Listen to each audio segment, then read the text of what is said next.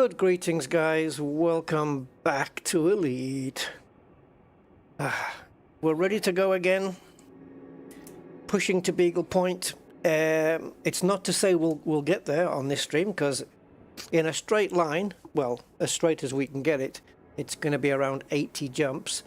And we are, of course, veering off to the different waypoints that's been pointed out along the way. So it's going to be probably a little bit more than 80 jumps in the end. But hey, we'll take it step by step. So in order to get to the next waypoint, which is the Grand Rings, that is 38 jumps, I think. Yeah, 38. We've got 38 jumps to go to get to at least that. And the Grand Ring should take us, let's have a look. Let's have a look. There.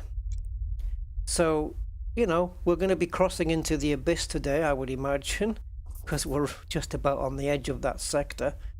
So we'll be leaving the Formorian frontier, going into the abyss.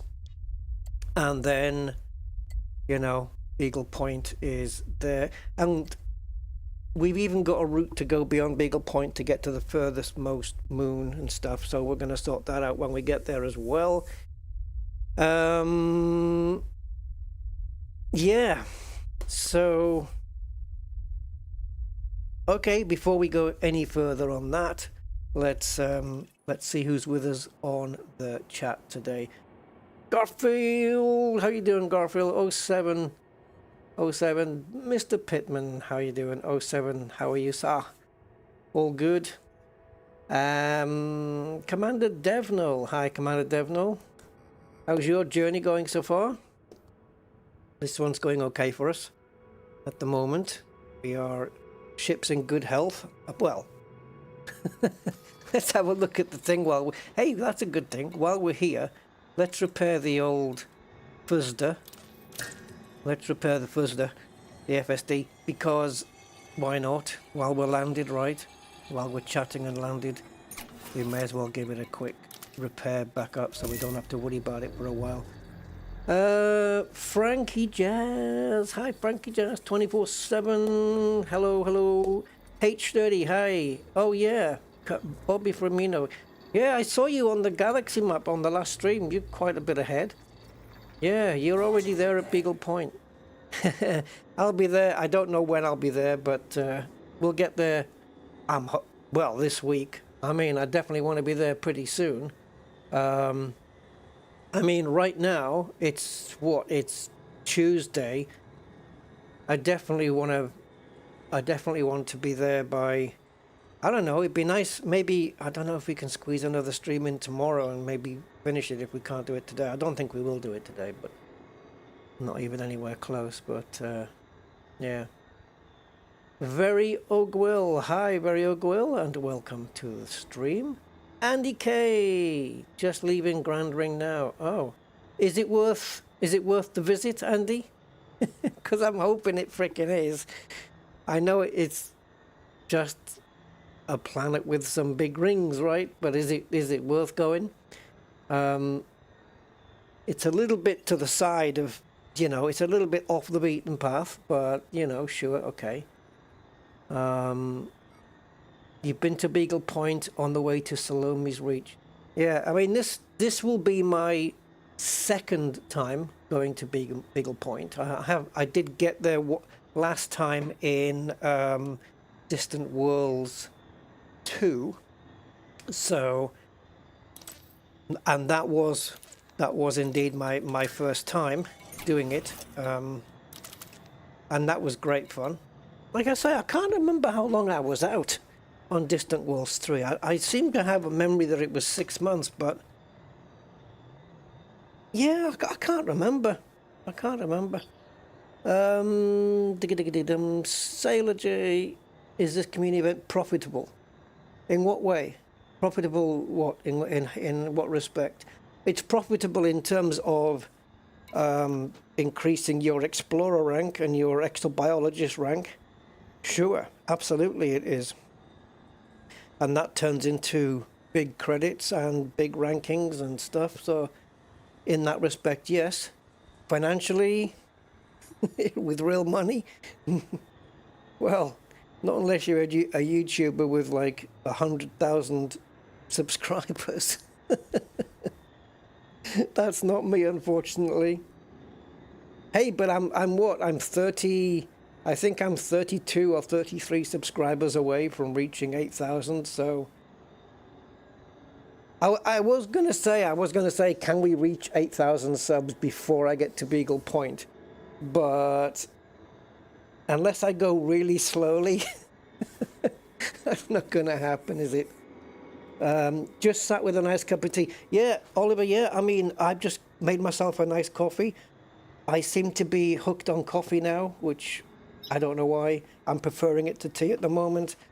I've been trying this new American blend, and oh, it's nice. I am preferring it to tea, and it's decaf as well, so I don't have to be hyped up on calf. Don't want to be doing that. Robert Kirk, how you doing, Robert? Hello. Honestly, no, they ain't even that big. Sorry. Oh, shit. Oh, no. Jiggy. Well.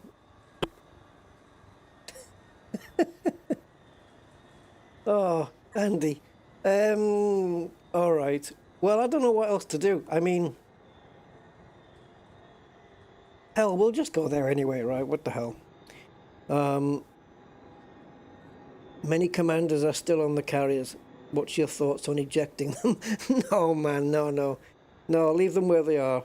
No, I mean, look, I think it's great that commanders have the choice to either hitch a ride to the next destination on the carrier, you know, because maybe they can't do it that week because, you know, they've got other commitments in life and stuff like that.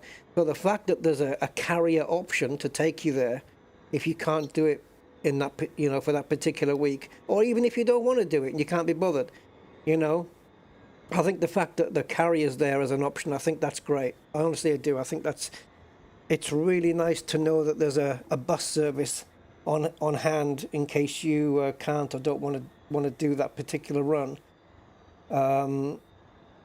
And you know, but I like the fact that it's optional for those that do, and like you know, nothing's being forced on anybody. So yeah, I'm all for that. So yeah, just I say leave them be. So guys, there's been a little bit of news. I mean, I guess we can call it news, right? On the Distant Worlds 3 front, two members of the Distant Worlds team have left. One of them is a major player in Distant Worlds 3, but he's left and he's citing health and well-being reasons. Now I don't know whether that is related to any stress that the guy's been getting from things not quite going right, you know, with things failing, and maybe he's thinking it's not worth stressing my health out over, or it might be something completely unconnected to that. But Commander Yannick, who was the Distant Worlds 3 lead organizer, is departing from the Distant Worlds 3 leadership. So, and then we had somebody else come in saying that they're leaving as well, and yeah, let's have a look.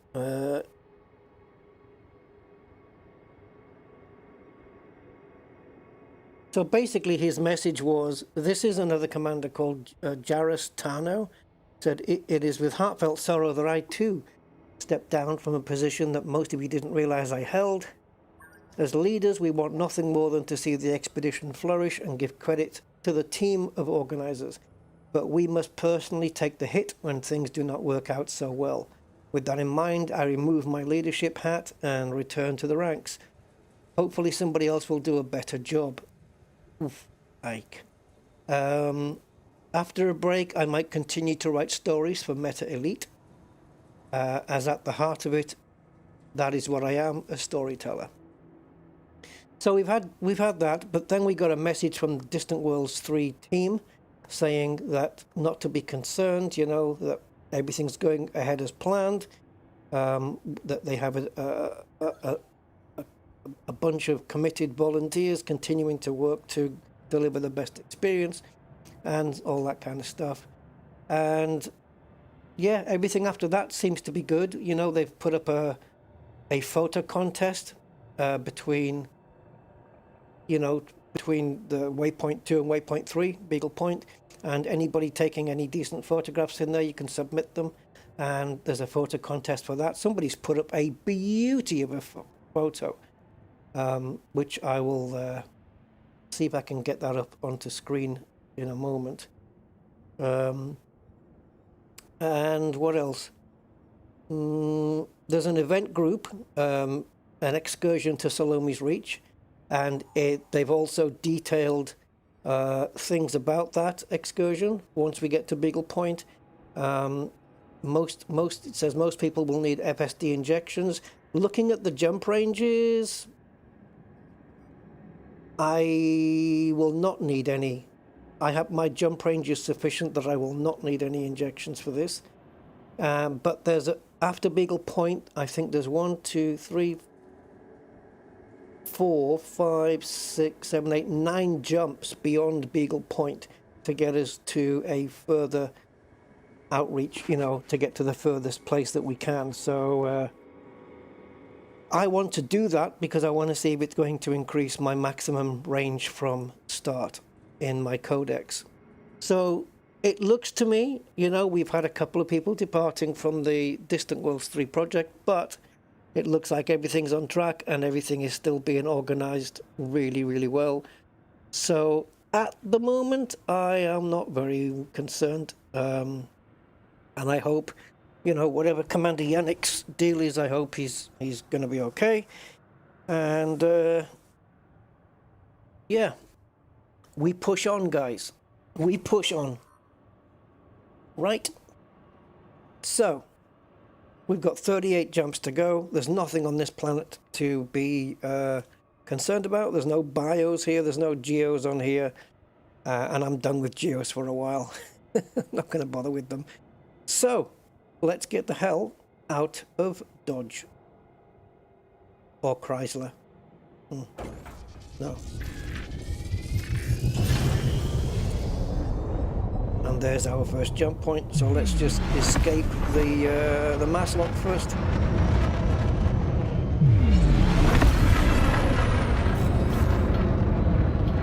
Oh, the screenshot. Yeah. Let me just jump first and I'll show you this screenshot that somebody's made. It's beautiful. Really nice.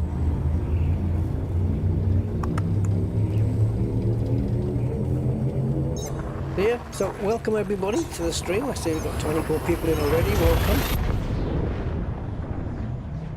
Oliver, can I ask, on your name, Oliver Models, what models are we talking about? What kind of models? Like kit models or sexy models? I'm curious. Because I've got some kit models myself that I like to do from time to time. I haven't done one for a while, but I mean, because of AC Rally, I've been interested in buying a 124 scale rally car. One of them that's in AC Rally. Don't know which one. I'd like to get the Lancia Delta Integrale at 124 scale and then just build that. And maybe even video myself building it. Anyway, that would be boring though, wouldn't it? Right, hold on guys, let me put this screenshot up. So let's go to image. There we go, image. And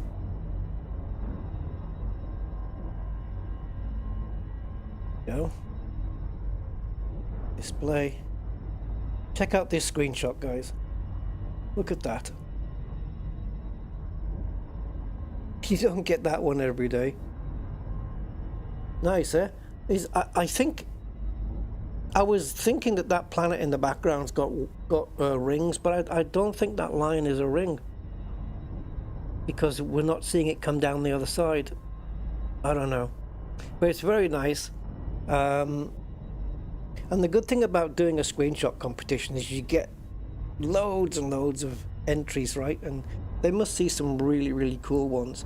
You know, like Frontier do. I mean, if you've seen Frontier's screenshot of the week or whatever it is that they've got out, they've got some beauties on there as well. Some people are really creative with how they make the screenshots, and I wouldn't mind capturing that shot myself. That's a really nice one. Yeah, awesome stuff. So let me just click on this. All right, let's go. So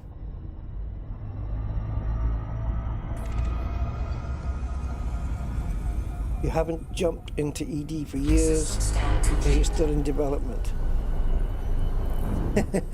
It's always in development, yeah, always. Yeah, got new ships. We've got Super Cruise Overcharge now, so we can even speed up. Oh, I missed what she said there. So we can even speed up Super Cruise now, and it depends how many years. When you say, you know, like, was it before Odyssey? You know, because Odyssey was a pretty big step. I mean, it was clunky at the beginning, clunky as hell, but they did optimize it and optimize the screen, you know, not the screenshots, the frame rates. They optimized it a bit better, and yeah, and now they've changed also the AI combat. They've buffed that a little bit, and to a very nice level. Makes it a little bit more challenging than before, and a lot more fun. Yeah, now it's just cool to go in and raise the alarms deliberately and just have them all coming at you, and it's fun.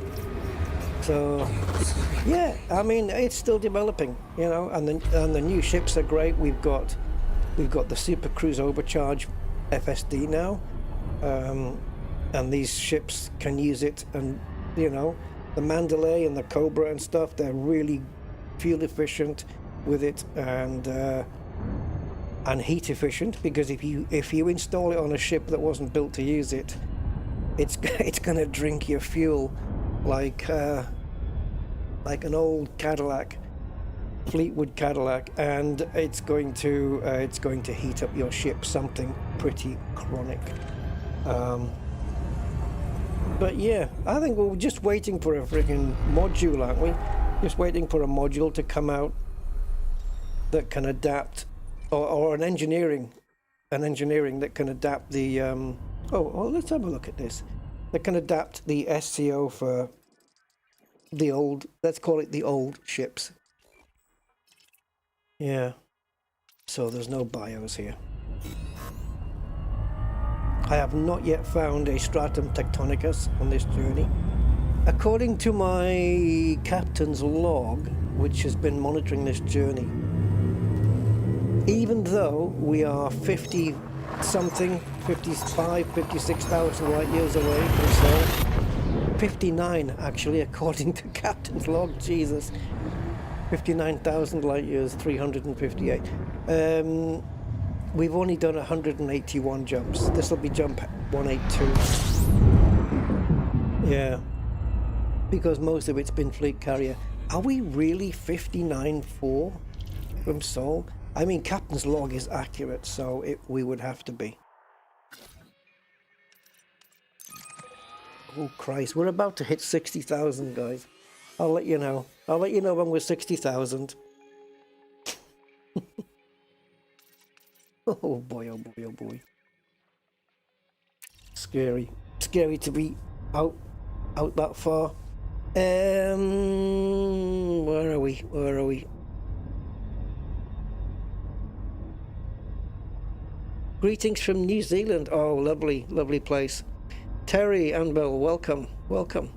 What time is it where you are then? Yeah. I've seen New Zealand. I haven't been there, but I've seen it on footage and it looks awesome. Mainly kit models, but I haven't uploaded for a few years now. Sherman tank from the movie Fury. Oh, cool. Yeah, kit models. Yeah, I like doing them sometimes when I just, you know, you get those days when you just really don't feel 100%, feel a bit under the weather or whatever. You know, just having a little kit model there just to pass the time and distract you from whatever's going on. It really helps. At least it does for me. It's like you know, some people use a stress toy. A kit model does it for me. Yeah. Or maybe it's just me getting high on the glue. I don't know. Gray Holland. Hi, Gray. Good evening, sir. Welcome. How are you, sir? You'll be away for a couple of days still, right? That's okay. Hope I'm keeping you entertained while you're away. Commander Cassilis. Hi, good evening. I would much prefer the other models. Oh, God, wouldn't we all? Or even a plastic kit of the other models. Yeah, a 1/12 scale of, I don't know.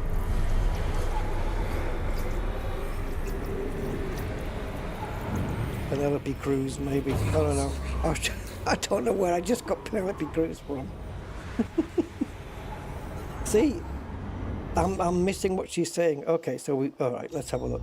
Has this been tackled already? It has. Oh, hello. Now, that's not to say it's been mapped yet, but it has. See, we are on a well-worn path at the moment. Come on, plot me a course where nobody's been.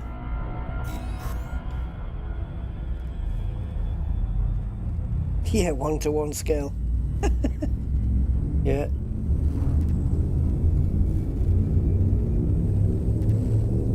But hey, you could just 3D print now.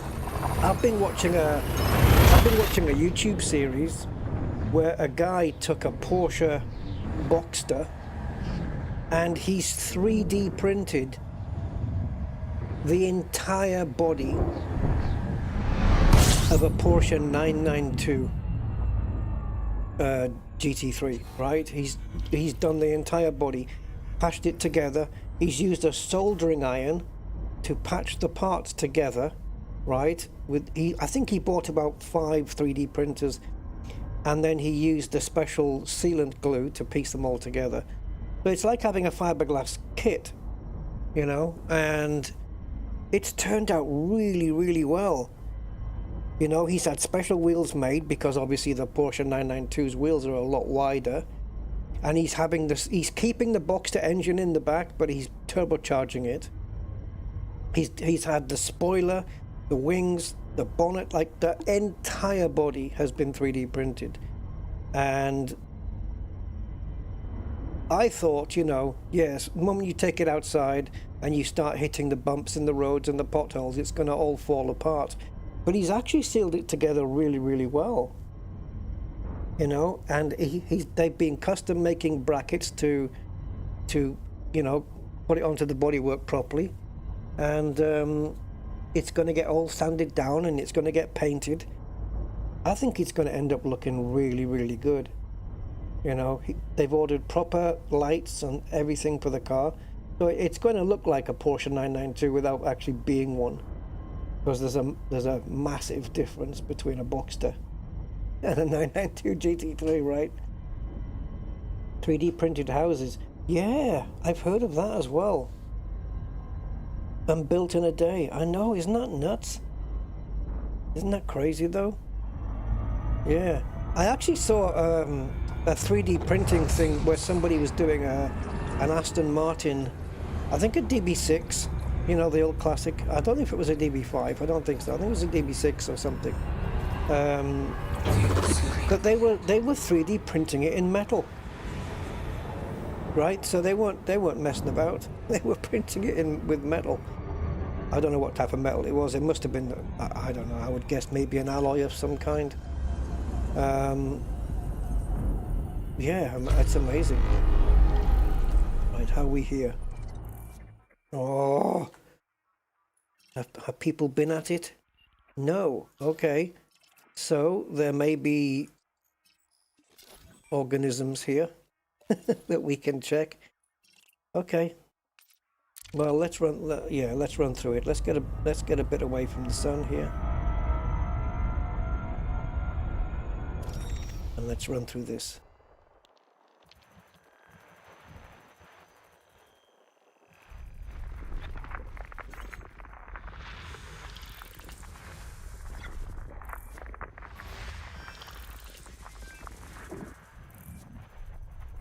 Yeah, and also the guy who was doing the printing the Porsche was he's been logging down how many hours of printing that they've been doing, you know, and like if you've got 5 printers going and they all take, let's say they're all printing a different part of the bonnet, for example.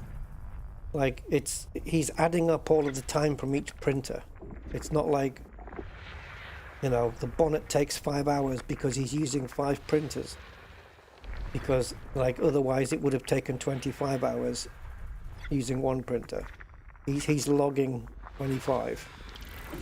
Hello.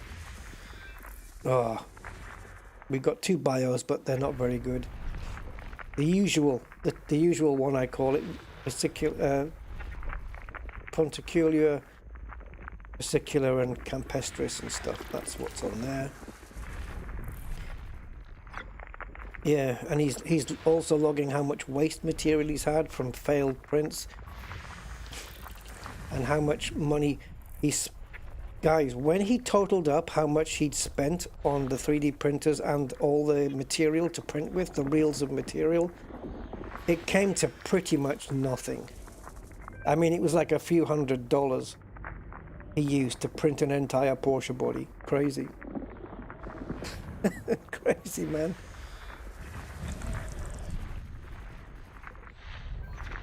Anyway.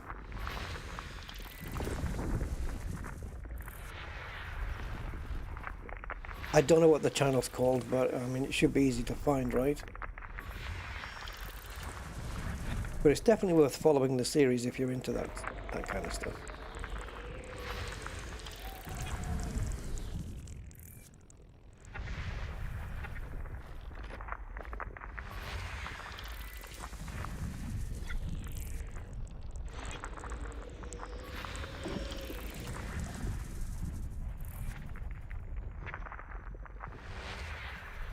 Okay. Yeah, so they do have BIOS here. It's just that doesn't. Well, I mean, you could go down and get them, you know, with the footfall and everything. There'd be like, it would be like 10 million credits per planet. That one would be 5 because it's only got bacterium vesicular on it.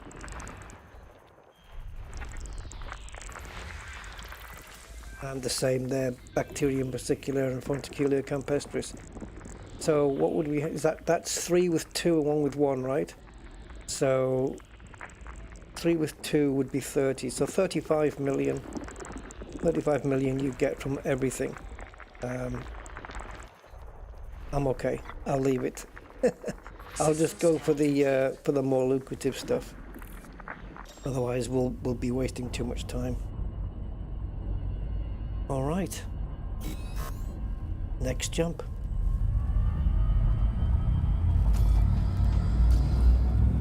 I was amazed at how much, like in the last stream since we left Waypoint 2, is how much distance we covered. You know, we stopped off a couple of places on the way, but I was really shocked how far we'd gone. So yeah, hopefully we can make that distance again and see what happens. Do I use stick to do the FSS? No, I don't. It's all mouse. Mouse. It's just so much faster. Roll on Le Mans this year. Well, talking of Le Mans, they've just released a new update today for the Le Mans Ultimate game. which has finally brought the new tyre model to the hypercars, long awaited, and all reports that are that it's much better now. So yeah, that was a 10.6 gigabyte update. Jesus. But that's done. So hopefully we'll take a look at that sometime. And also still waiting on AC Rally, which is killing me. Oh, how many? 1, 2, 3, 4, 6. Are they? I like how we've got 3 different commanders doing football. Okay. Right. Let's move on, guys. I'm looking for the more virginal systems. Ones that haven't been touched. Yeah, I'm not a fan of Project Cars 2 though.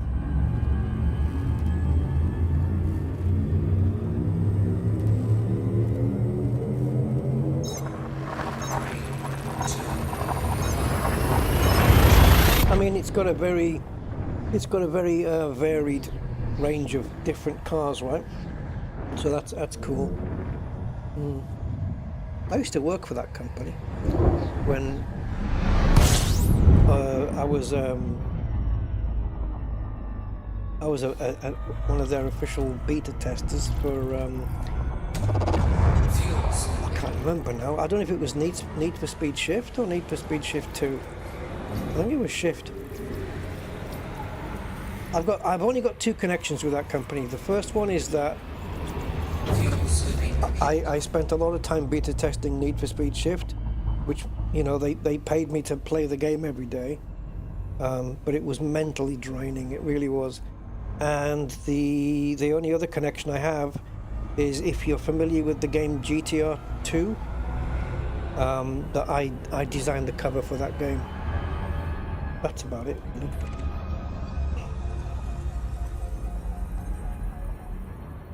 Yeah, it's an older game, but you know, there's a lot of older race sims which are still holding their own today. We got 1.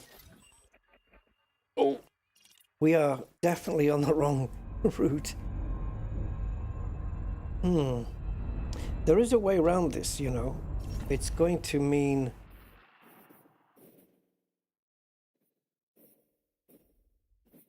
yeah. So the thing is, there's not a lot of stars here. Let's go. Oh, are we on realistic? We are. Okay, good.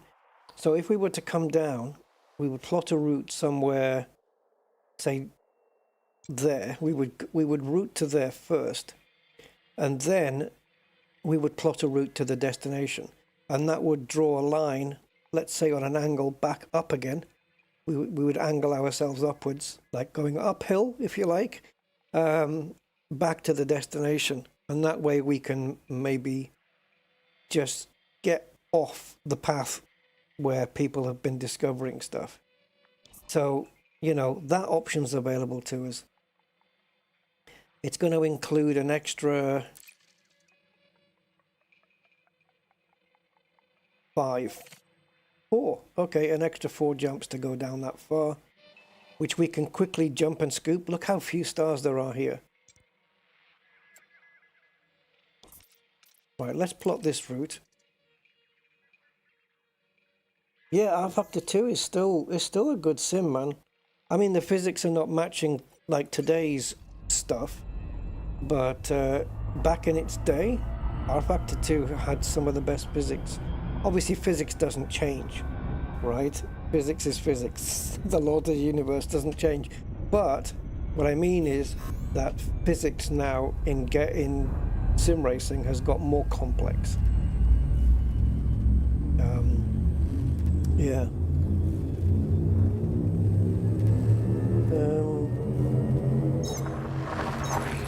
Yeah, I mean, yes, Oliver, it does.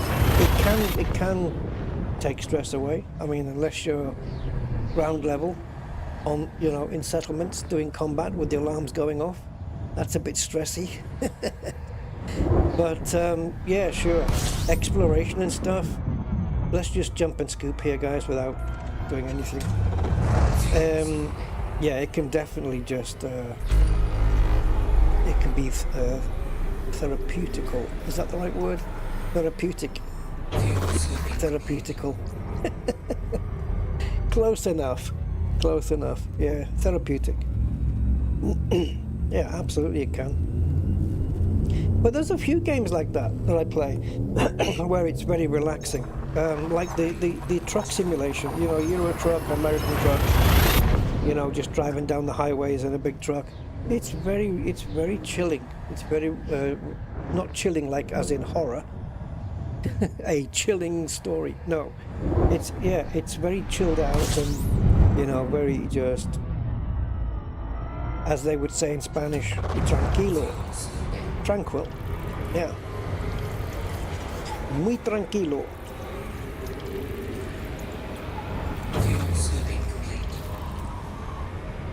And then you have stuff which is the opposite. The entire sim racing is not relaxing.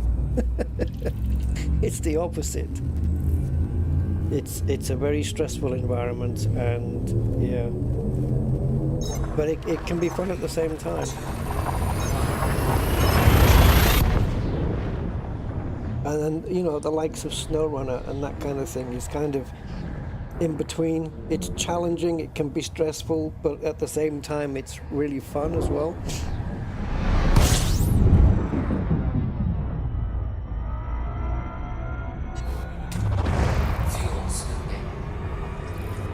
You had no system to make it to... Oh yeah, if you run out of fuel, yeah. At least, you know, you've always, you know, in a pinch, you've always got the fuel rats on hand if you need them. But it's just, I don't know, the thing with the fuel rats for me is they have an amazing, they provide an amazing service and an amazing content to the game, right? And it's so cool that they exist as an entity in Elite Dangerous, and I think it's fantastic.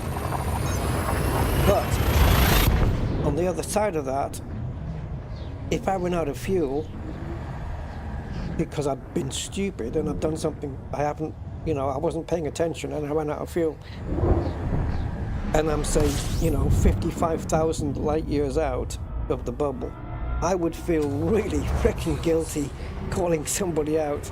Hi, I've been an idiot. Do you mind coming out 55,000 light years? Oh. Yeah.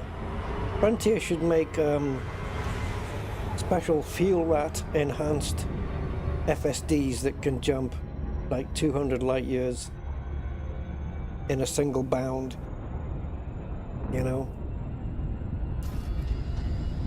2 more jumps and then we can get back en route. Ooh, an A-star coming up. Interesting. Might be something here.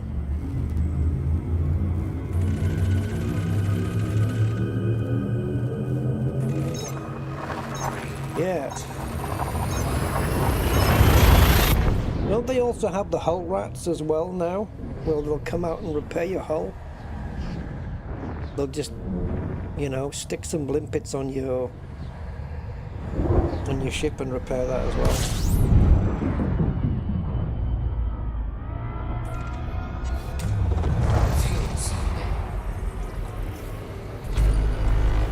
Alright, let's see what we got here. Yes, baby. Right, let's stick a bit of overcharge on here to get away from the sun. Well, let's see what's here. Okay. Some high metal contents. Right, let's check it out, guys. Let's see what's here. No one's been here before, which was the intention. So we're a little bit low down now on the Galaxy. We're a bit lower.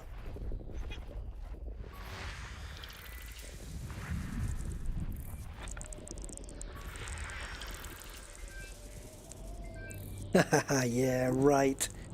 Yeah, one bio, and it's offered me 3 options of what's going to be here. 2 of them are bacteria, and 1 of them is stratum tectonicus. Oh, I wonder which one it's going to be. All right, hold on. Right, so I've scanned 3 high metal contents at the moment. This one has got either Bacterium orasus, which is worth only 1 million. Obviously multiplied by 5, you get 5 for that. Bacterium tela, 1.95, or Stratum tectonicus, which doesn't have possible new personal codex entry. Ah, okay.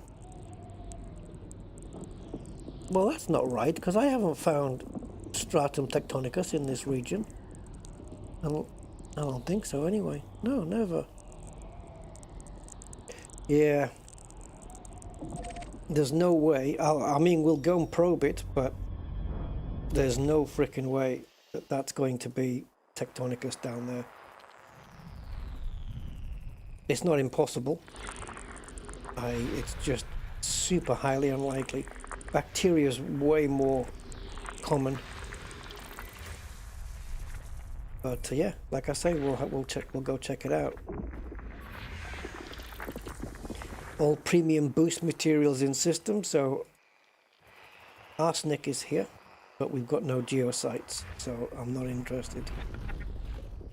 Germanium is the other thing I'd like to grab hold of as well. So let's see. Have to be on sites with on planets with geosites though.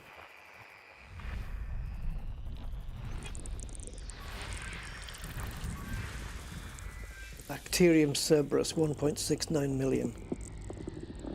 Okay. So again, because we'll get first footfall, we can multiply that by 5, and that'll be what you get when you get the bonus. And you'll be guaranteed the bonus as well, because the moment you get footfall, it's registered immediately. So that bonus can't be taken away from you.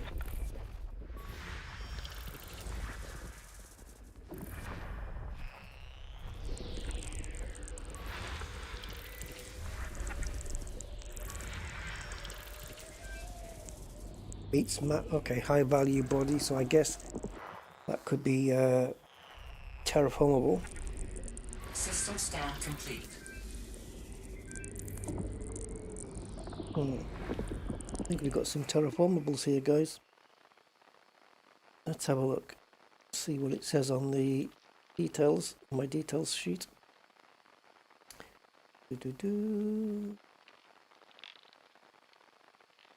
Okay, so bodies. Oh, okay, there's a few. So bodies A5, A6, A7 are all terraformable HMCs. And A5, right, so A5 to A7, terraformable. And A6 is the one that may, but won't, have stratum tectonicus. So let's go probe 5, 6, and 7.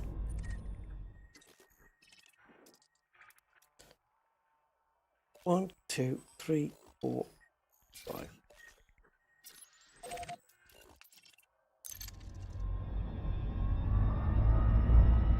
Right.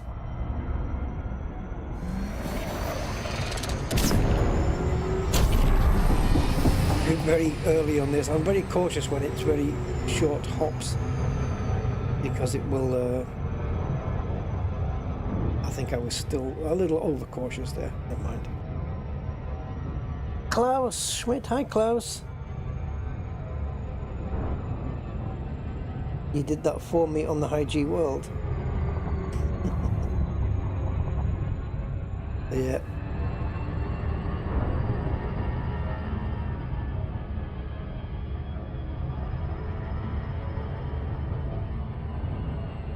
Hey, Granist.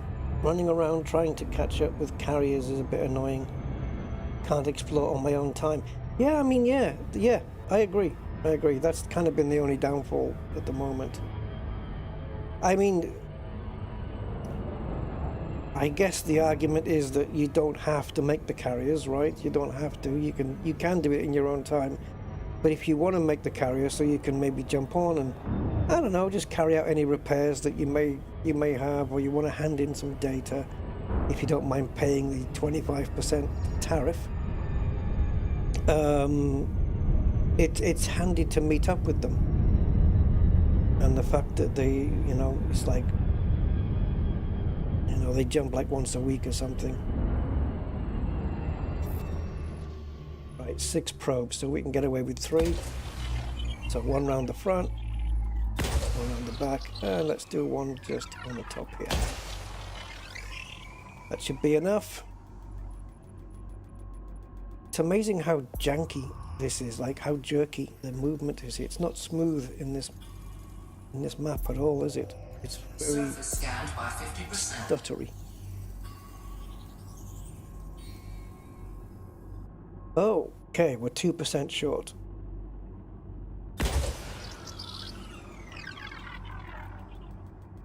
Really?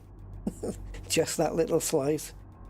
Well, we're going to watch this probe land, and it should.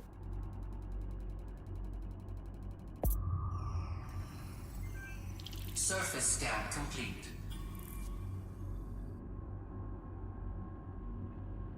Okay, now, which is the next closest? It is 7, so we'll do 7 first, and then we'll go to 6. Nice. I actually prefer it that way. Right, let's, unless 6 is in the opposite direction.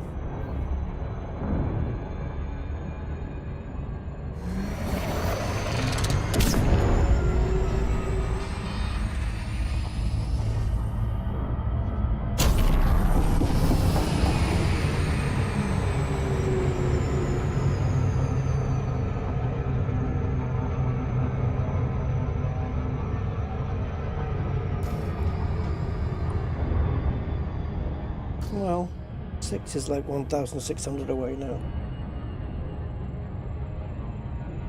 Hey, Commander Salim, welcome, welcome.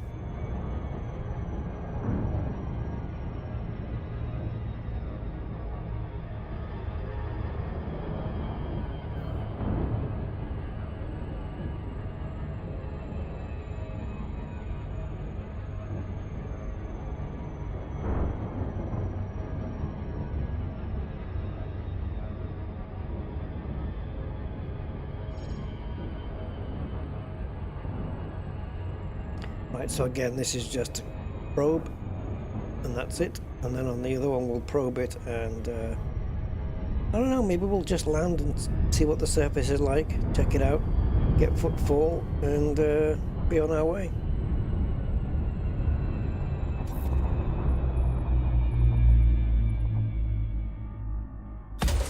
I see how janky it is.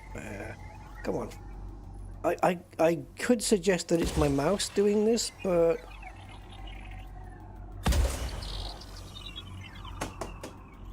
I don't know. I don't think so. Everywhere else my mouse seems to be smooth. Surface scanned by 50%. If my mouse was this janky in games, I would certainly know about it. Surface scan complete. Okay, lovely. So now we just have to do A6, which is there, exactly 1,700 away. Well, not really. Yeah. Wow, 1,708. Okay, there we go. Go, go, go. Let's be a bit more brave with the release here. Oh, too much. Too much. See, the count, the time on that reticle has to count back up to at least 6, preferably 7. And it didn't. But we're good. So, it's Bacterium horacis, Bacterium tela, or Stratum tectonicus. Sure. Are we going to win the lottery with this one? I don't think so. Out of the 2 bacterias, Bacterium tela is worth twice as much. So that means it's going to be bacterium or arcis. All we're going to find out here from the probe is whether it's bacteria or not. We don't know which one of the two. So bacteria is easy to find, isn't it? So maybe let's just go do it anyway, just for S's and G's, shits and giggles, in case you didn't know. Yeah, we'll just do it for that, and why not? Just to break up the monotony of the jumping. Come on, say stratum, I dare you.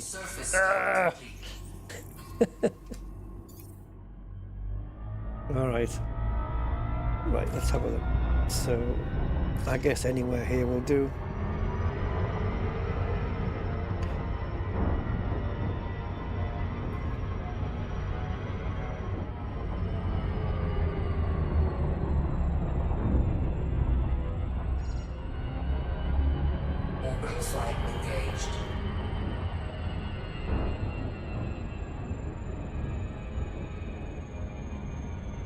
Come on. You have to make sure here that you are under 10 kilometers per second by the time you get to the drop zone.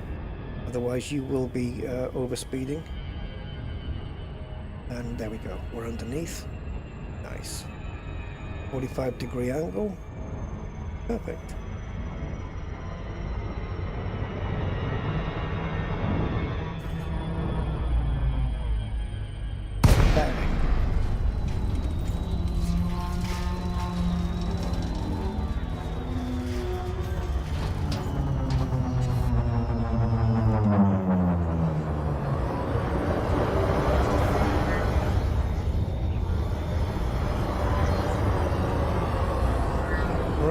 Which bacteria is it, and also is it going to be nicely visible? We need to be under 250 meters before it starts popping in, I think.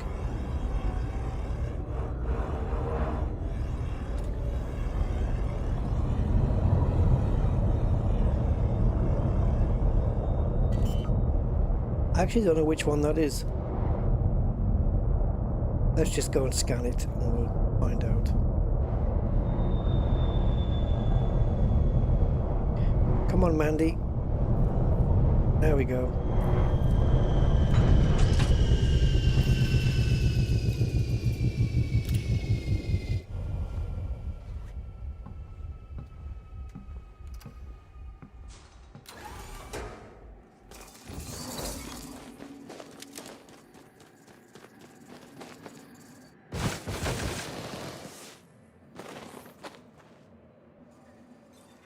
Right. Bacterium orasus would be yellow. Bacterium tela would be magenta or cobalt. Could this pass as cobalt?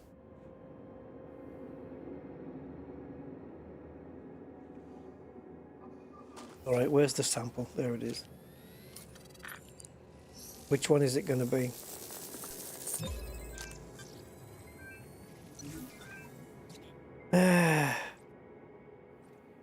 It's cobalt. Bacterium tela cobalt. 1.95 million. Let's call it 2 million, just to round it up. Which means with the bonus, we'd be looking at a smidge under 10 million to do 3 samples of this. So yeah, so why not? Distance 500 meters between each one, so easier to use the ship for that.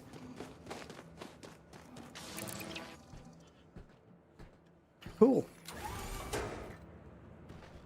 It's not so much the money. I don't need the credits. It's just the extra biology rank I would like to get.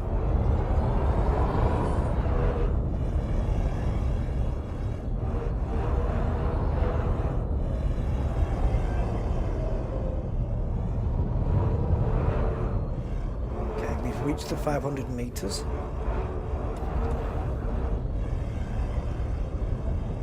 Right, so let's go this way. There you go. Because otherwise it's kind of easy to miss it. So I like to just dip the nose down 45-50 degrees and go forward with the ship while increasing height as well. Can you not get a bit closer?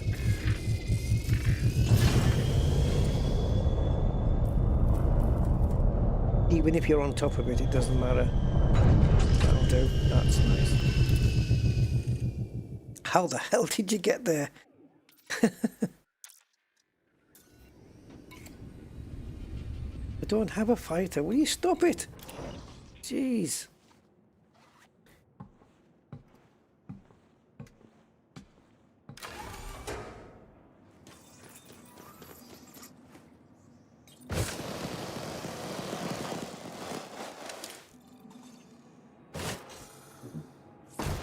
Oof.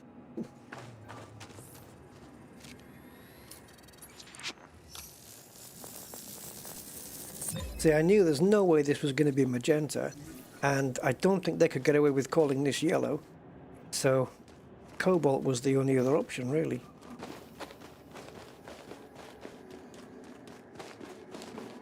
Oh, there's the glass. Ooh.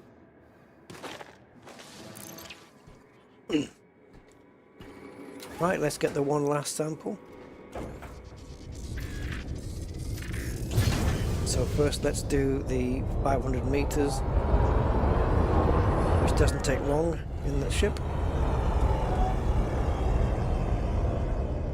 And now let's point down. Not forgetting to raise altitude as well as going forwards. Not that much. Jesus! It wouldn't stop going up. Calm down.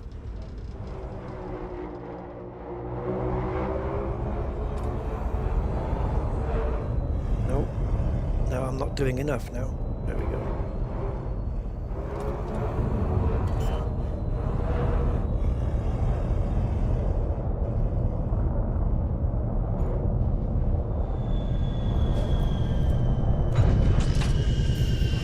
It might be under the ship. Doesn't matter. As long as it scans. I might be on top of it, to be honest. Oh, it's right here. Did I? No, I just didn't go far enough, but it's there.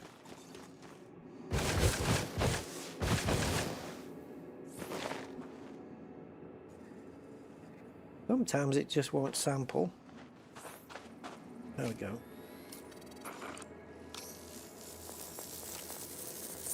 Hot planet, apparently. We've got heat. 415 kelvins.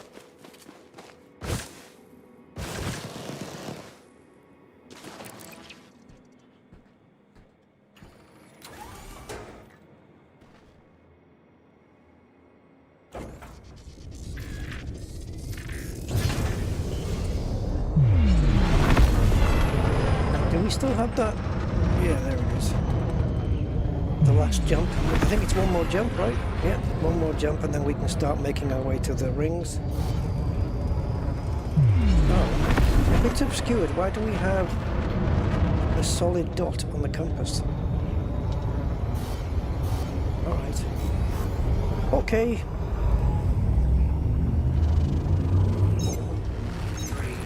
2, 1. Kill the throttle.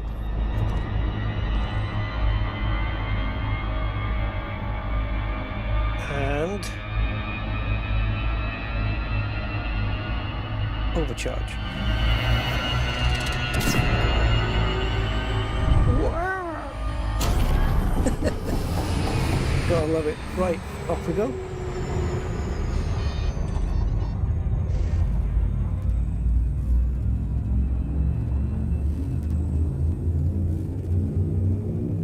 So from here we've come like further down on the galactic plane, as it were, and we'll find out how much actually, and then we'll just make our way back up slowly as we get to the Great Rings, and hopefully we'll be off the well-trodden path by other commanders, and we can find some new stuff.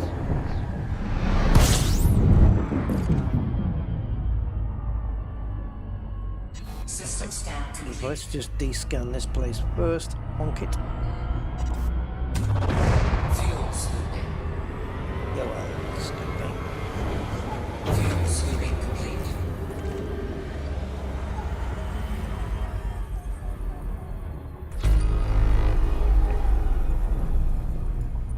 Okay, so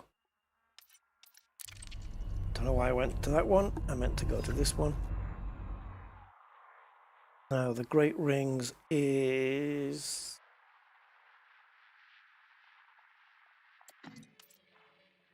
there. I do have a system map for it, which tells me I've been there before. It's probably just this.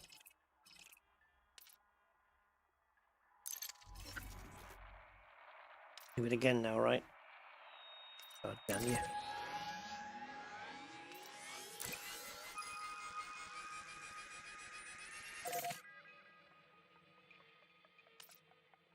Okay. So, let's come back. So I'm here. And I am 254 light years. Yep, that's how many light years back to Sol. 59,750. It's well, according to Captain's log, it's 59,752.69. But okay, so that's pretty much back to Sol. That's how far down we are, and that's how far off center we are. So okay, 254 light years under. So we'll just be, that number will be getting less and less as we go up. Are we only 790 light years off the center? Is that true, or am I just getting it wrong here? Yeah, we're way off. I think it. I don't know, it depends how you look at it, right? Is it off the center of Sol? I mean, you know, is that how it is? Is it 790 light years? I don't know why I can't. Oh, okay, let's do it that way. Is it like this? Because 000 is Sol, isn't it? So we're 790 light years to the left of. Yes? I mean, if we go to Sol, it is 000, right? Or I'm just talking complete nonsense.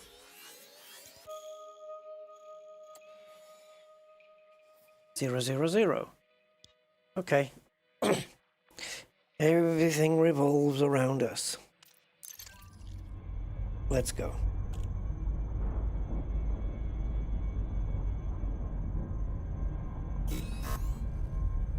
"34 jumps to the Great Rings, which apparently aren't so great. The all-right rings. They're fairly decent rings.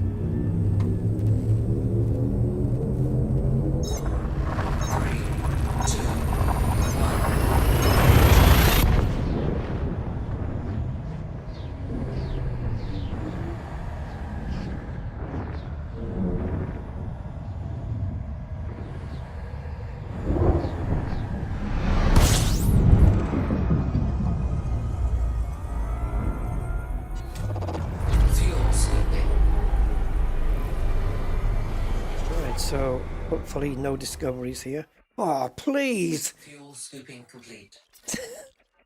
This isn't fair. I tried to... okay. Let's put that down as a freak occurrence.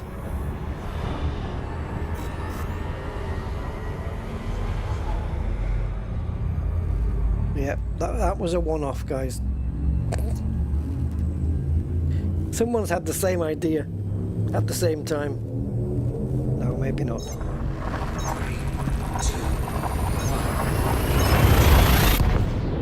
1. I wonder if we have any black holes in the area. I mean, there's so few stars right now, it's going to be extremely difficult to find a black hole here without traveling a very good distance to do it. Fuel scooping. Alright. See, it was a freak occurrence. Told you. Yeah.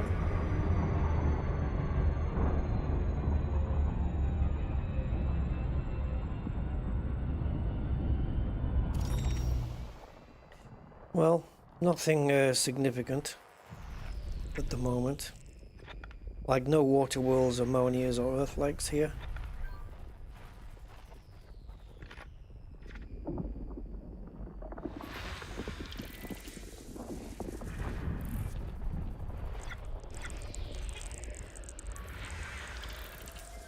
Hello. Stratum tectonicus, eh? The problem is, yeah, I don't believe it. There's only 5, but Elite Observatory Core has given me about 9 possibilities of what could be here. System scan complete. And yes, one of them is Stratum tectonicus. Stop tempting me. Right, let's have a look. Alioida gravis. Right, worst case scenario on this planet, worst case is 9.32 million. Best case scenario, with all the most lucrative are here, 58.13 million. Multiply that by 5. So, yeah, nearly 300 million. But so Alioida gravis would be worth 13 million. Clipus margaritas would be worth 12 million. I'm rounding it up. And of Stratum, of course, we know is 19 million. But then Osseous Pelabantus is worth 9.74 million. Wow. All right, let's go check out B3 and see what's there.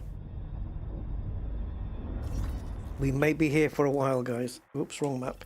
We may be here for a while. If there's some good stuff here. Right, let's charge over there.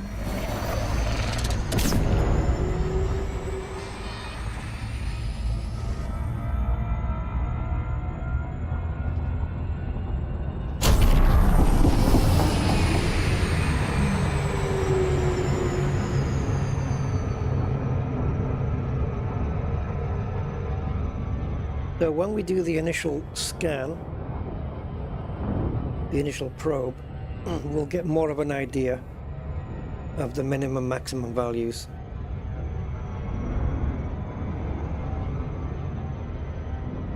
If Tectonicus is here, then I'm happy. If it's here with Clipus and Alioida, I'll be really happy, because then I'll definitely do all 3 of those.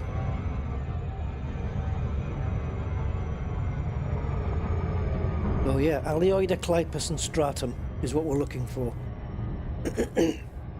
I'll guarantee you those 3 are the ones that are not going to be there. Yeah. Actually, 1, 2... Yeah, Osseous would be nice as well. That would be nice. That's 9.74 million. More money is more rank though, I imagine. So I want to clear that taxonomist exobiologist rank. I want to get to the end of that one and get to the next one. That's going to take a lot of bioscanning though.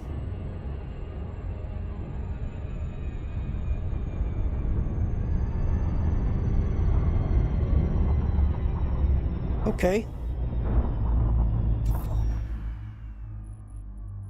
2 probes should do this. Front. Where's the miss? There. So halfway between the miss and the line. About there. I'll send it round the back.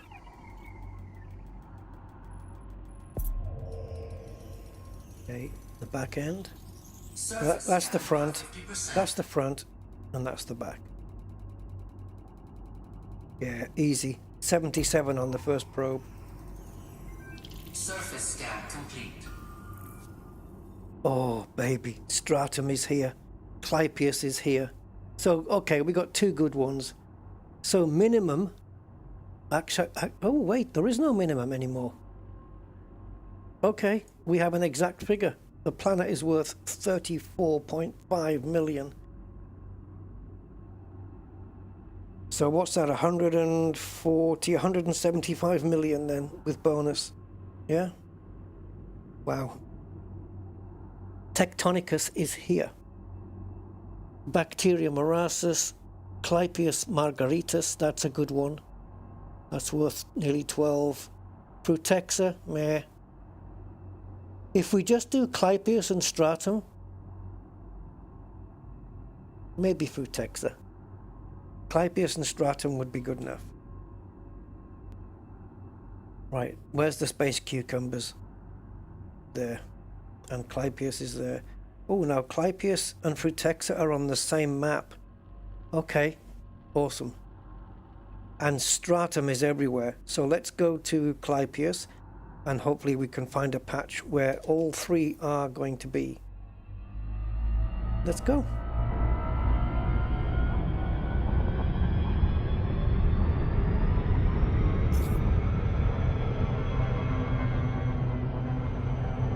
Slow things down a little bit. So that big patch of blue there will go to.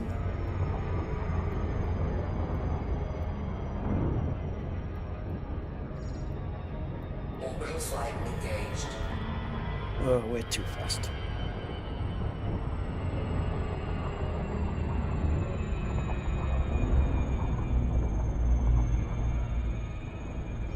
How bumpy is this? Okay.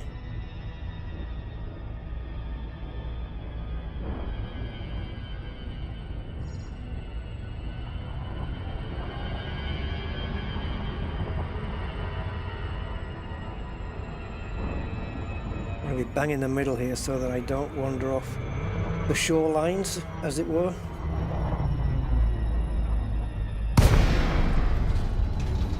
This terrain looks a little bit unfriendly though.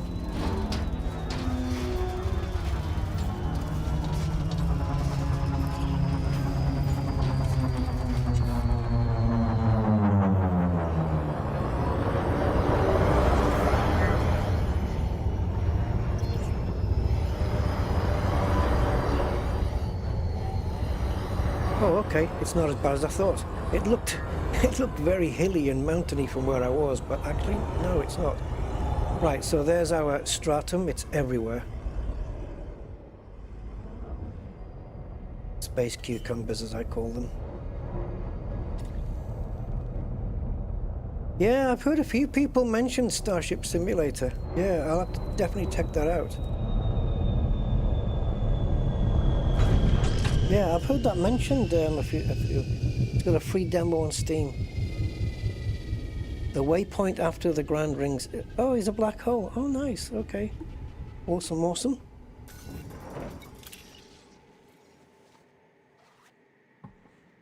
Oh, you know what? As it's stratum, guys, with 500 meters, I think I'm going to SRV it.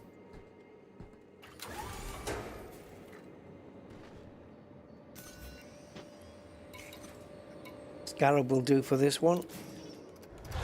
Don't need the Scorpion. Scorpio.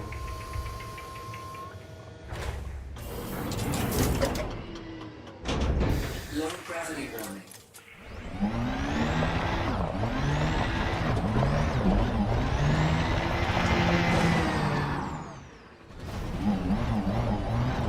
Hello, Tectonicus. My good friend. So yeah, you multiply this by 5 and you're getting 96, is it 96 million just for this?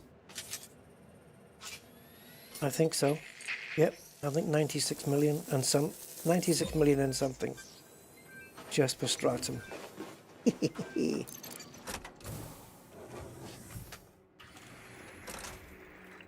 Okay. Ship dismissed. Yeah, I'm gonna venture out 500 meters for each one, so I'm not gonna come back to the ship after that. Now, Clypeus and Tussock is also in this vicinity as well. Why do I not have the distance on screen?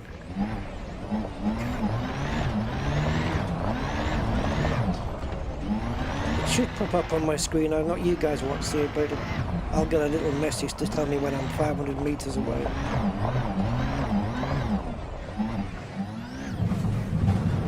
Well, I haven't got the message yet. It can be a little laggy though.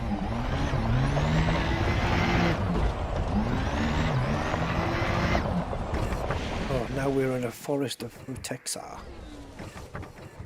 Or it could be Tussock. I didn't check the map for Tussock actually.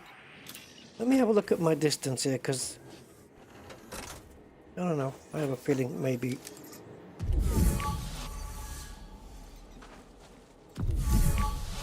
Okay. Alright, it's sampling it. I was expecting it to shine in green, but it didn't. And they should be purple. Yeah, okay. Some of them are, some of them aren't. Very strange.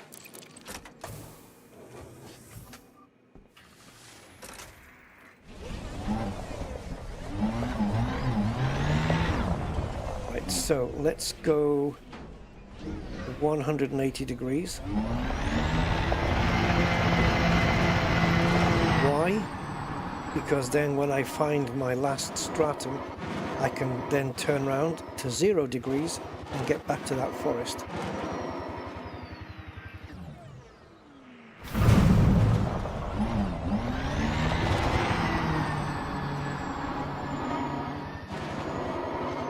Come on, stratum, there must be some somewhere.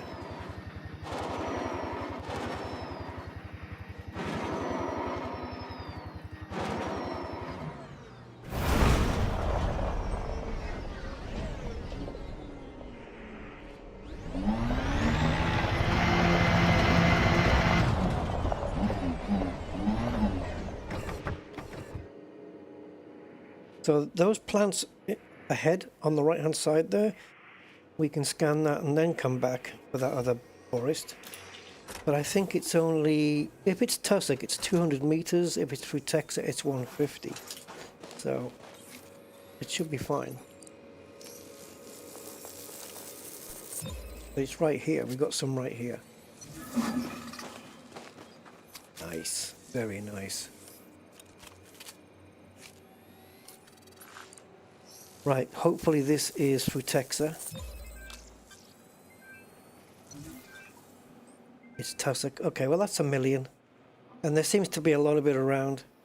So that Frutexa, sorry, that Tussock is 200 meters.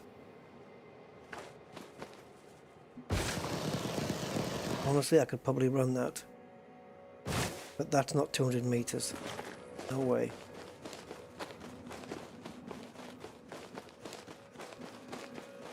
That behind me is though. So what I'm going to do, because I veered a little bit off path, I'm going to turn around and see if I can follow my tire tracks.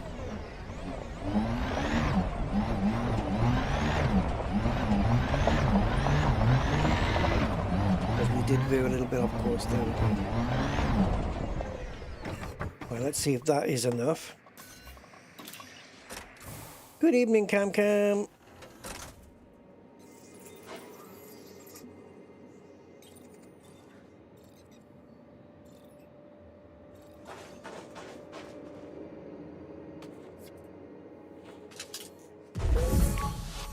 Oh, okay, that's too close, but that green one isn't.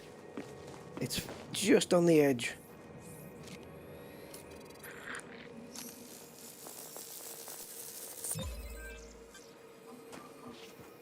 Lucky there.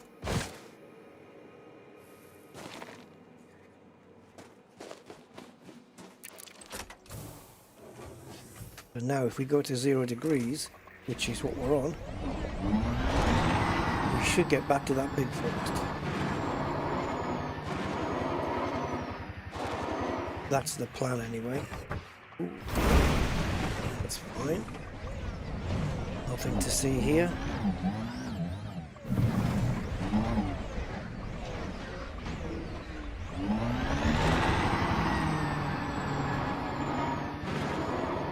There's my tire tracks.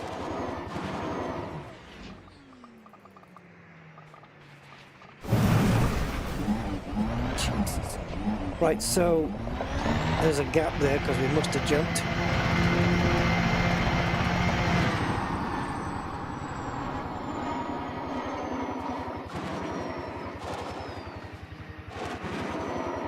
There we are, we're back.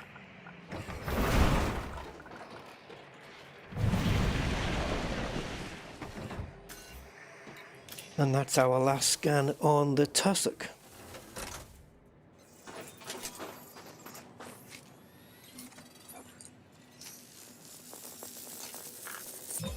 Yeah, there was. Yeah, I mentioned it earlier. Cam.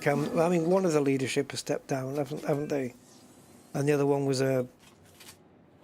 I don't know what his role was, but he might be doing something else later.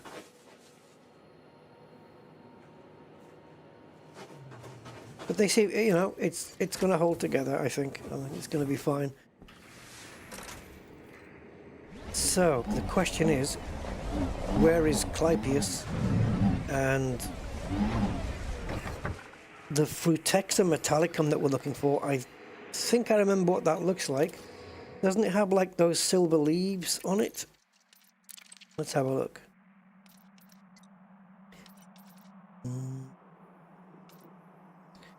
Okay. So we've got Clypeus margaritas. That is what we're looking for. That's going to be fun because I know how small they are. And the other one is Frutexa. Receptor's a nice one to find. Frutexa metallicum. Yeah. Yeah. Okay, so they're pinky there, but I think you can get silvery looking ones as well. So we're looking for this kind of stuff and the Clypeus. Okay. And then we can leave. Ship recalled. We'll need the ship for it though, because I don't even know where to look. I mean, we should be in the region for both items. We are on that, on the map, where both of those will exist. But Clypeus, it's quite a small thing, I think, if I remember right. It's not super small, you know, but they can spawn in pretty late. So you have to be vigilant, keep a watch. Maybe use night mode or something. Night vision.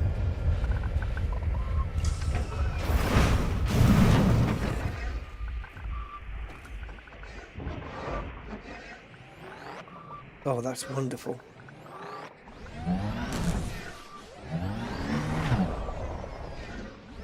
Sorry, I didn't mean to hump your leg or anything. It just happened by accident.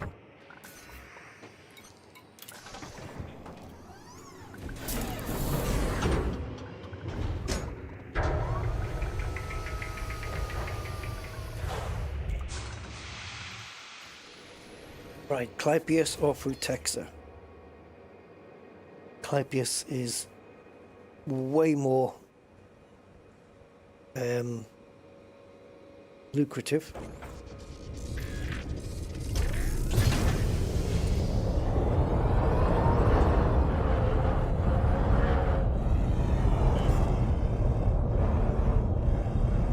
I'm going to be doing this a lot, guys. Coming down, checking the wrong things. Because Tussock lives here as well, so there'll be loads of those. And we'll be doing a lot of these false alarms, I would imagine. Unless there's a region where Clypeus exists, but Tussock doesn't.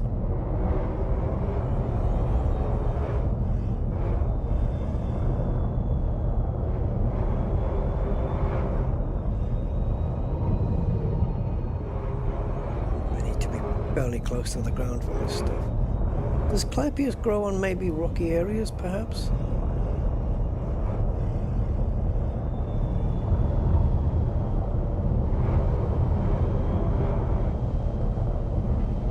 Man, tussocks everywhere. It's cramping my style, man.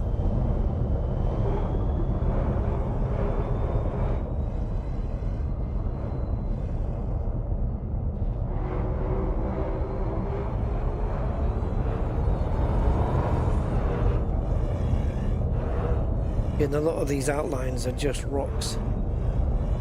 And they can trick you as well. Impersonating an organism.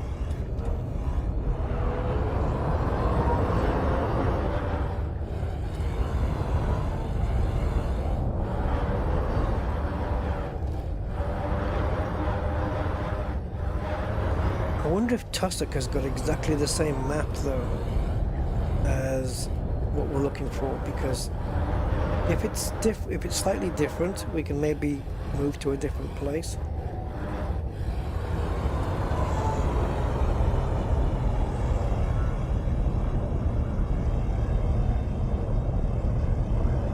Those polygon errors where they haven't attached the points properly, like that. Oh, and it's repaired. Yay for procedurals.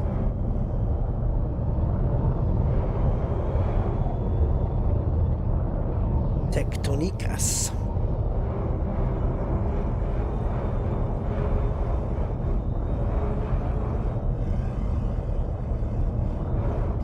Alright, what can you tell me, Codex, if anything?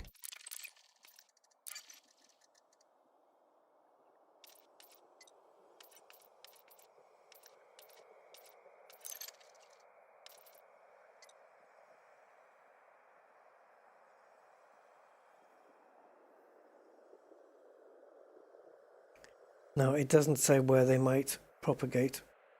But looking at that picture, it's kind of on a flat land.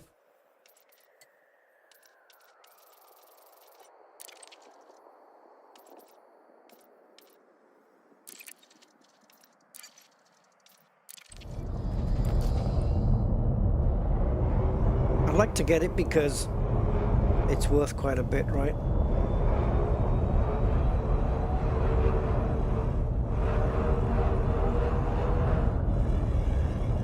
Finding one is... we have to find 3 instances of it.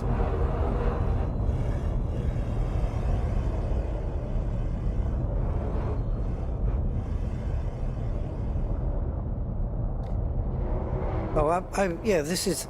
I'm in a system that's undiscovered. You just have to go off the normal pathway, which is what I did. I just came down about 250 odd light years further down in the galaxy and then just went across.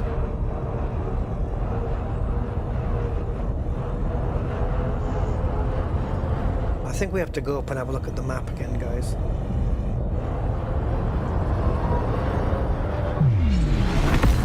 Let's have a look at the map, the tussock, and see if it's in a different place. And hope it is.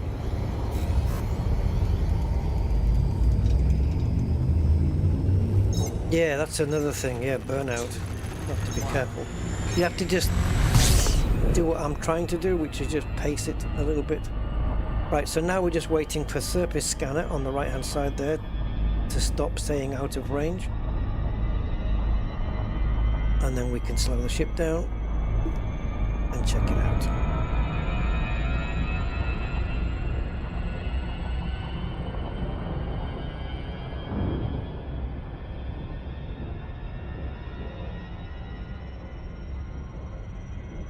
There we go.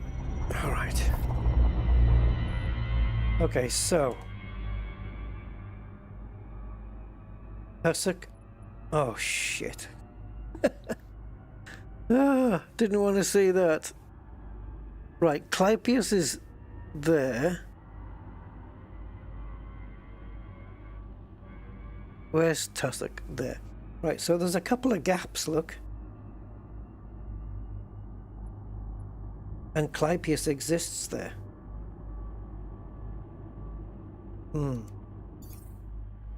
Okay. Alright, go back. Get Tussock up. I'm gonna see if I can play a little game here.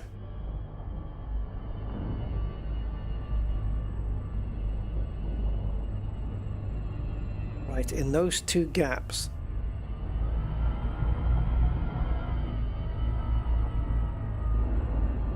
there is meant to be no. Right, let me just focus on that one. Stay slowed down. Orbital flight engaged. Oh, we're too close. As soon as she said that, we can't use the map anymore. We can't change it. I was wanting to change it back to Clypeus. Oh, okay. Jesus, why haven't you come up like that before?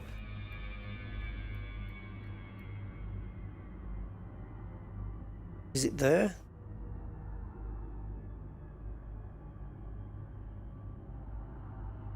Yeah. It's right there. Okay, let's just dive bomb a little bit.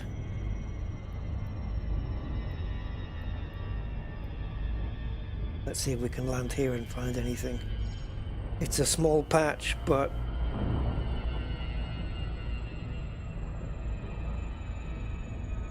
maybe we'll just eliminate Tussock out of the equation at least.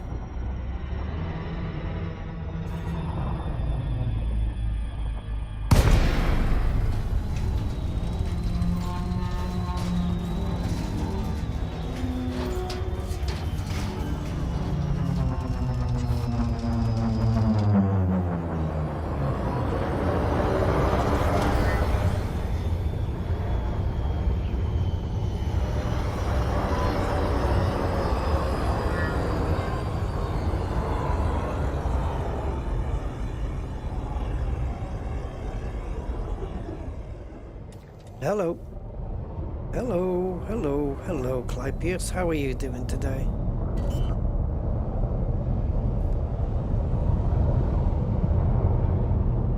Oh yeah. And distance, 150 meters, and we've got some ahead as well there. Bring it on.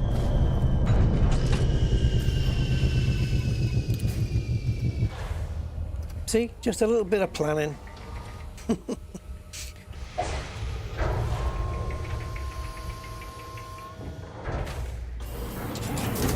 7 jumps away from what? Gravity warning.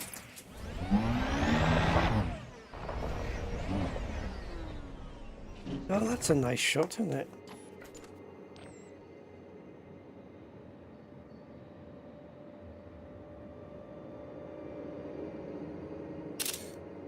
That's cool. I like that.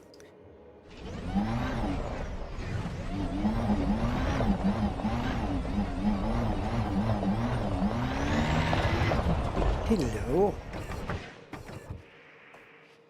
I was actually hoping there might be some behind the ship instead that I would scan instead of this one, because as we have some ahead of us right there, which is closer than 150 meters, if we could find some behind the ship, let me just hitch a ride on this thing a second. If there's any behind, then we'll get 2 scans out of it. Should have brought my rifle. I could have seen it better.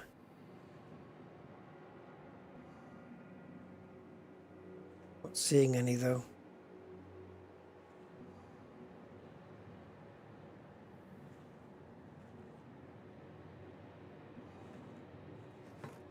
Okay.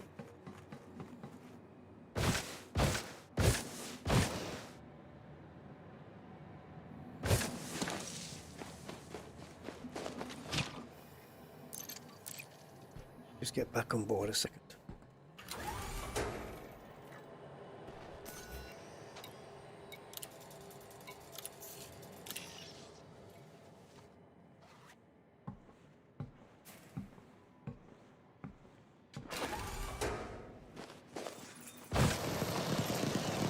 Oh, it's still there. Big nose.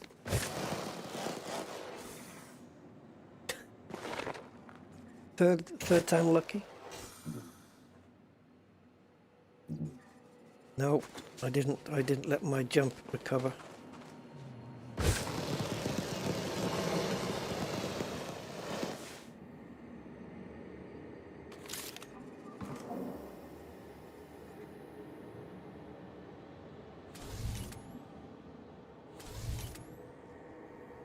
That is Clypeus, isn't it?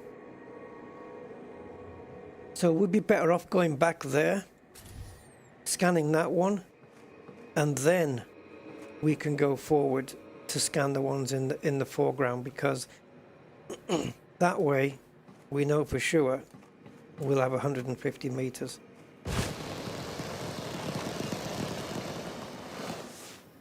So we'll go to this batch here, not this one. We'll go to this batch. I mean, it might not be 150 meters, but we're giving ourselves the best chance. So we'll go to this batch and we'll scan the furthest one back.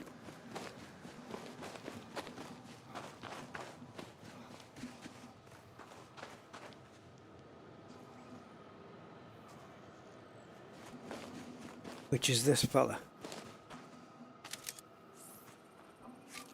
You will be sampled. Right, so the SRV is, yeah, look, the SRV is 200 meters away, so we're easily going to do this.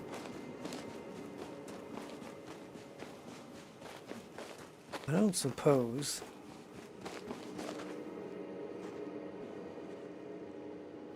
$103 All right, so that one that's near the ship, we can scan it. The one that's next to the SRV. It looks like we can scan it after all. Hello.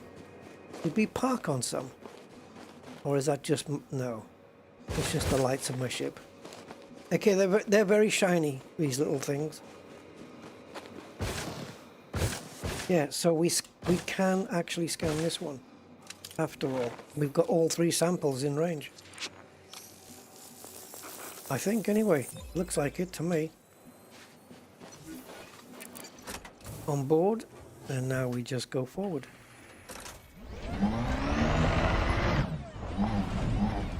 And the other ones are... I've got some to my left there. And some down below on the right. Which is the ones I was aiming for.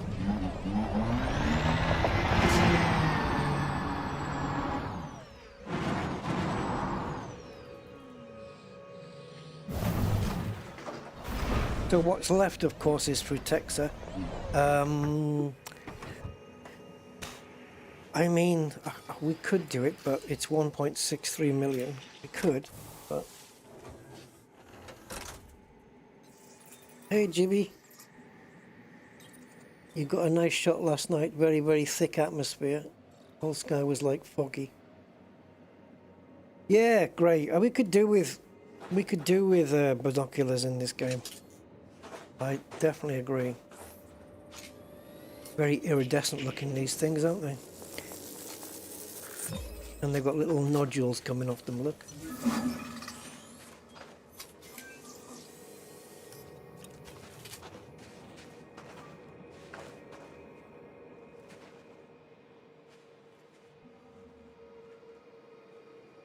Yeah, I found you, Clypeus, and I got you. Now, I would imagine we might be in a region where there's no tussock.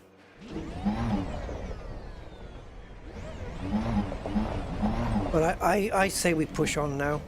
I've scanned the major ones, really. And I even got... sorry, Frutexa. Frutexa is the one I'm talking about. So there's Frutexa and Bacterium we still haven't done. If we did both of those, we would get 10, 12 million more.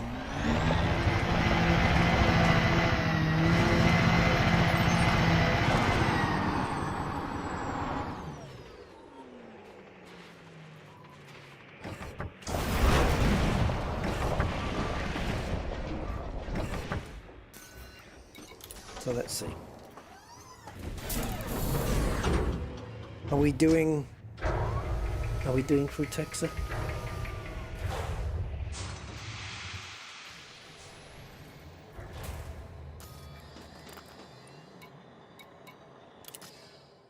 I wish it would remember where we were last time. The problem is you have to go back, and exit to get out of this screen. So, Rutex. Not even in alphabetical order.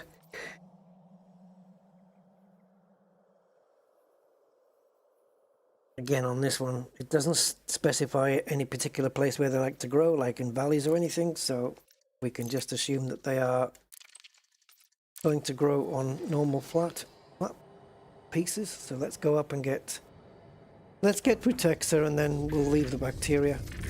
Unless, of course, it just happens to be around.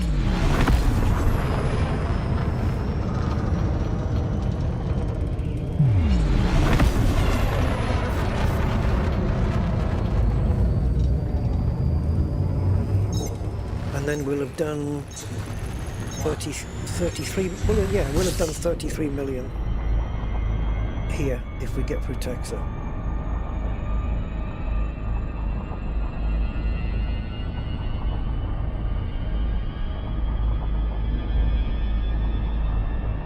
So that's Stratum Tectonicus off my checklist to find. Next thing is a ammonia world and an Earth-like.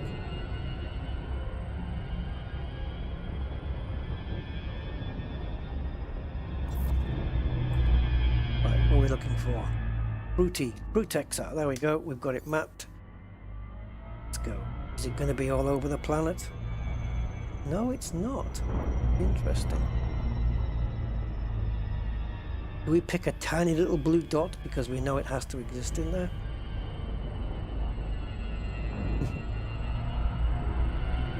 Finding 3 samples though might be difficult in such a small area. Let's go down here. Or actually, I don't know, maybe we can find something a bit more medium-sized. Let's turn the ship upside down because it's easier to navigate. But maybe this medium patch here or something?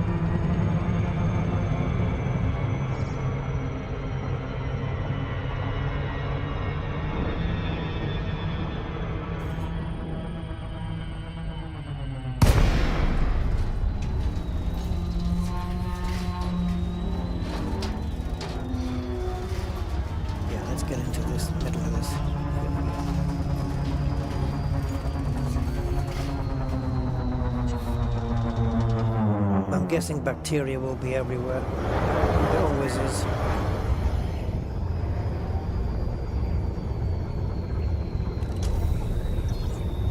Okay, fruit, where are you?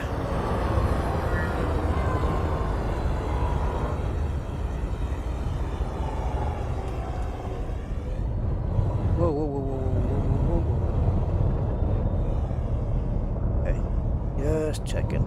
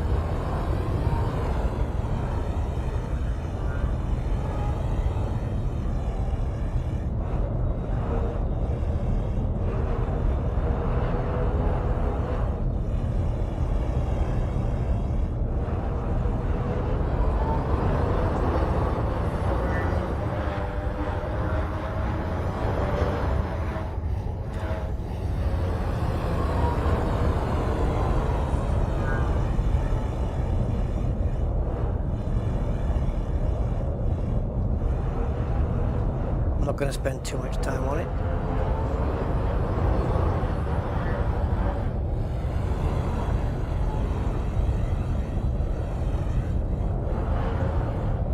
What's these square patches we've got?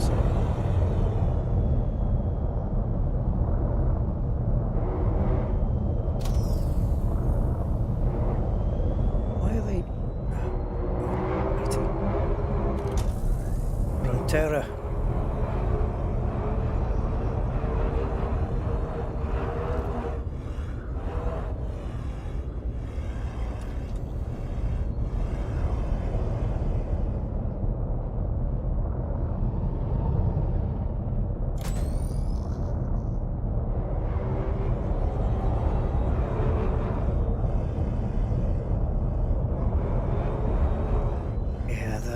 frickin' headlights are next to useless.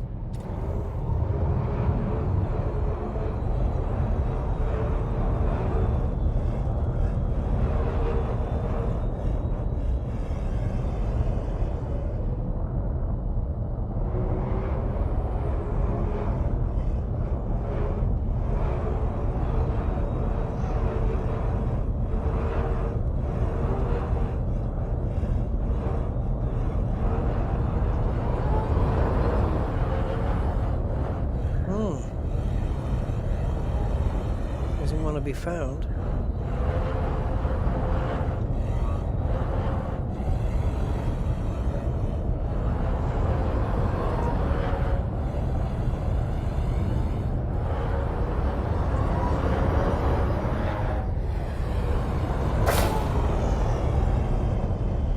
For some reason, sometimes on these ships, the first attempt at vertical climbing just doesn't respond at all. But on the second time you do it, it lifts up really fast. And I don't know why. It's like it ignores my first attempt to vertical thrust.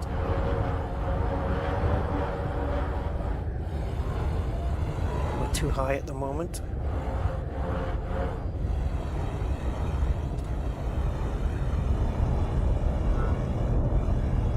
Okay, Frutexa, you win. I'm out of here. Yep.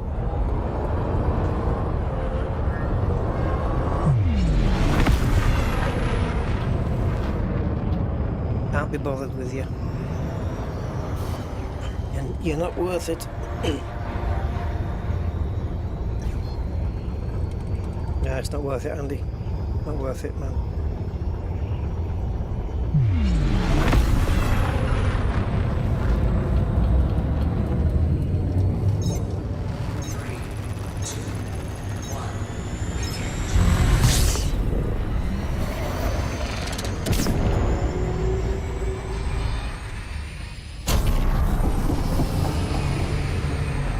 Now entering the abyss. Here we go. This is when you know you're very far from home now.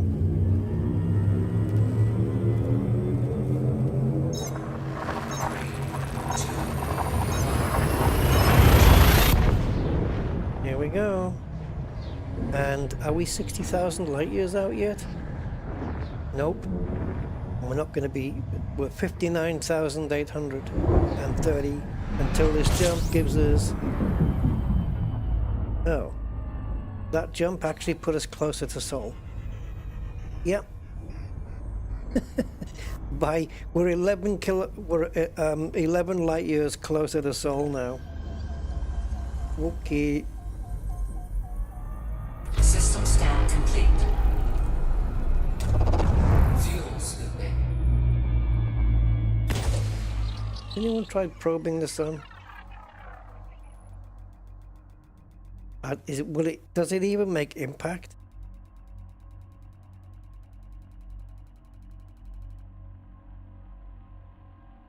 It'll burn up. Yeah, it shouldn't do anything. It should just completely burn up, I would imagine. Right. Oh, she said system scan complete, right? Oh, wait, yeah. Let's do it again anyway. Doesn't cost anything. Yep. That's it. Only two suns here. This one and... Oh, maybe it's not a sun then, is it? Yeah, it is. It has to, yeah, had to be really. Otherwise it wouldn't have said complete.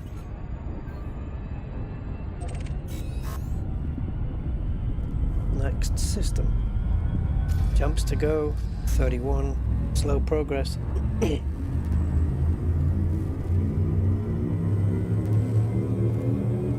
Yeah, that's the thing though, when people are all on the same path, you have to make a new one. So you either go up, straight up or straight down. Little detour. Vertical up or vertical down and then just make your way. This is what I'm doing. We were minus 255 plus another jump I think we had to go. So we're currently minus 338 under the galactic plane there, as it was. And that number should be getting... Well, I don't know. I say smaller, but you can see it's all up and down. But yeah, it has to be getting smaller because we came down in order to go back to where we were going, which is higher up. So, ish, yeah. Doesn't matter. The fact is that we altered the path, which is what we wanted to do.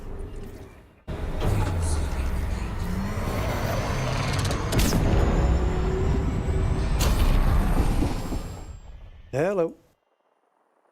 Oh, it's only water. We have a new water world, but is it terraformable? Dun, dun, dun, dun, dun.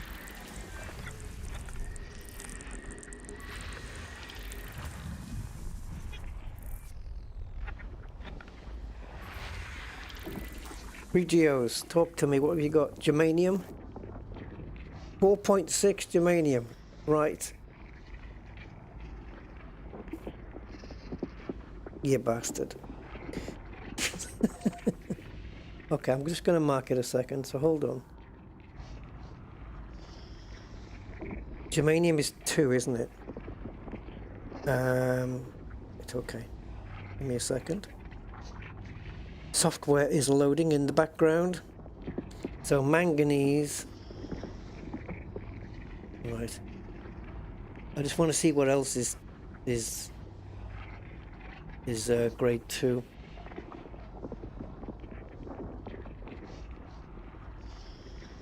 Still waiting. There we go. Right, so vanadium, chromium, manganese, zinc, germanium, arsenic, and zirconium. Right, so it's grade 2, so we're looking for crystalline fragments, and that will be manganese and germanium, and that's it. It's down there on level 2.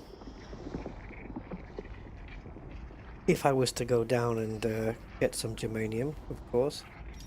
It's got 4.6. Ah, wait though. Oh damn, have we lost it? Why? We're facing the same way? Damn you.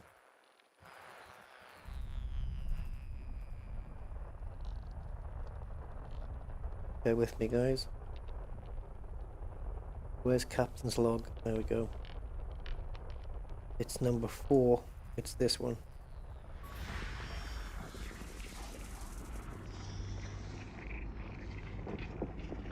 Oh, manganese is 9.1. It's double. That's not good.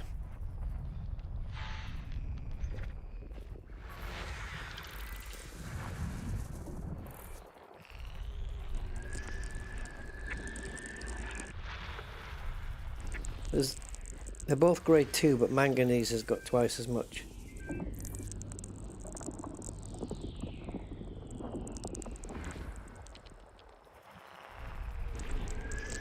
Two bios on there. Gonna forget that.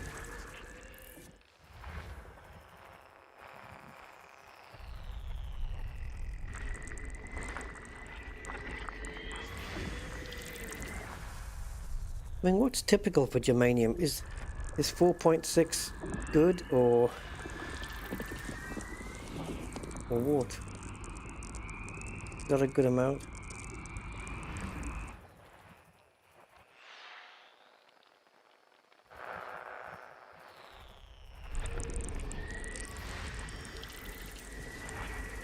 Right, considering that the water world is planet number 9, that makes it a bit further out. I'm gonna guess it might be a little bit out of the Goldilocks zone, as it were, so it might not be terraformable, but I'll double check it first.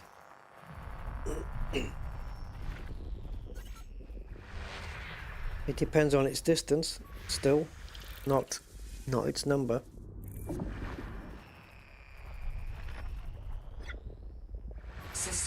complete. Okay. Right, let's have a look. Explorer. It says undiscovered water world. It does not say it's terraformable. We'll go scan it anyway.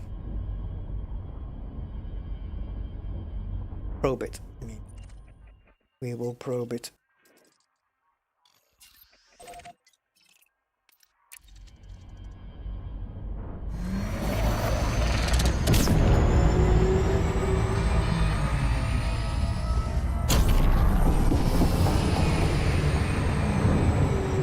Was that... Did we nail it? Oh, perfect.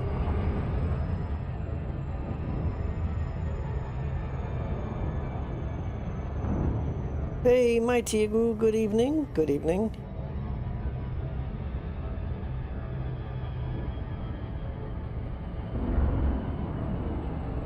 Majok, hi Majok. Oh, you got a new pup. Oh, cool.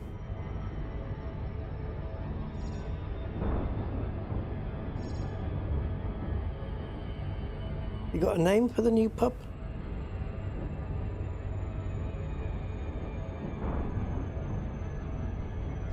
Here's our water world.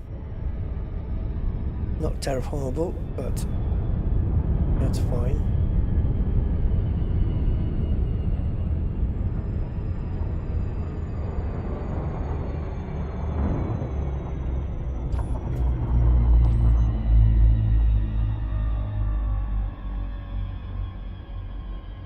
You know what's cool about this picture here? I don't see any stars. I don't see any stars in this image. It's just black. Photoshop. Yep, not photoshopped. Right, 7 probes. So 1, 2, 3, and I'm going to go on an angle here. 4.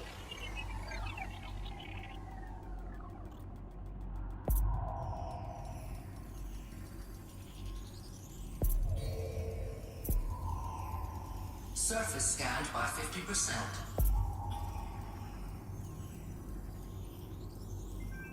Surface scan complete. Nice. So we've got first discoveries on everything here. And a water world. We've got bios here. But it's bacteria and stratum, but it's stratum aranemus, which is 2.45. But the planet's worth around just a tad over 4 million. So with the 5 million off the footfall, we'll be getting 20 million if we do this just by scanning 2 of them, the bacteria and the stratum, but I don't think so. The stratum would be nice, to be honest. That'd be nice to get. And it looks like this.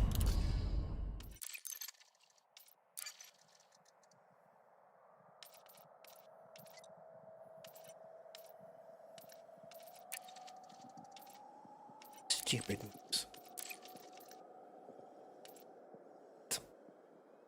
It looks like that thing from Alien that grabs onto your face.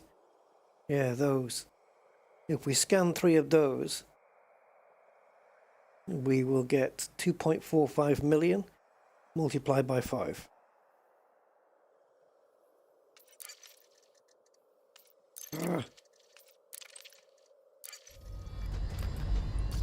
At this rate, guys, we're never going to make any frickin' progress.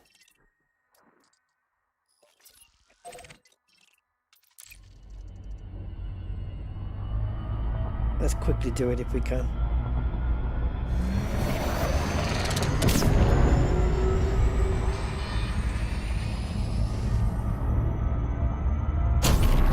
Whoa, that was just a little bit late. Come on, 3 seconds. It's not gonna recover that.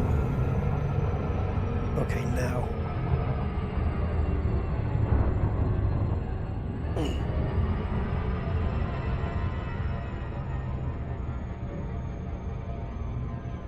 If we have full planetary coverage of it, that'll be fine. It doesn't really matter. As long as we can find it as easy as we can find Tectonicus.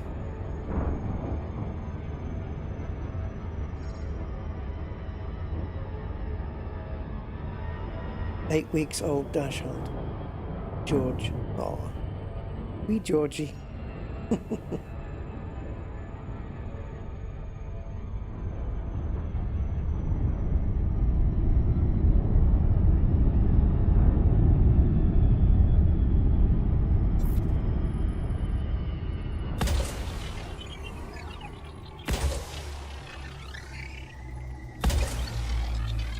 Right, bacteria and stratum is down here. Bacteria Cerberus is 1.69 million, Bacteria Tela is 1.95. Surface scan complete. They're all sharing the same map. How interesting. How interesting. Well, I say all of them. Both of them are sharing the same map is what I should say. Alright, let's get onto that big blue patch then. Not the one I'm facing, but the one next to it above.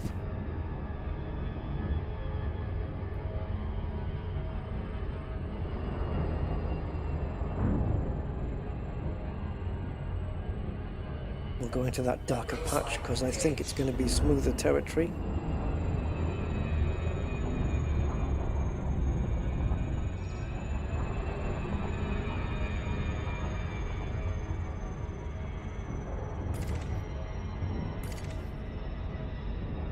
Maybe we can get both. Bacteria sometimes can be easy to spot. It depends what type it is.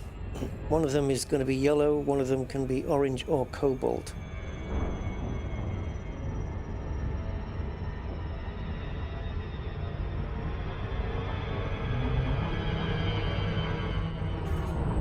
Getting between the two craters here, I think.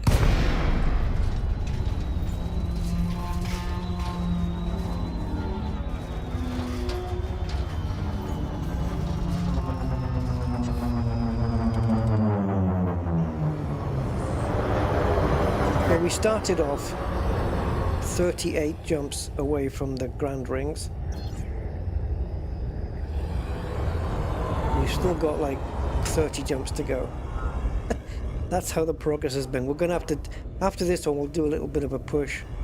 Because these undiscovered systems keep distracting me from moving. Right, there's bacteria.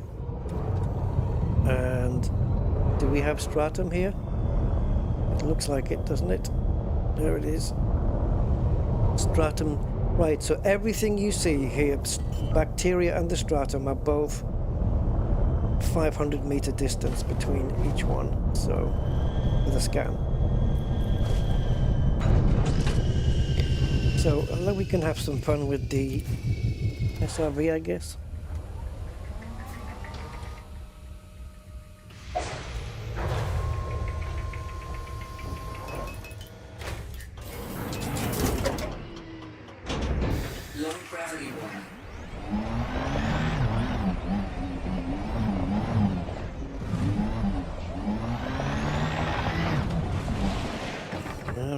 It's easier to walk. I got no grip.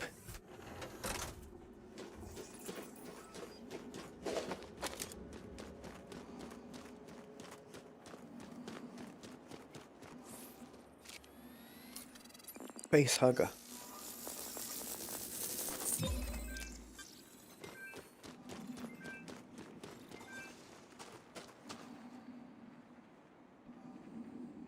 You are.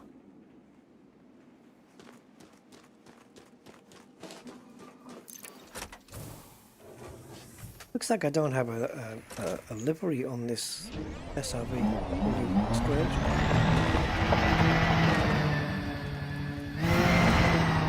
Right, can we find some more nice and easily?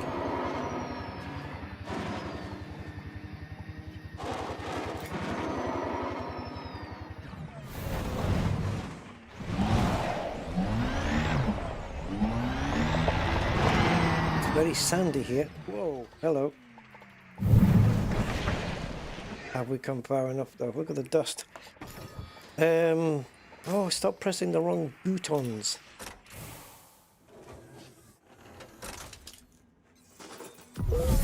Yeah, that's good enough, baby.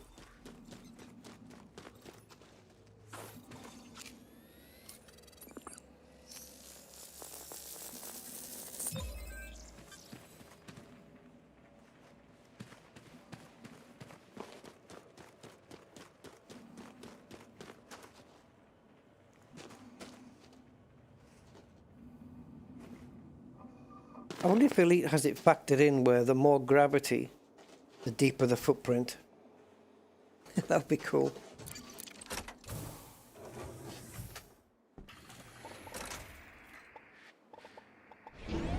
Total darkness.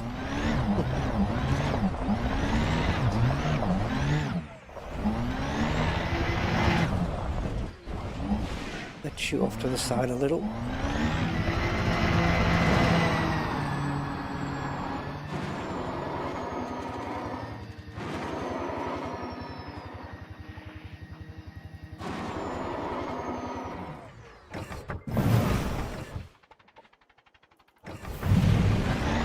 Whoa, whoa, whoa, whoa. Is that bacteria? It is.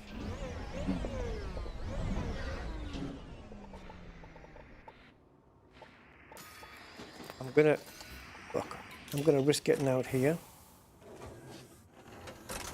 I think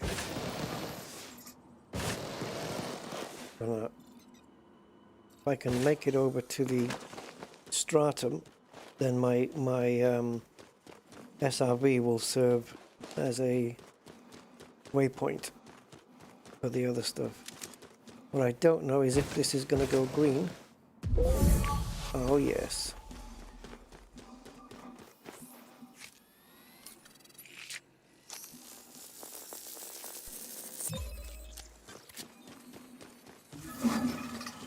Have to let the animation complete, otherwise it won't do it. There we go. Now I can put it away. And we can do the bacteria. It looks like it's going to be bacterium tila, cobalt, by the looks of the color. Because the other colors are yellow and orange, the other possibilities, and this is neither of those. So we have got the best outcome. That's not yellow or orange. So this is tila, cobalt. It's got to be. Surely. Surely it has to be. Oh, is it?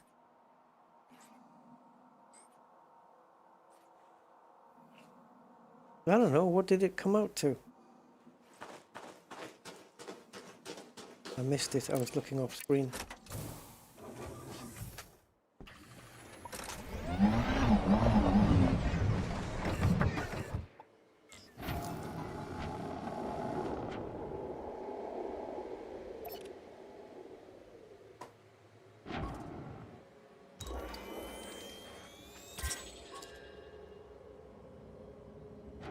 Yeah.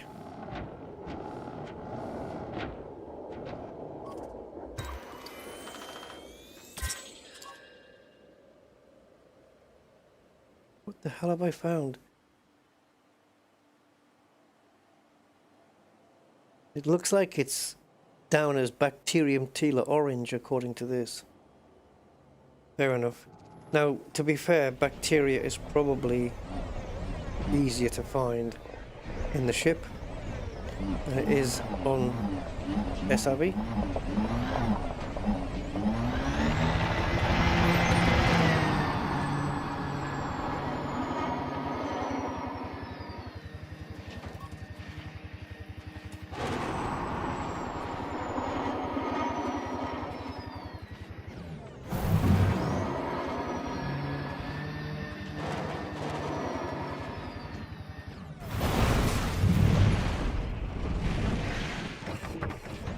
I like how it's very dusty and sandy, kicking up all the dust. That's kind of nice.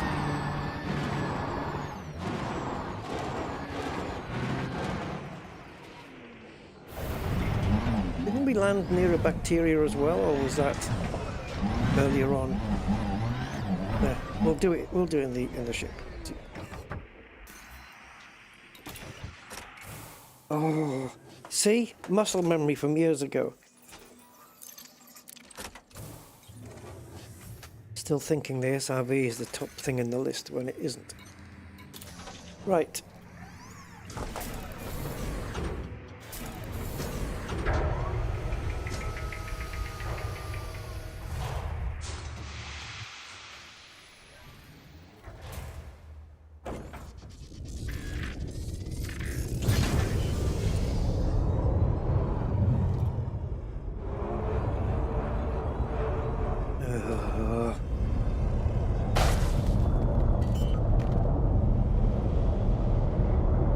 I knew we'd landed near one.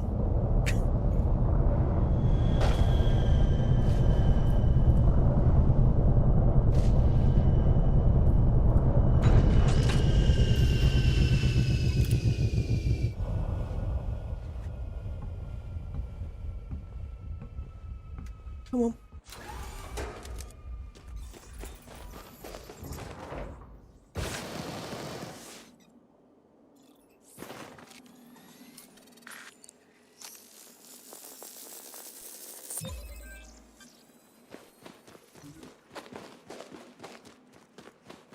So now we just need 500 meters and we'll have both of them, and that's it.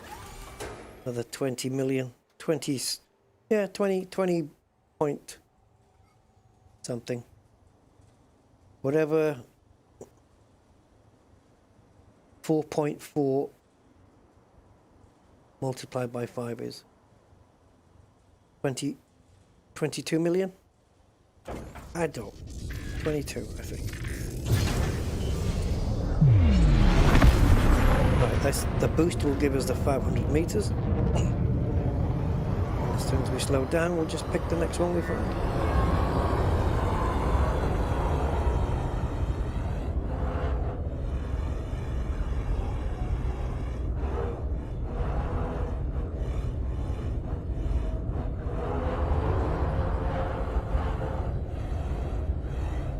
Go too high.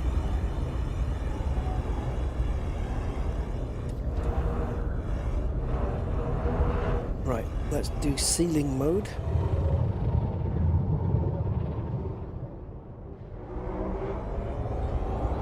Just pretend it's the ceiling of a cave.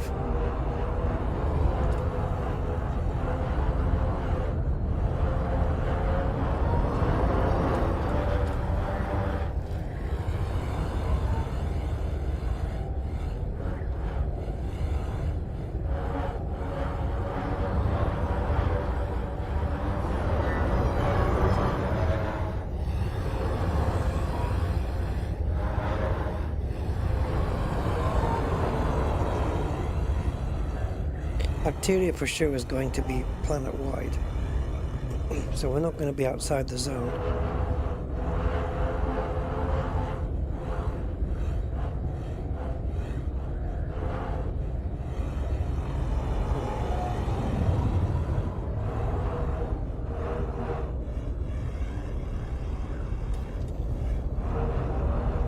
Come on, just give me a little brown splotch on the ground. I like the way this, let's call them sand dunes, whatever. I like the way they're formed on here. It looks really good. Very authentic looking.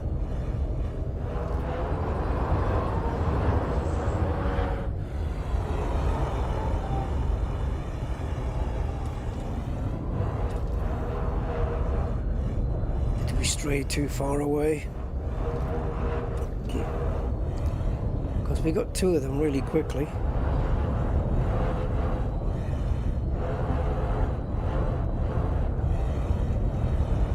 Or is it just playing with us? Let's wait. Maybe we have to wait for scenery to catch up. Who knows? It can be laggy sometimes. You know, the pop in.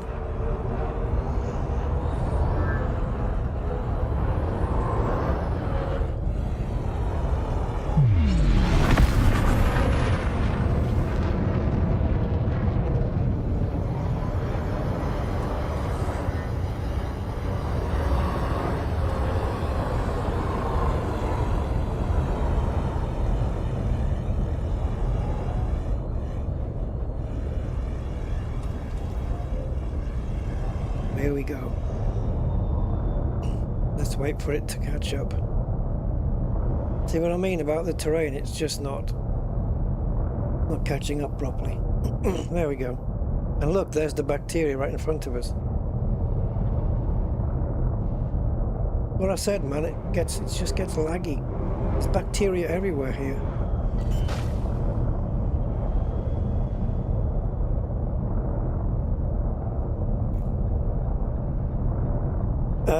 In that case, Commander Devnall, all you can do is pray that there's a planet somewhere that has the materials on it to get you the FSD injection. If not, you need someone to come and rescue you in a fleet carrier. Otherwise, self-destruction. Paul! Hi, Paul! Greetings to you, sir. Graphics card is still going well, mate. Still pushing that 3080. Still rocking it here, man.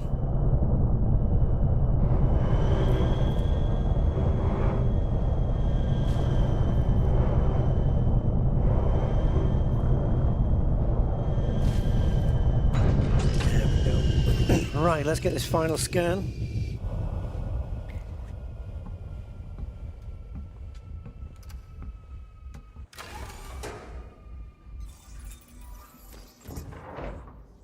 Yeah, that one will do.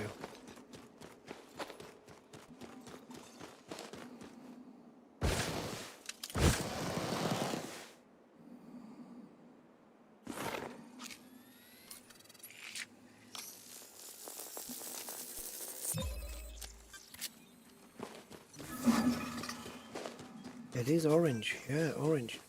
Doesn't look orange to me, but who am I to argue?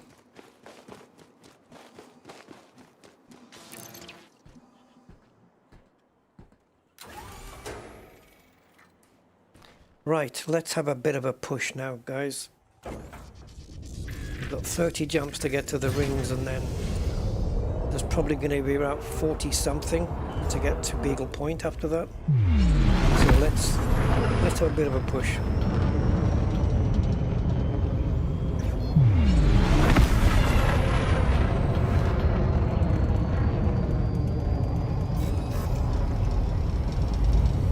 Actually, before we do that, can we go straight out? We can.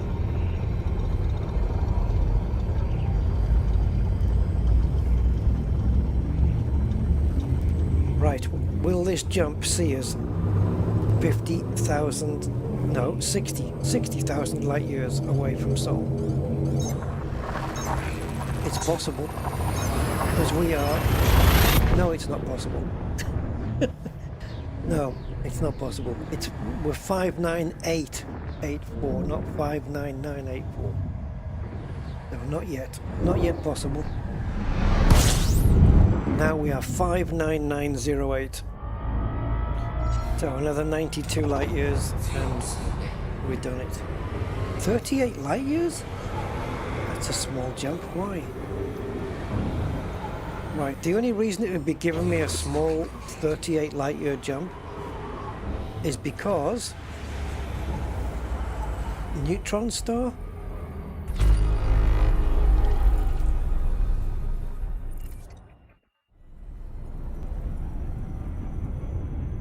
It's only 9. I'll scan it, but I'm not stopping for anything. High metal contents. I don't care if you're terraformable or whatever kind of terror you may be. I will not be stopping. Stratum tectonicus, okay, maybe. Otherwise, no. No bios, no bios, no bios. No bios.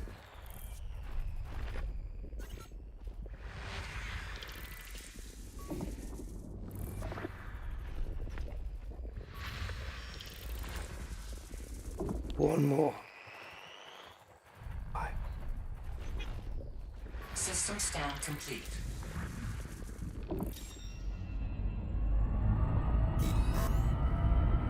It's not a neutron. What the hell?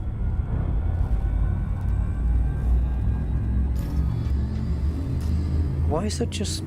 Is this just because the stars are getting so few and far between that we have to take these small jumps now in order to reach the next one? Wow. The stars are thinning out.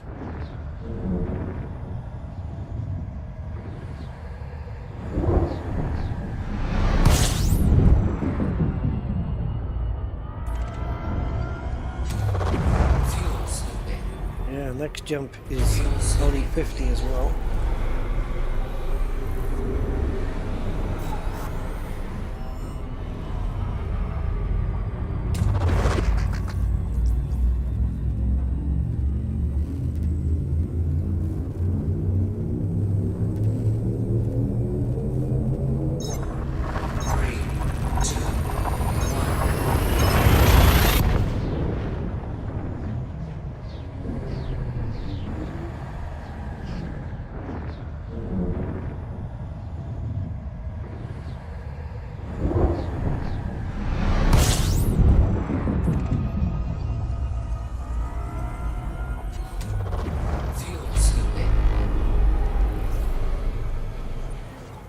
Fuel scooping complete.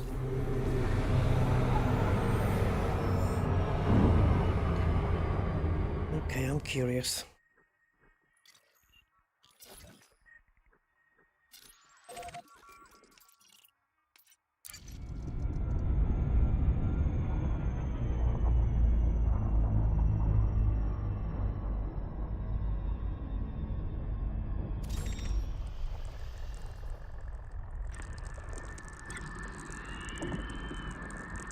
Oh Christ, it's an ammonia world.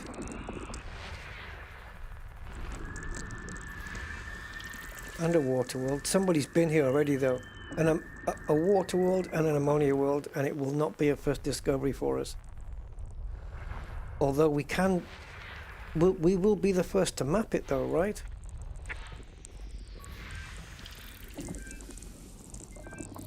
Two bios. Stratum is here, but it's not. It's the one we just did. It's pretty much exactly the same as the one we just did, except with a different bacteria. So there's not an ammonia world, it's just a water world. Okay.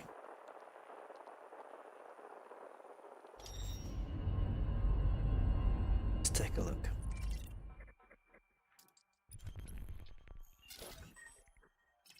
Terrestrial water world. It has not been mapped though, so let's go do that.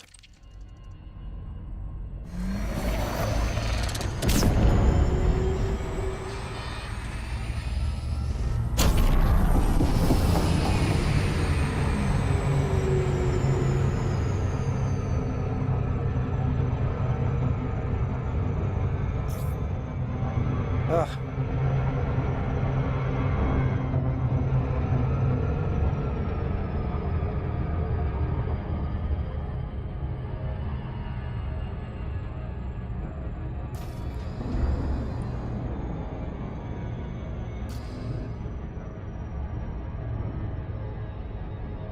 Guys, we are 59,995 light years from Sol. 0.92, by the way.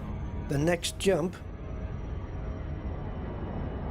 as long as it's in the right direction and more than 4.1 light years, we'll see us 60,000 away. Hello, water world. Stand by to be probed.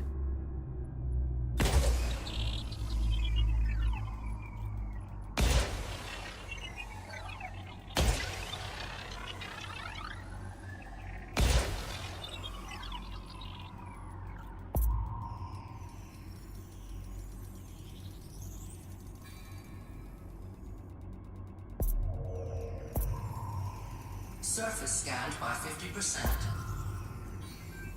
Surface scan complete.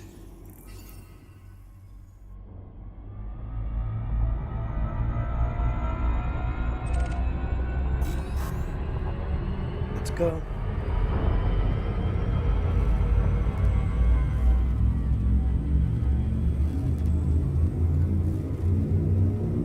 I want to try and get to the Great Rings on this stream today at least.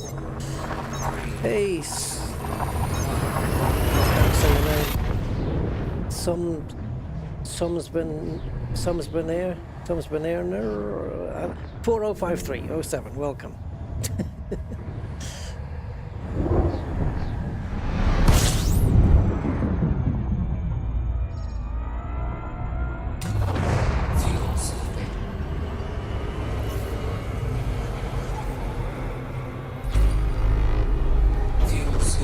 Don't do this to me. No.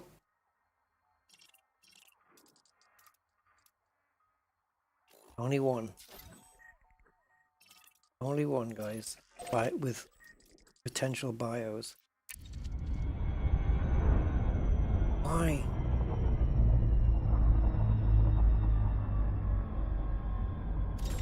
Let's see how many planets we have to find before we nail this one. Gotta get the gas giant first.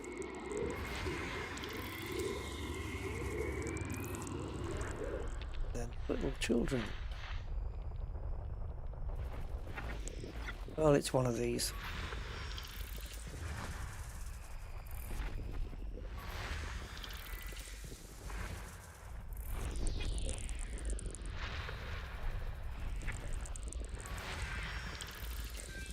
Six bios. Poncha Aureolus is here. Well, maybe. It's worth 7.77. Worst case scenario on this planet, 14.2 million. Best case is 22 million. And Concha is reported to be here, but then so is Concha Renibus. Oh! Stop it! No, I will not be tempted. Because it's holding me up. Nice, but I will not be tempted. I have to try and balance my exobiology with my, you know, getting there. Hey, GRB! No, we're not there yet. Oh, it's an abbreviation, yeah. Yeah. I didn't know what to call you. SOMS? Can I just say SOMS? Is that alright? Yeah, it's the ranking I want. It's the ranking. Yeah, it's the ranking I want. But the more money you make, the more ranking you'll get, right? So, and I'm just gonna say to myself that 7.77 million bio is not going to be there, even though it might have been. But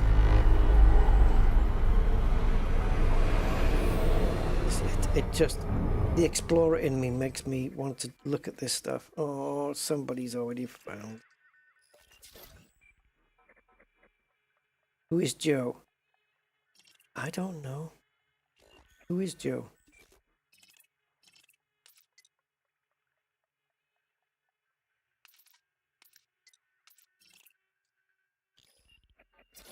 Let me just point to this. I want to see if it's a water world or an Earth-like. It's an Earth-like, you bastard. It's an Earth-like. Let's go and map the frickin' thing. That is the hologram for an Earth-like, right? Because it's not a water world. A water world is like all, you know. Well, let's see what it is. But I think it's earthy. Come on.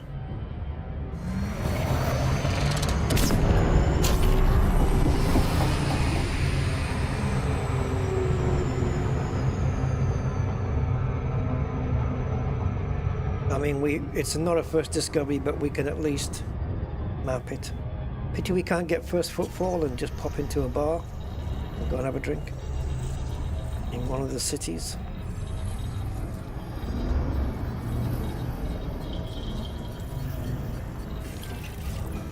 Earth-like planet.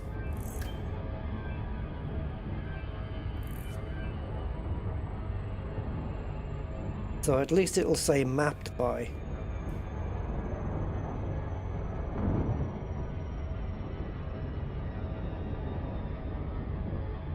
Imagine if I didn't check. I would never have seen it.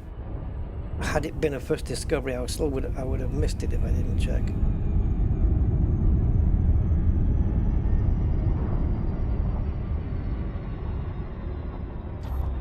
As it's my first one, even though it's not a first discovery, I'm just going to quickly get my usual angle screenshot.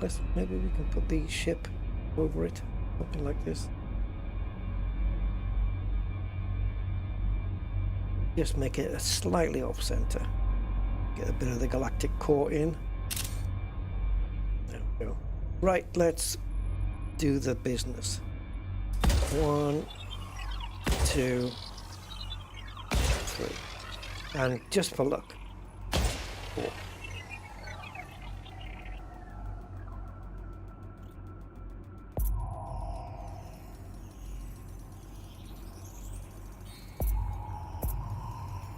Surface scanned by 50%. Surface scan complete.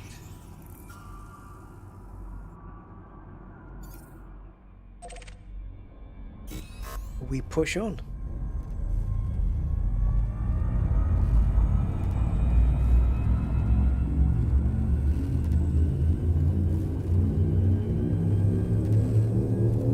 Ah, sorry.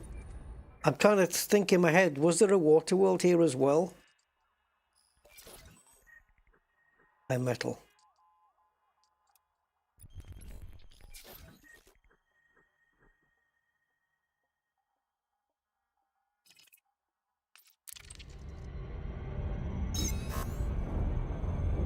Not looking, not checking my rear view mirror.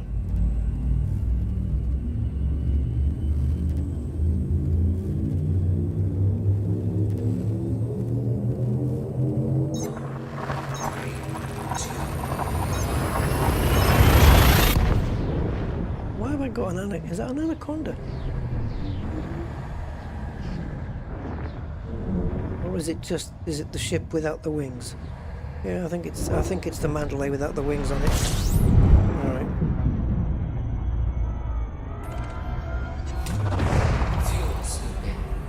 Oh, by the way, I should have checked it on the last jump, but we are on that last jump where the Earth-like was. That gave us 60,000 light years, because now we are 60,147 away from Solita. That's all that's here, just those 3.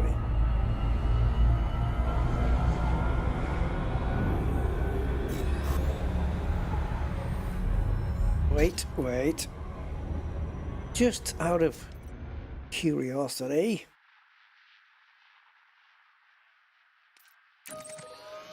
$5,000. That's it. That's all we have to go. All right.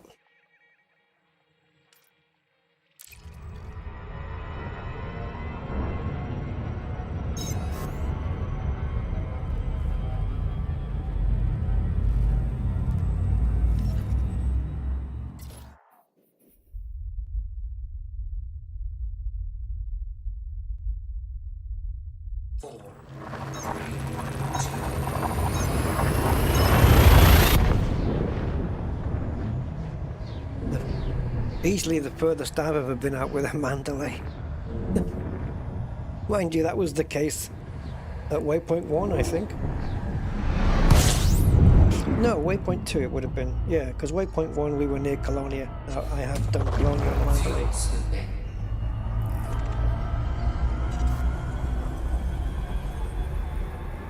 System scan complete.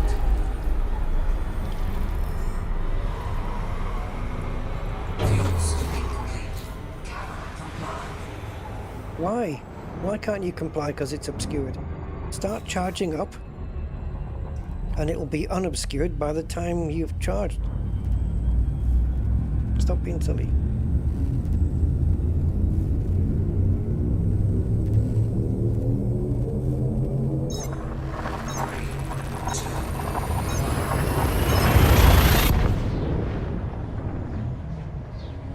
went off the pathway just to find undiscovered systems, and then we're skipping them.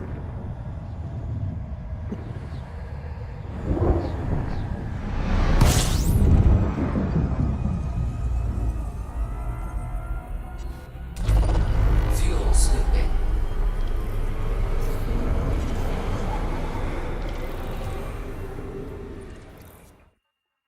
Fuel slipping. Okay, on we go.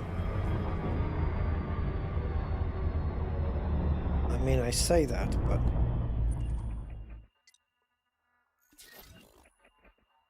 $10,000. It's got a first discovery on it already. I was just going to go map it, but now that it's got a first discovery on it, I can't be bothered. I would imagine that this region we're in now is got quite a few discovered systems in it already. 66 planets, 9 of them had bios. It took me over 2 hours. That's good time, man. 2 hours for nine planets with bios. 2 hours is good time. That's good time, man. It would take me 2 hours to do 3 of them, I imagine. That's pretty quick. I don't know any details about that chaser. Oh yes, I do know details of it.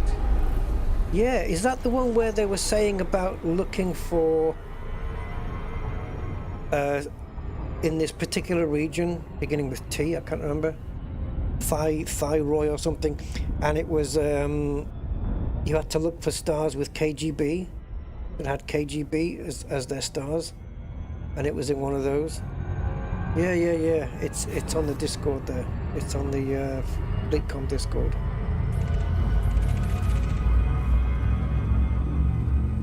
I don't know. I mean, the idea is to get to Beagle Point early so that we can mess around with this stuff. You know, this is why I want to get a move on. And just try and push there so we can... I have a particular goal in mind when I get to Beagle Point, and that is to increase my distance from start. And I think with the systems that they've given us, the route that they've given us to plot, we should be able to do that.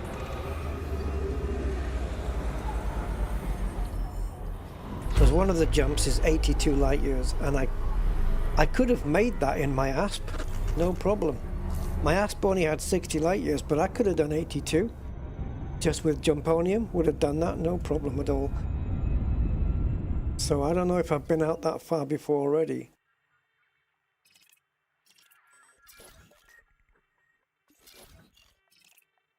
Let's keep pushing.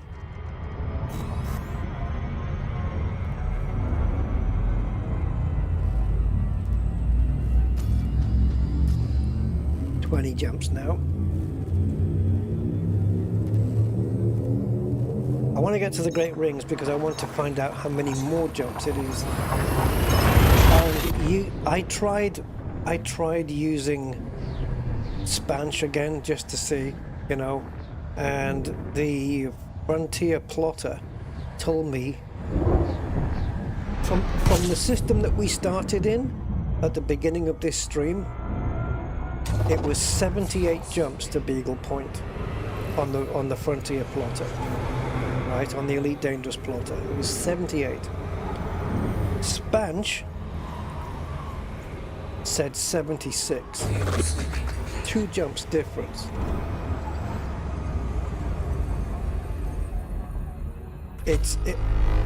When there's 2 jumps different, then the Elite Dangerous plotter is faster. It's faster to do the 2 extra jumps, simply because you're not copying pasting every time. Another discovered one. Yeah, I'm not having to copy and paste the system names in every time. You know, having to jump into the galaxy map and do it. This one's got the next jump already programmed in, so it's faster. A lot of these systems are discovered already, man.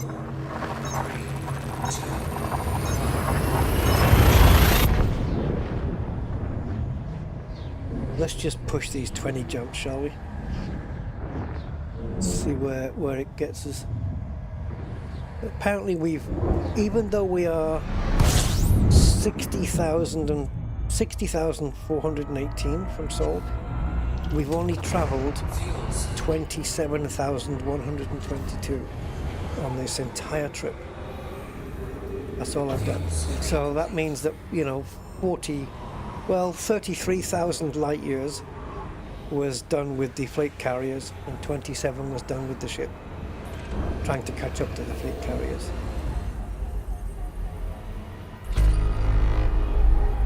Do not look at the system now. Not gonna check. Of course I'm gonna check. Oh, stop.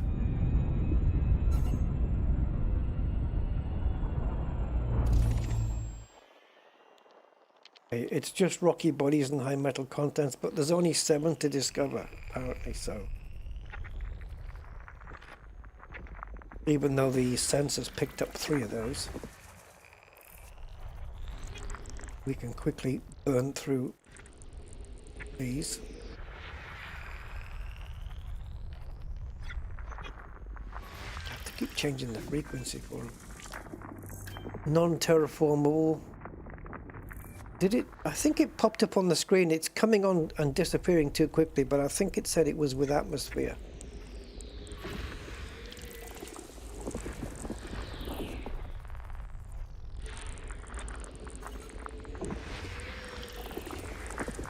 Not that it matters, there's no bios.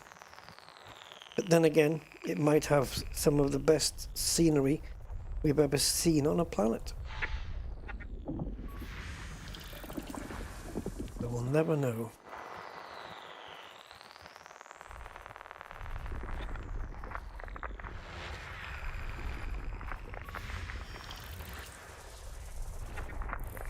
System scan complete.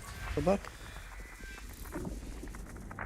No, cheap bios, not worth it.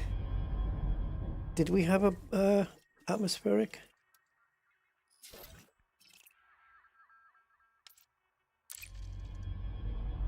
Right, push it.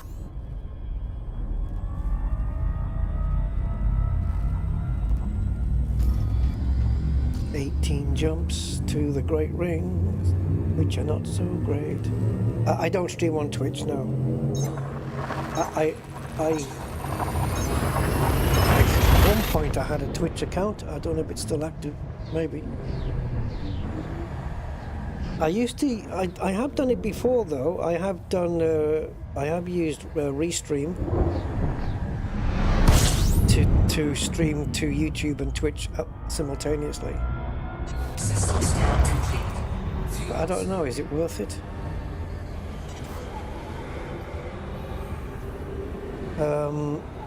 View in blue waypoint. Yeah, I'm going to go to all of them, Andy. I'm going to go to all. Yep. Just in this particular case, I'm going to do all of the waypoints to get to Beagle Point. But I want to find out how many jumps it is to Beagle Point from the Great Rings, and also how many to the, like that's if we chose to go straight there. But yeah, I will be doing. I will be going back because the Great Rings takes us a little way out of our straight line, so to speak.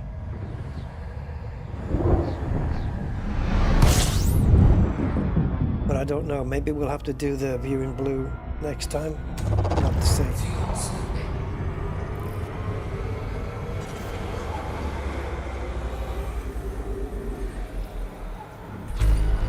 Fuel scooping complete. Right now I just want to jump and scoop on my way there, because kind of forced to go at this sort of pace, really. There's plenty of time in hand. It's only Tuesday. We've probably got almost a week. The carrier might not leave until like next Monday. But once I'm at Beagle Point, we can always venture back out again. A few 100 light years and see what's out there. Good luck finding undiscovered systems, but they will be there. They will be there. Fuel scooping. System scan complete. Fuel scooping complete. Cannot comply. You just did. There you go, there's a jump 83.9 out of my 84.7. Nice. 3, 2, 1. Nice big jump there. Lovely. Sweet.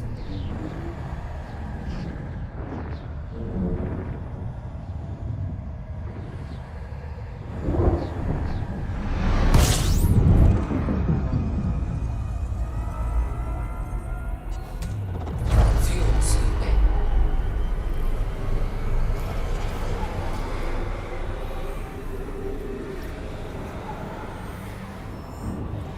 Fuel scooping complete. So when we saw that it was 30 jumps to go, we're now under halfway. 14 remaining, including this one.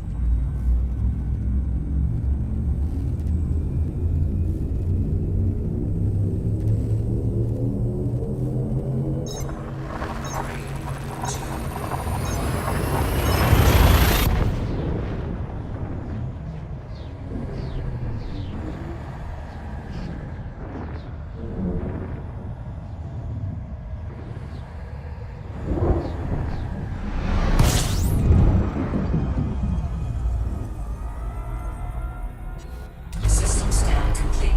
Fuel scooping.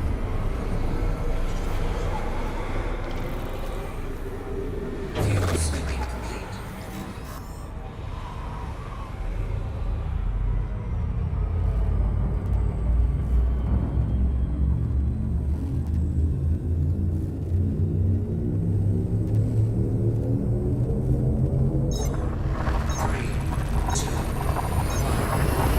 You do save a tiny bit of time by being able to initiate the hyper jump as you're scooping. But sometimes that obscured message comes up, which is a pain, because it doesn't realize that by the time it's charged up, it won't be obscured anymore. This one's fine, it's right there. System scan complete. Fuel scooping complete.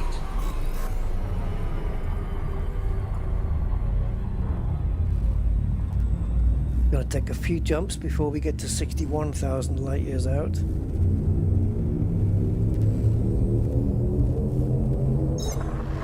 Man, if I can make 66,000 light years out, that'd be nice.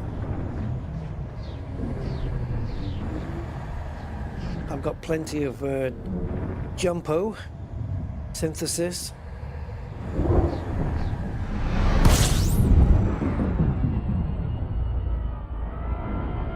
Got about 46 reloads of those.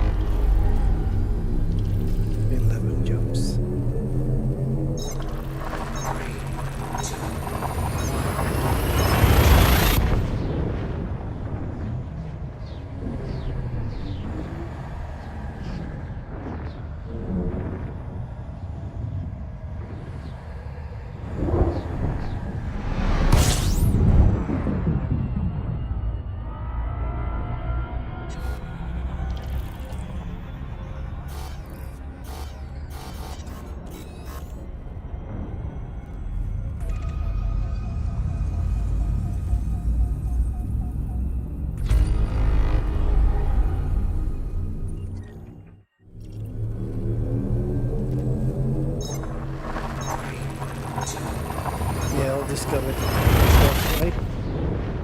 Nothing new, unless we turn a corner, go somewhere else.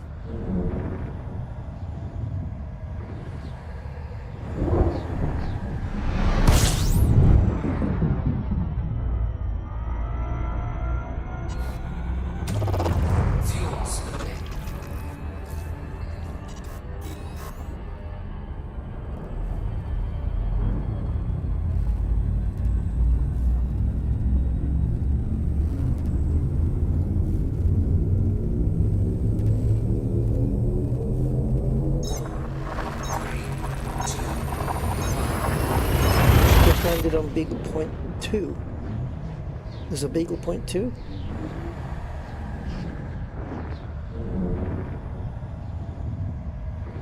Oh, you've done it on a console and now a PC. That's cool.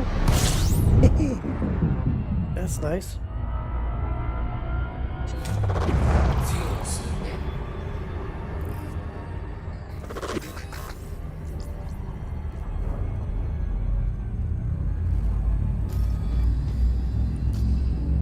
8 jumps remaining.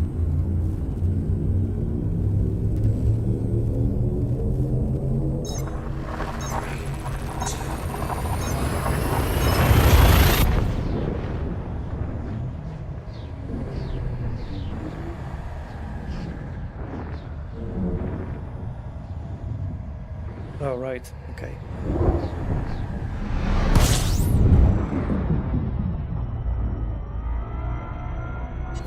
We'll probably end up there. Fuel slipping.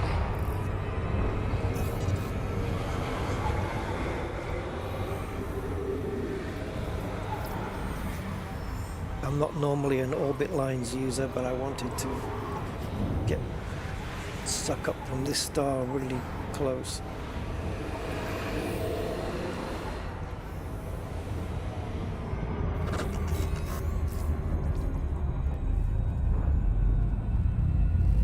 We've got enough fuel to get us there now.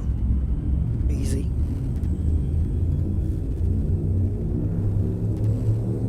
Well, I say easy, just about.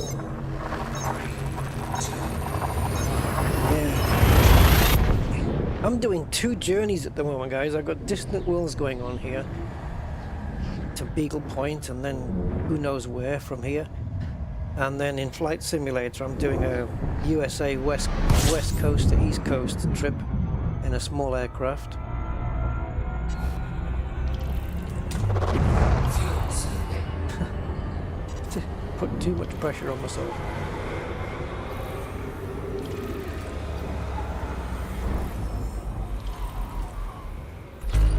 Fuel slipping complete.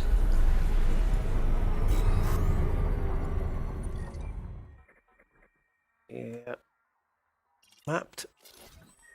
No. Interesting. There may be some nice bios on those planets. Have to push. Oh, PS4. I have no idea how long ago. Like, I have no idea when the PS5 came out and overtook the PS4. I'm not in the console world at all.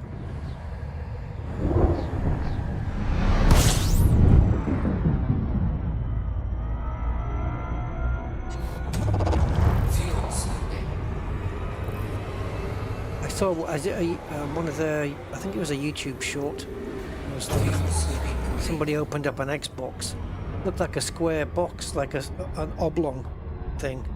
Is that what they look like? They opened up one of those, and inside it was brown because it was just dust. You know how dust collects and it can turn brown?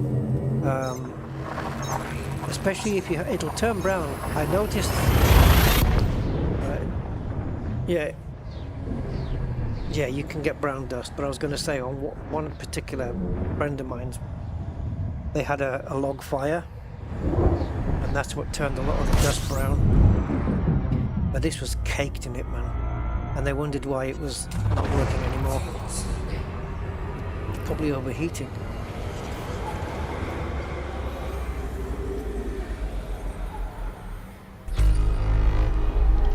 I suppose a good many people who own the consoles are not there to be taking them apart and stuff like that.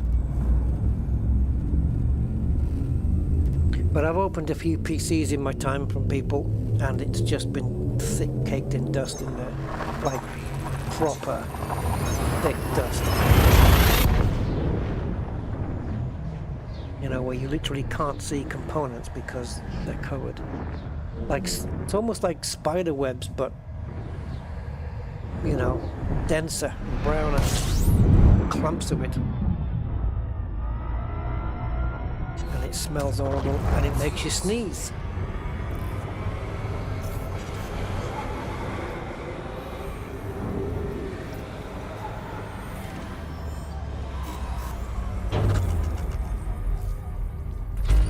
think we're going to be venturing too far from the Great Rings, actually, because I'm starting to get a headache now from all of this.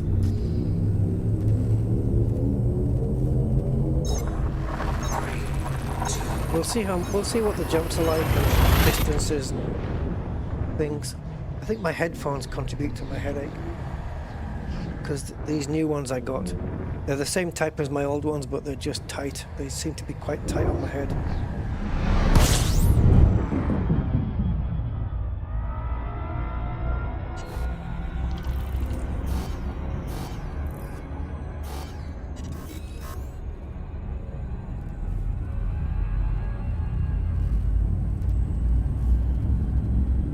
Yeah, guys, 61,231 light years now.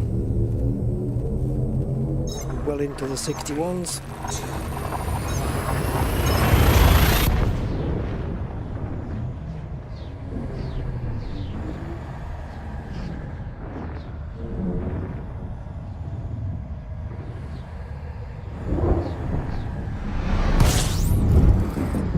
Right, one more jump to go and we're at the Great Rings, which is apparently are not that great. But we do it anyway. Right, fuel me up before we go.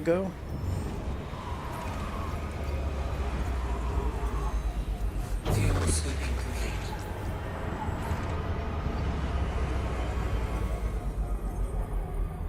Block 01, how you doing? 07.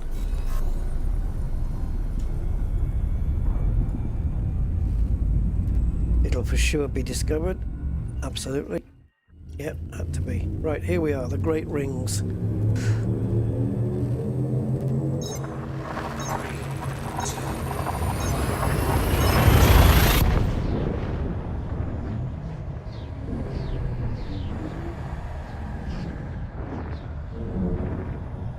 Now, okay, hold on. So, let me just face away from this so that we're not getting nuclear blast. Okay, so in order to reach here, we had to take, as I said, just a little bit of a detour. I'm just going to show that in graphical terms. You can see here where Grand Rings is, pretty much in the middle of the image there. So we had to do a little dog leg off to the side. There's also a secondary optional, like, well, they're all optional, but like a secondary POI there called Dat Baden or something like that. But you'll see the line, the distance from Tamaski Point to Grand Rings, okay, which is pretty much what we just did on this stream, which has taken 3 hours. So the distance to Grandview in blue is shorter, but not by a massive deal. And then it's a little bit shorter from Distant Suns to von Richthofen's Rescue than it was from Tamaski to Grand Rings. And then the jump to Beagle Point after that is meh, nothing. Alright. So yeah, it is what it is. Now, guys, let me just check on Discord. I don't know which one it is, but I guess we'll find out. So this is the sysmap. So is it... Well, I don't know which one it is.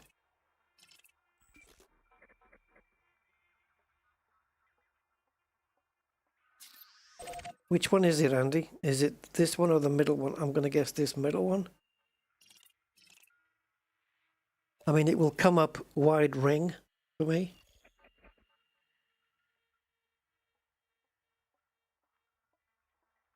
Which one? Distant view. Distant view. Yeah, distant view in blue. That's where we're going next. Yeah, that's the next target. All right. I guess let's just FSS both of them and see what happens.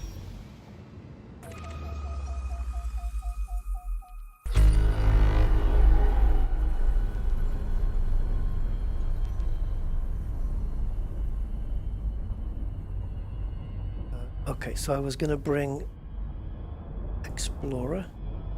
There we go. Yep.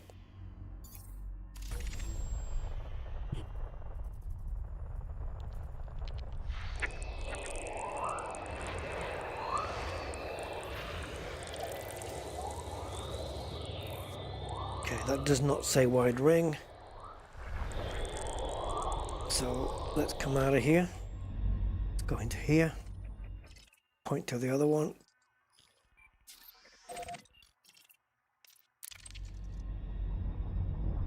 Focus.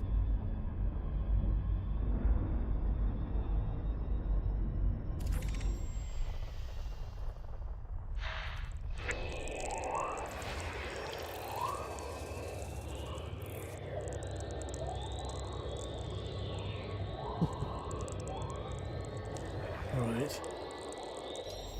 Whoa. Concentrated signal source, eh?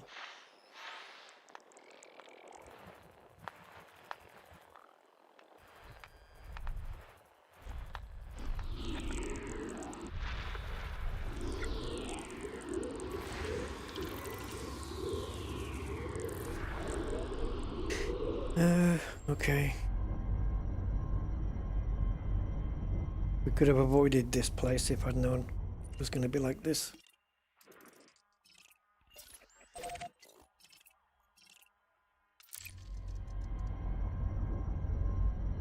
I mean, it's not even wide enough to show wide rings on the Elite Observatory Core.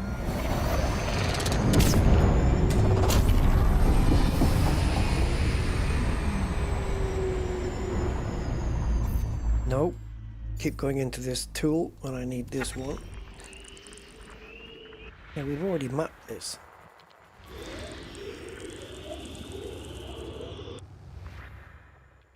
Andy, do you know which one it was meant to be? Because the only thing I can think of doing now is just checking here to see which one's got the widest rings. This one, right? 423,000.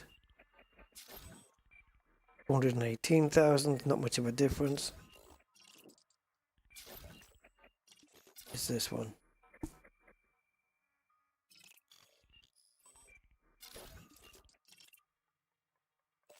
Oh, check that. Oh, does it have a beacon there? Or something? Or is it just called that?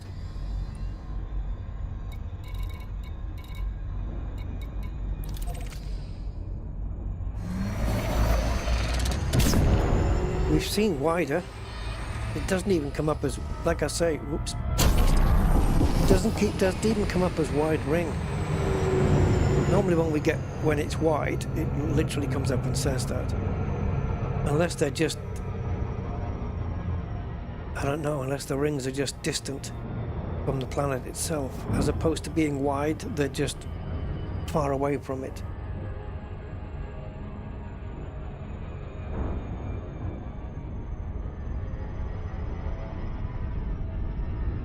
Still.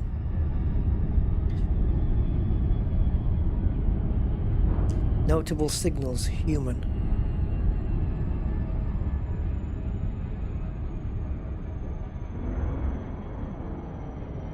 Human.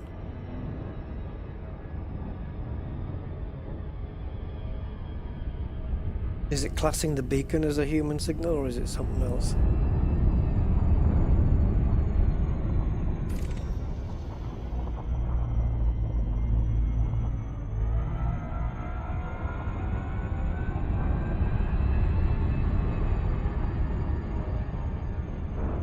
And they're barely visible as well. Well, here we are, guys. Grand rings. I have seen grander. That was in my John Beamer account in the Formadine Rift. We've seen much wider rings than this.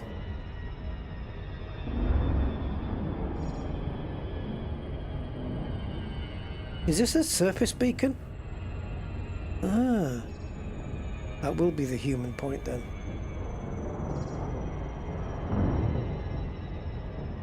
It's so we can get the best viewpoint, right?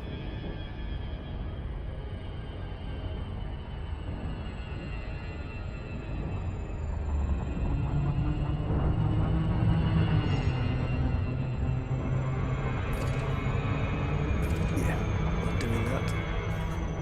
Although the planet is very shiny.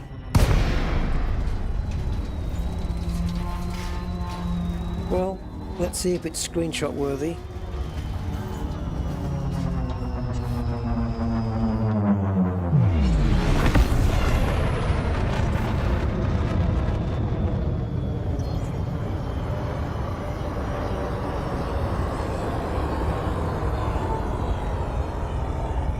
The hell you're gonna give me a dotted ring? Have they buried it? They buried the beacon 5 kilometers under the planet.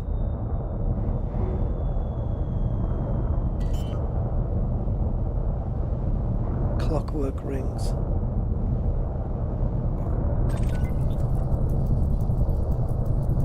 Oh, you're over there now.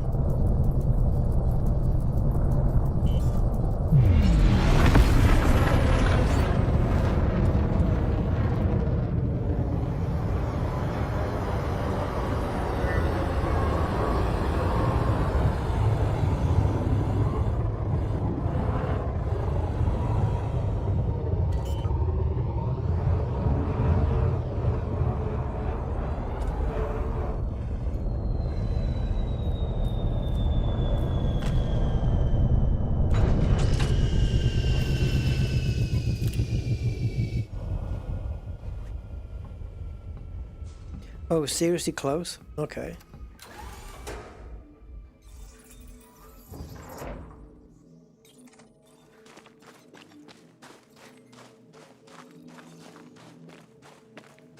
I mean, yeah, it is. It's just the ring's not that visible. I mean, we've got it here going along there.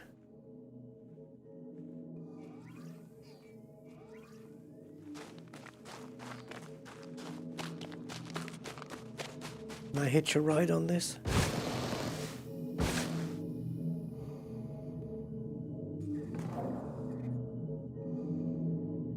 Why aren't I turning with the beacon?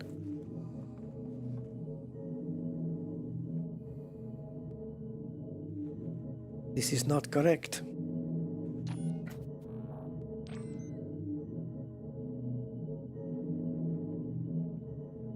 Oh, because I'm not actually touching it. All right.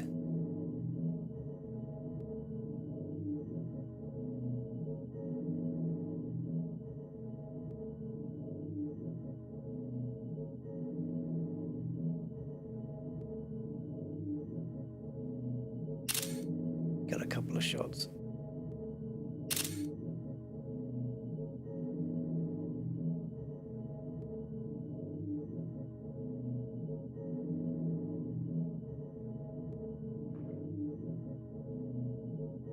Ah, missed it.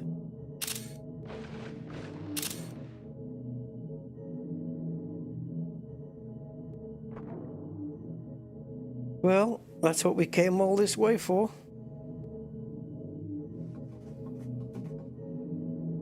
P78 plus E.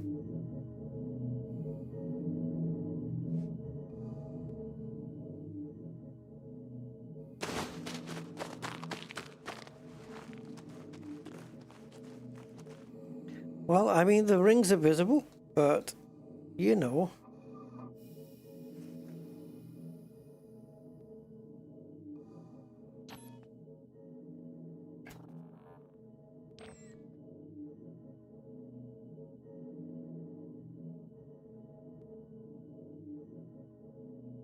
I guess we may as well screenshot what's here.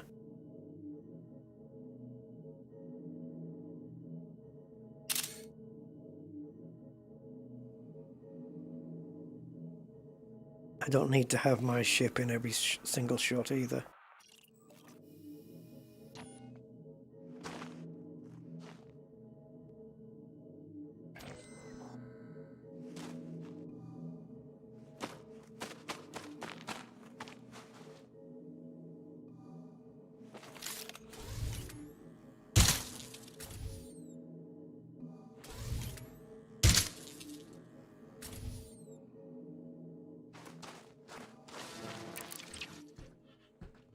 Yeah.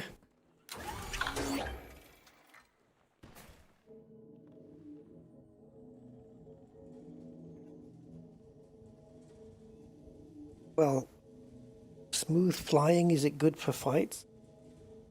I guess so. You can get out of the way of people.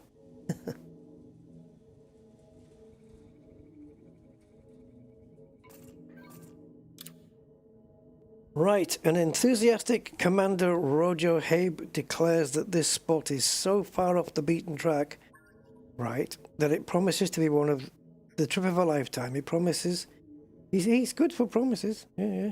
He promises that this will be one of the grandest ring systems you will ever see. Right, well, it's no longer off the beaten track, it's very well beaten, and I have to say I have seen grander ring systems. More visible, definitely wider. But this is a decent view, it's okay. But wide rings will definitely be registered on my Elite Observatory core as wide rings, and this doesn't do it. So, the next system, guys, the next waypoint will be distant view in blue. And that is, well, let's find out where Beagle Point is first. Beagles. So we're currently 61,318 light years from Earth, and Beagle Point is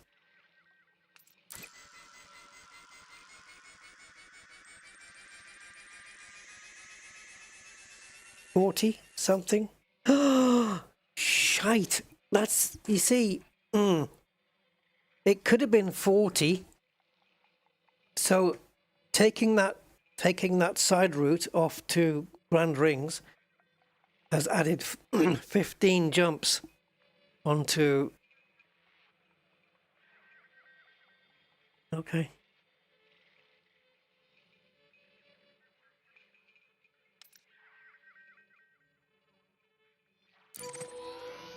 So we're going to here.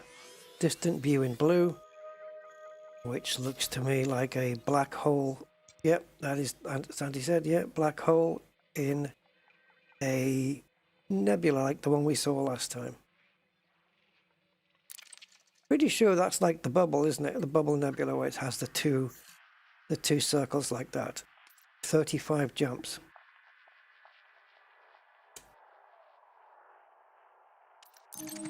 Bubble nebula is a long way away from us. Seriously long way. Ah no, bubble's different. Ew. Bubble's quite unique here. Distance 64,000 in the opposite direction, of course, because we are over here, and now we have to go further away before we get up to Beagle. Beagle, oh, if I can spell it, Beagle is, there's Beagle 2 landing. That's a different thing now. Oh, that's where Beagle Point is. Oh, hey ho. So we're here, we're going across to here, and then we'll go up to Beagle Point via, there's another waypoint along the way, Von Richthofen's, whatever his face is. Yeah, that one.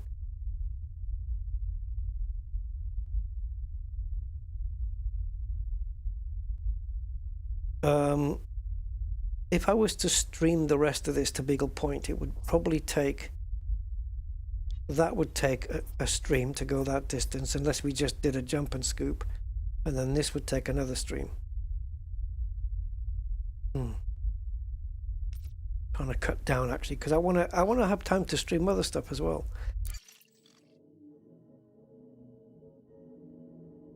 Is that programmed in? 35.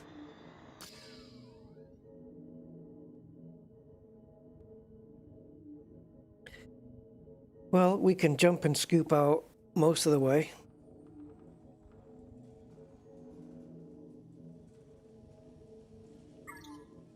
I don't know, guys, what do you think?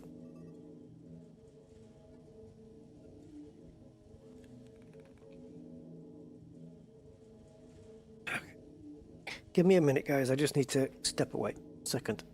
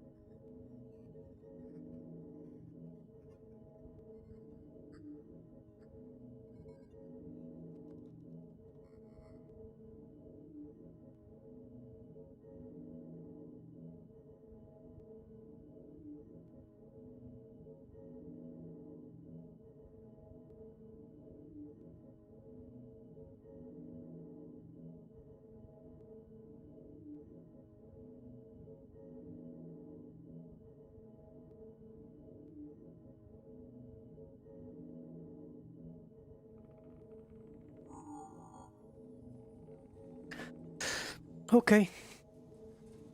We can do a few more jumps, I guess. Maybe 5 more, get it down to 30.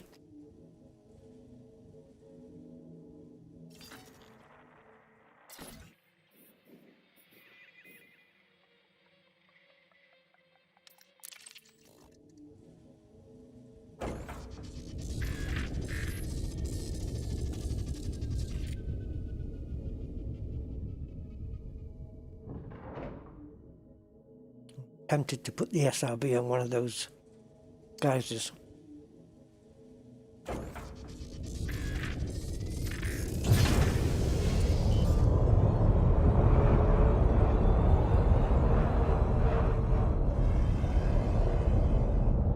Oh.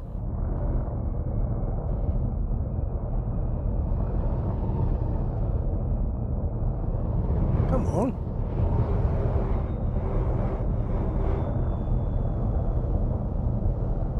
I'm not going to stand on it because last time I was shot up so far in the air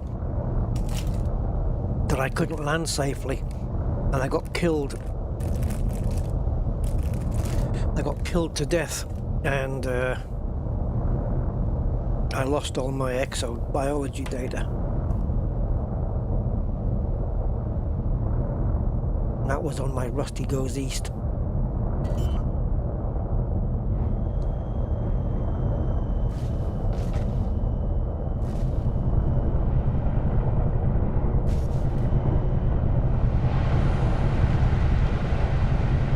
Ship, find a place.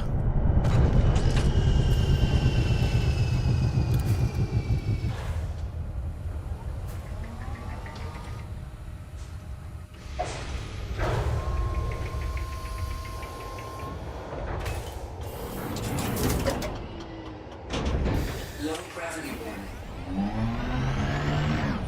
Tell me about it.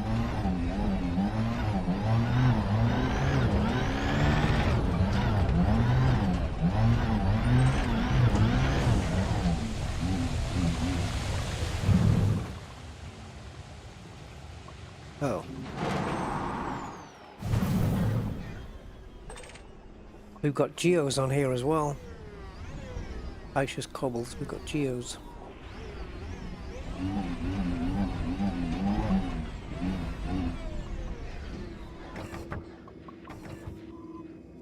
This is not a good idea, by the way. Because if the SRB blows up, I'm in it.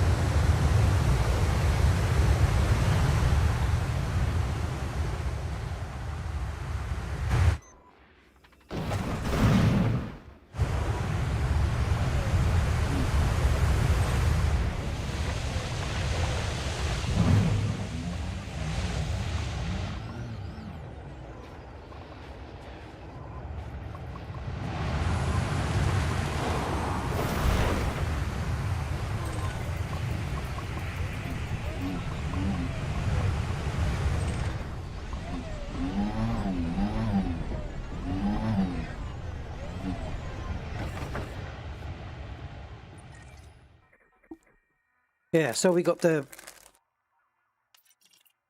geos here. But what's here? Oh, clicked off it. One click often. Chromium and manganese on grade 2's technetium. No, I'm good. I'm good. We don't need this.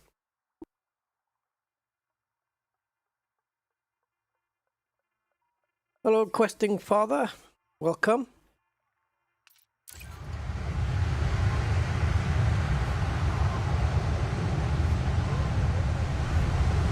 I mean, I'm not gonna. If I stand on that, it's gonna shoot me way high. So no, thank you.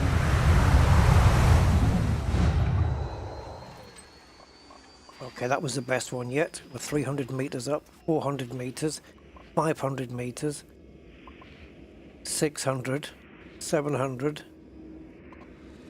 Oh shit. Can I get out now? Can I just jump? 794 meters. Do not waste boost.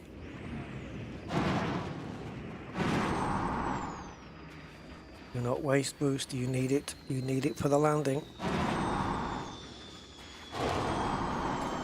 Chassis integrity compromised.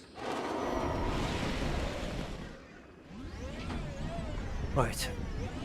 That's enough.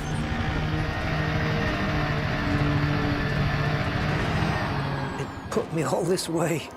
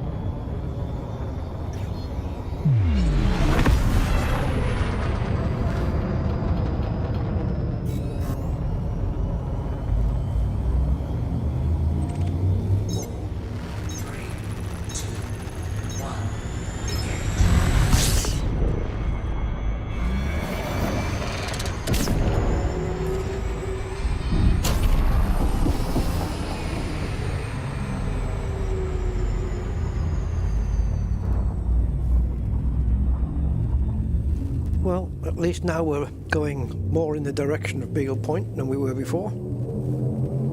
Ready to engage. 3, 2,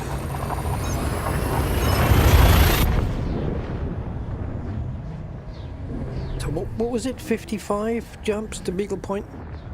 So we've got 35 to do for this. That doesn't mean there's going to be 20 to Beagle Point after this, after we get there. Fuel scooping. How many jumps was it? Can't remember. Was it 78 or 55?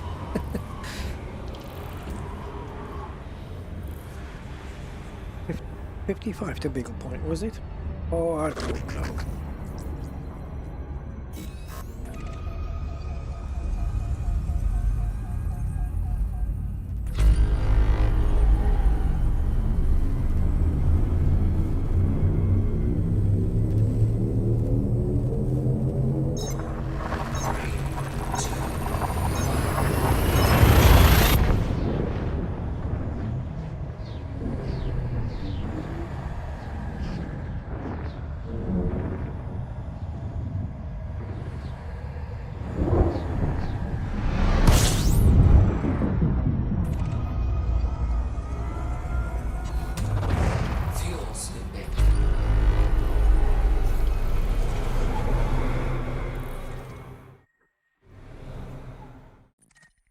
Fuel scooping complete.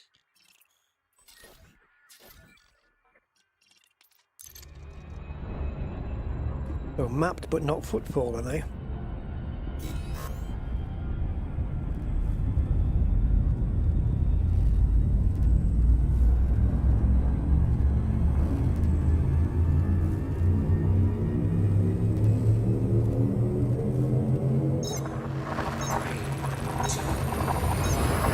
We covered right from where we started on the stream.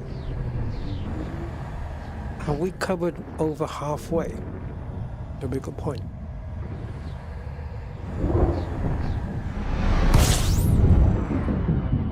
Gotta be at least that, right? Fuel scooping.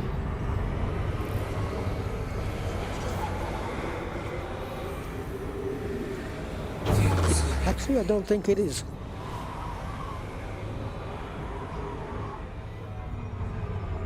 No, because look, all we've done today is gone from Tomaski Point to Grand Rings. That's not halfway. No way. Nope. So now we're going Grand Rings to Distant View in blue. And then it's up to Vulcan. I can't read it, it's too small, but that guy. Von Richthofen's something rescue.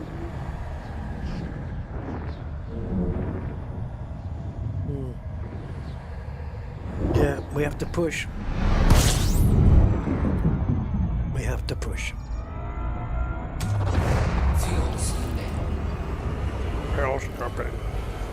Scooping. Fuel scooping complete.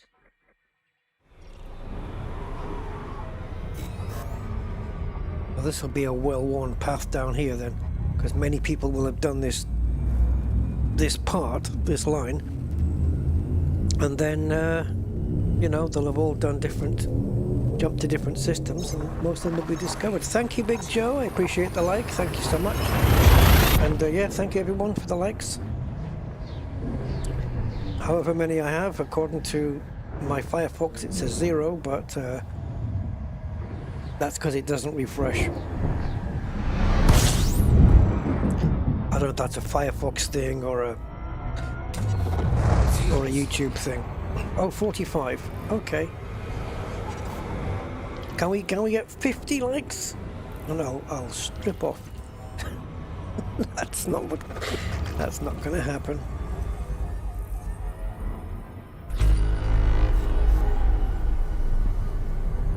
But yeah, hi Big Joe, and have you been following the journey? Been a lot of jumping and scooping, unfortunately. We have not got too much time. I mean, this waypoint 2 to waypoint 3 was like 12,000 light years, but I think that's in a straight line as the Mandalay flies, as the bird flies. But going off to check these waypoints out does lengthen that distance a little bit. Fuel scooping. So we're trying to make up for that by just jump and scoop. Fuel scooping complete.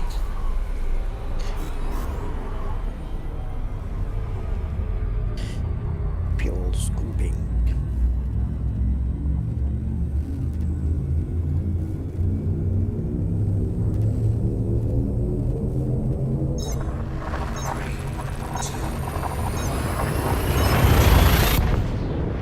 Has any of you been to a fuel station and pumped your petrol or diesel, and as soon as you put it in the car, put the nozzle in the car and squeeze the trigger, you've said to yourself, fuel scooping? I know some of you have done it. Don't say you haven't. Fuel scooping.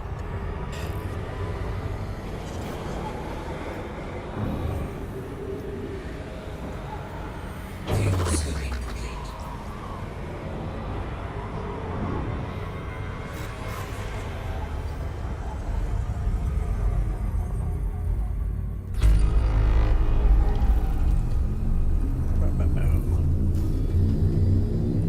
Jumps. I don't know, guys. What do you think? We can either save it for another time, or we can just jump and scoop the whole frickin' 28, and then let's just end the stream at the blue view, distant view, blue thing.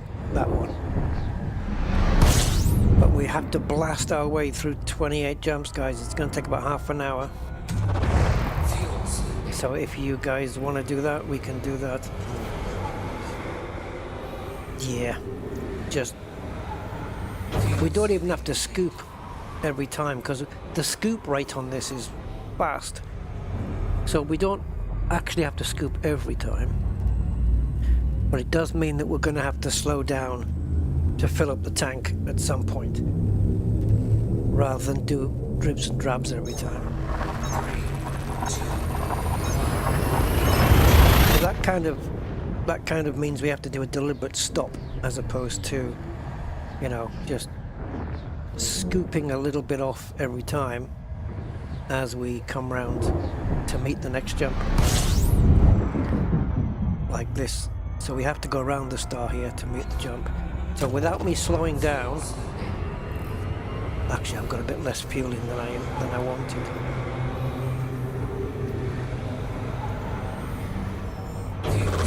There, still did it though, still did it. It's really fast. 878, whatever it is per second. I don't know what it's measured in. The flow rate. It's fast. For a ship like this.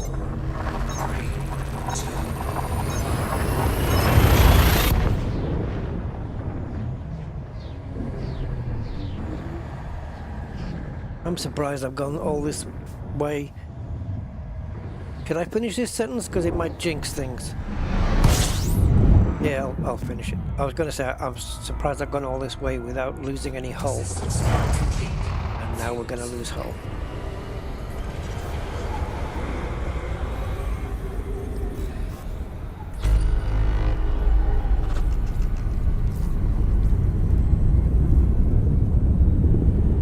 Fuel is full, already charging.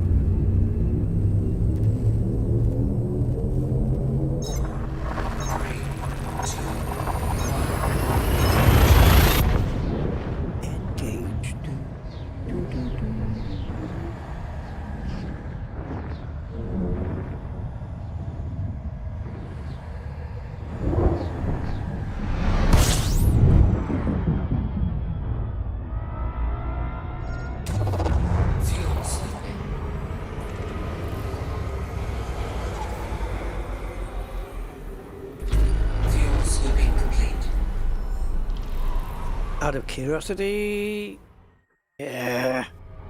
Oh, hold on. There is a atmospheric world here, and it is not mapped. Let's just point to it. Just see what's what.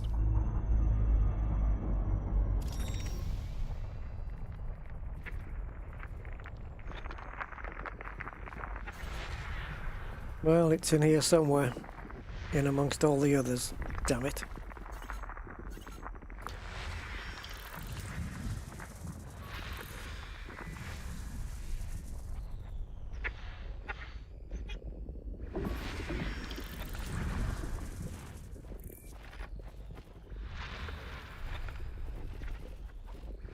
Oh well.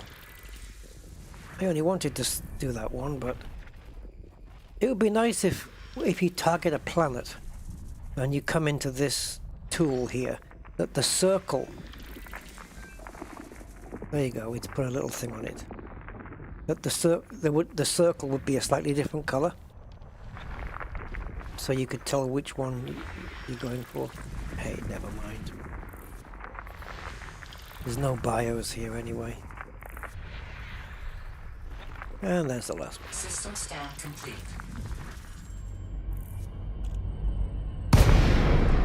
Oh. Okay.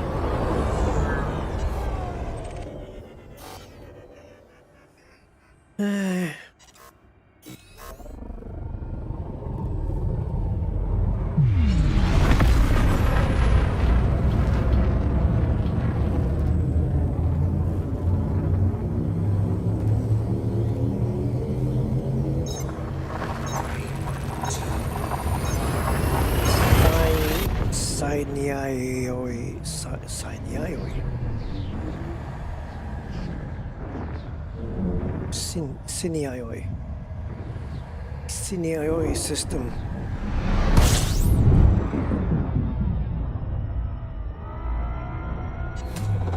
Fuel scooping.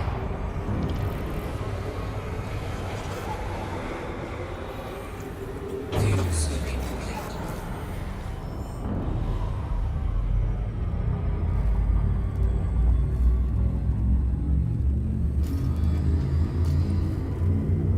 Three.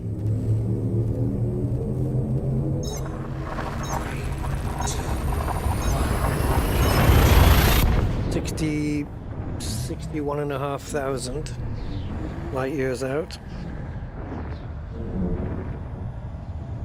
I'm chasing, I think, 65,700 and oh, can I remember? 65,719? Is that what it was? I don't know why that number's in my head. Probably just some random rubbish.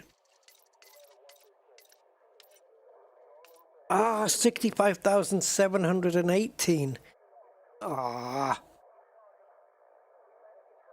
was one off. Oh. All right. That's the number I want to beat. My start system wasn't Sol, but it was probably close to it. Maybe Lave or something like that. So it's a case of, yeah, I mean, if I ventured beyond that, and let's say it said something like 66,028 from start, I could find out my start system by going back and clicking on planets or systems that are usual start systems until I find one that says 66,028. And then I could go, that's my start system. Because I still don't remember which one it was. I know there's a way to find out somewhere what your start system was, but I don't think you can do it in the game. I think it's on a... Is there a third-party tool that does it? Yeah, I'm not sure. But this is... I want to get further out than this. That's one of my goals. And I don't know if I can do it, but... the Beagle Point and beyond is the only place to do it, I think. Fuel scooping.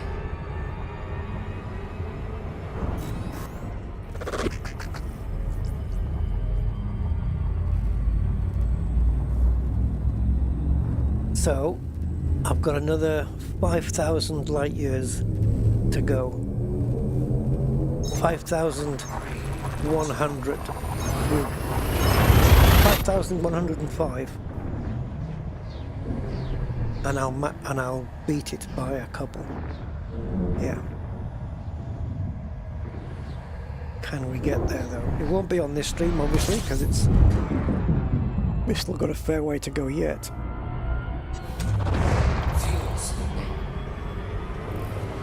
It's a pity I couldn't have an app that put an overlay on the screen and you type in a system name, say Beagle Point, and it just, every time you jump, it just computes the distance. So you can see on the screen the distance to Beagle Point going down and down and down as we jump. That would be nice. System scan complete. If anyone knows of a thing that can do that, that would be nice.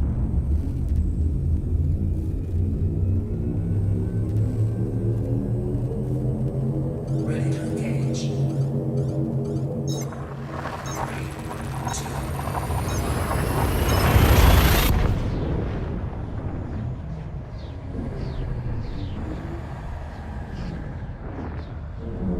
2,300 hours here.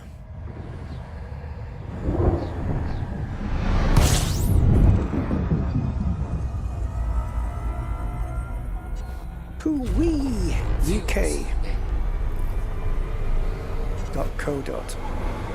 It's got a co in it as well. Pooey.co.uk. Almost.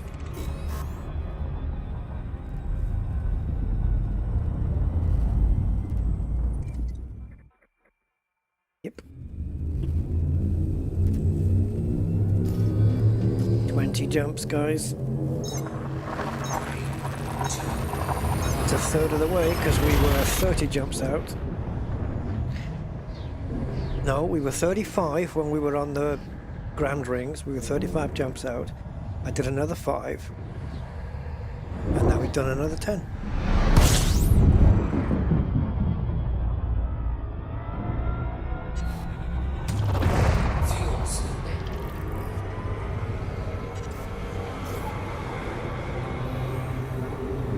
Let's fill up the tanks here.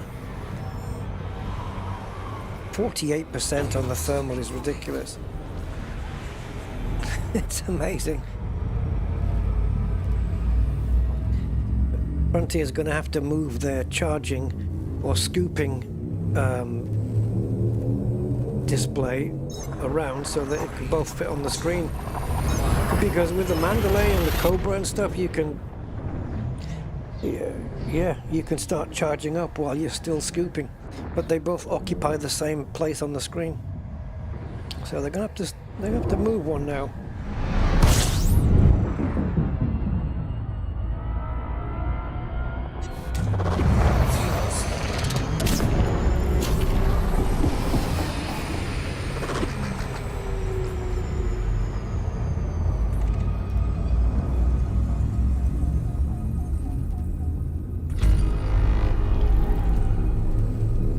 Suns here apparently, and there's only 3 bodies in the system, so that's it.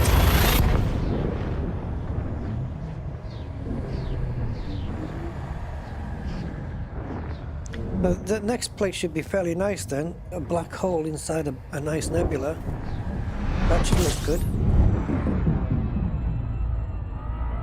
And then we need a place to dock. Let's go back. Hey, 07 Aspta, how you doing?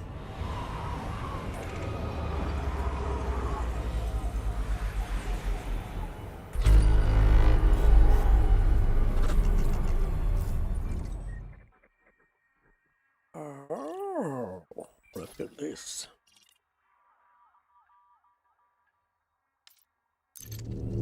Man, that is a small planet. Did you see that?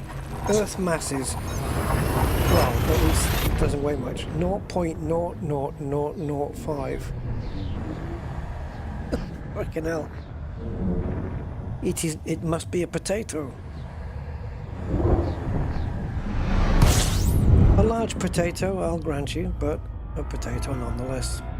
System scan complete. Fuels loaded.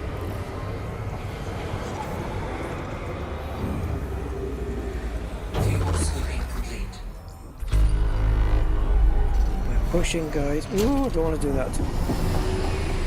Ah, it was a mistake. 16 jumps. Come on. Push, push, push, push, push, push, push.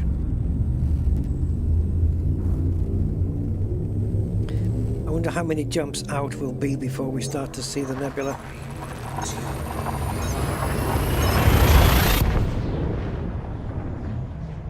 3, 4, maybe.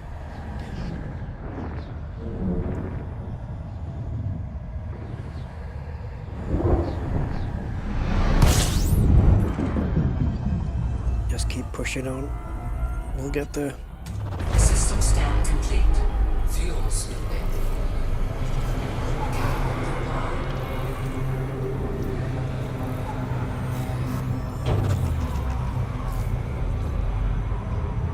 Okay, we're fueled up. And we're heating up a bit too much there, I think.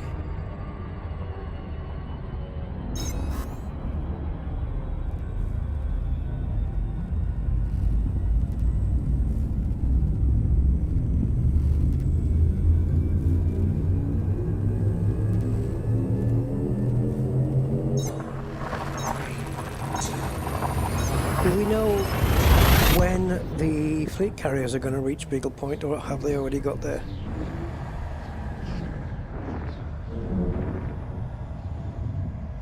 I suppose the Discord would tell me.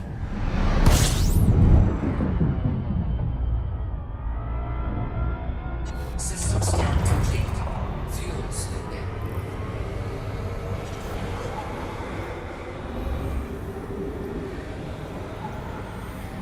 Fuel scooping complete.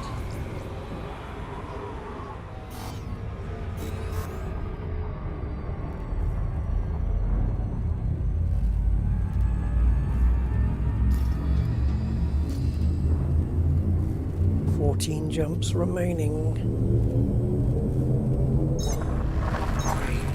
2,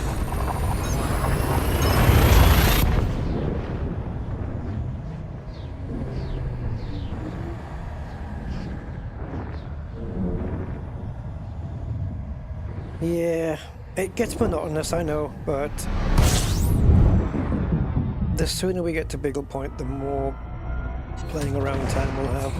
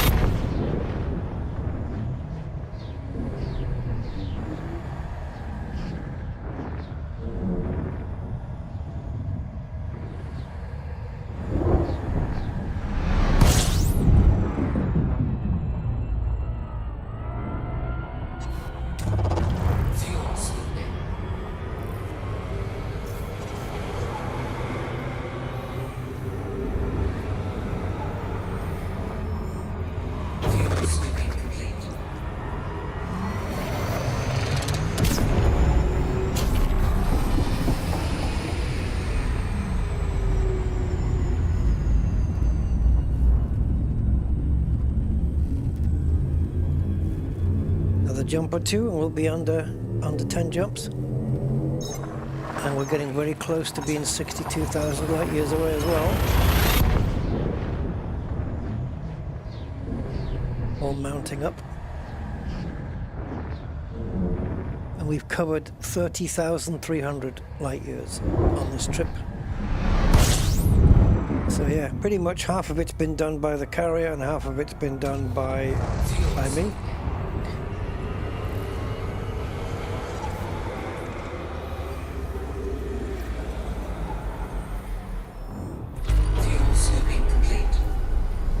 Jumps. Oh god, come on.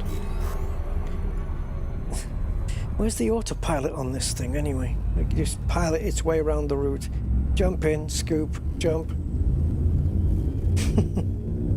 What we need. I'll fuel scoop after this jump.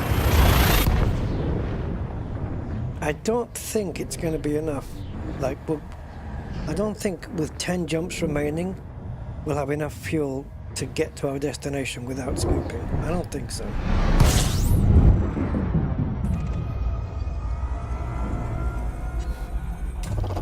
Fuel scooping.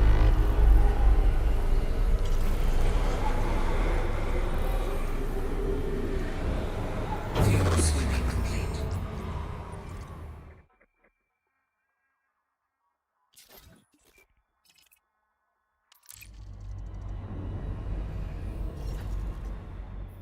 Right.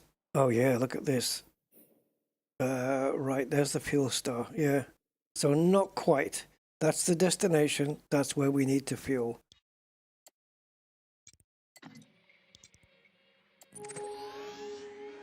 But how many jumps are beyond that? Because I think the last one is blue. But it looks like it doesn't need to be 1, 2, 3. Okay. So if we do 3 more jumps, we'll have enough fuel. Because that last jump is a small one. But the last system is a black hole, and it probably, maybe might not. Oh yeah, it does. It does have a scoopable star in it, doesn't it? I remember. Yeah, so we can refuel from it if we want to. I believe there is a Scoopy star in there.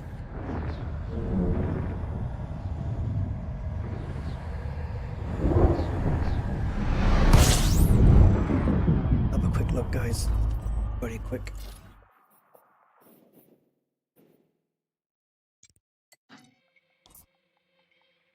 Yeah, there's an A star in there as well. Okay. Good to know. Informational and science purposes. Fuel souping.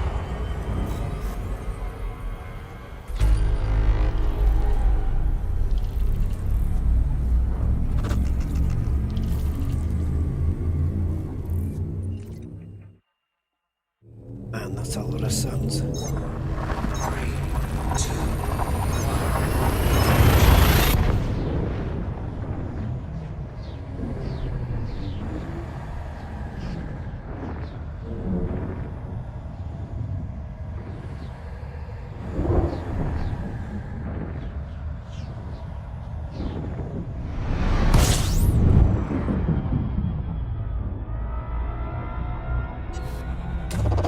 fuel souping. 8 jumps remaining.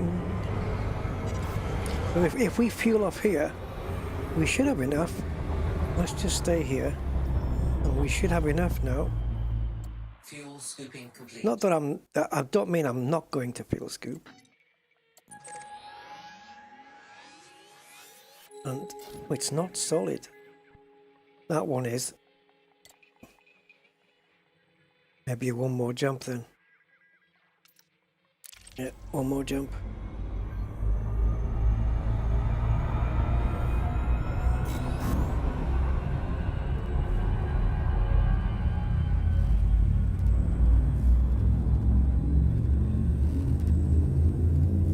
How many now? 8, yeah. Yeah, that's right. Seven jumps on a full tank. Seems about right.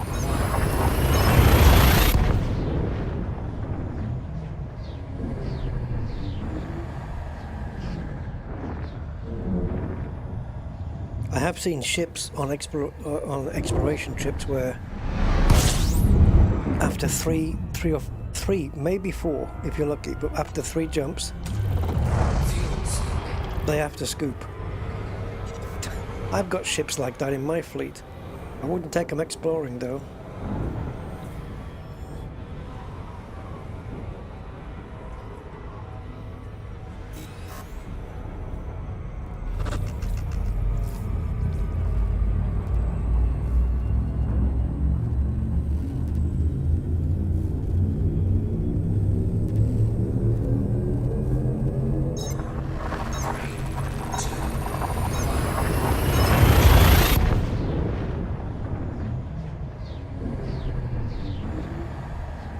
Yeah, it kind of still blows my mind that the Caspian went from Seoul to Colonia without filling up for fuel at all, and it did it in 36 minutes. But it's because the whole ship was full up of fuel tanks. It was just had, yeah, all of the optional internals. Well, not all of them, but most of the optional internals were fuel tanks. And all it did was just hit the neutron belt and just... It had enough fuel to get the whole way to Colonia because the jump range was so massive after the supercharge. Crazy.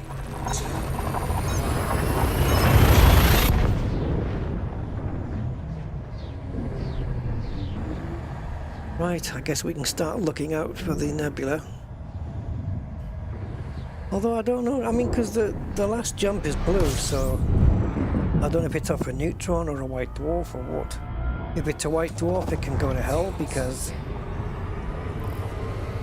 I would rather take the normal route. Fuel scooping complete. Oh, there she is. There she is, guys, middle of the screen. That's where we're going. Yep.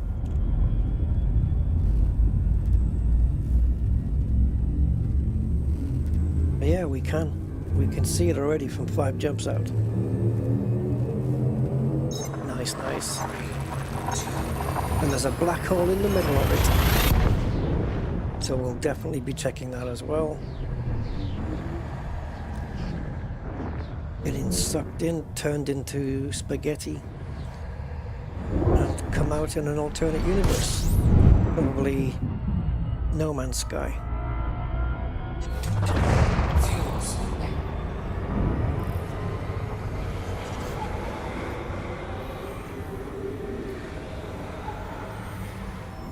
Fuel scooping complete. I don't know why I'm scooping.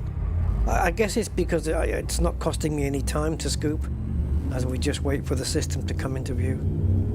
It's just a habit as well. Commander Golden Samurai 07. Welcome. We're almost at the end of today's journey. A few jumps only. And then we're going to be jumping into a nice system called Distant View in Blue. Yeah, autopilot would be nice. Yeah, it would. Games hate their players. I played Eve when it first launched. Yeah, when it first launched I played it, but I haven't played it since. Oh, thank you, Samurai. Appreciate that. Thank you so much.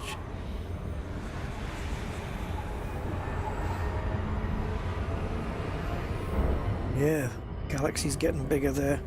We are now 3 jumps away.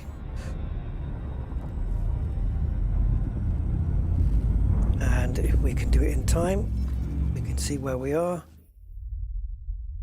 Beagle Point is somewhere around here. And we're just there. I reckon pretty much, because we've made it this far, because we've made it now to the distant view in blue, I can pretty much say with certainty, unless anything untoward goes wrong, that we will make Beagle Point in the next stream. Absolutely. And the reason for that is the distance. Look. If you look at in the middle of the screen to the left, the Tamaski Point Memorial, which is where we've set off from, we dog-legged all the way over to the Grand Rings. And now we're gonna hit distant view in blue.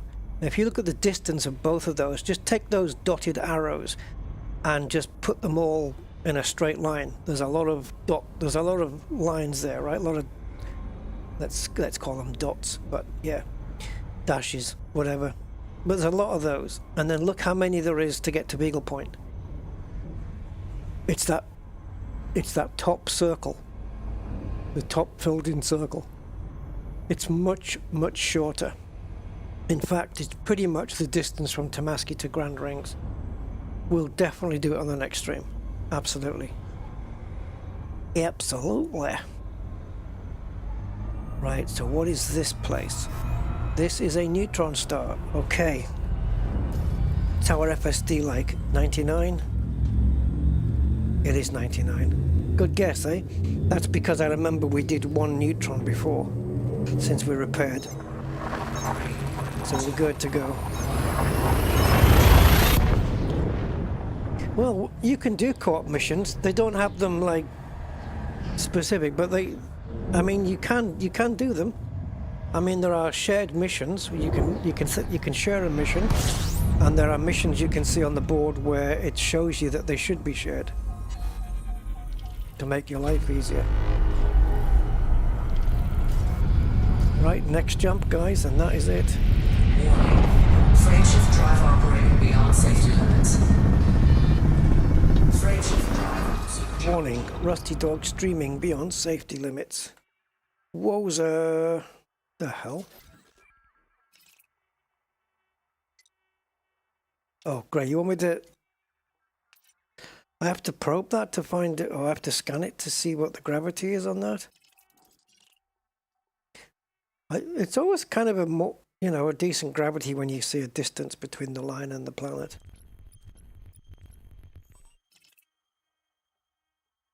Holy shit, look at the distance. Maybe we'll come back and check that one out. I don't know. Right, here we go, guys. 85. Oh, on a full tank of fuel? Wait a minute, couldn't I make that anyway? Oh, it's too late now. 241. Alright. Peel star secondary. Awesome stuff. Yeah, that's the A star. So we can fuel in here if we need to. Right, black hole, guys, and a nebula. Here we go.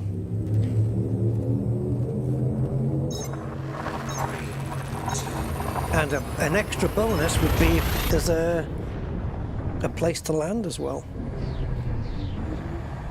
And I'm also interested to see now how many jumps there is to Beagle via von Richthofen's whatever its face is.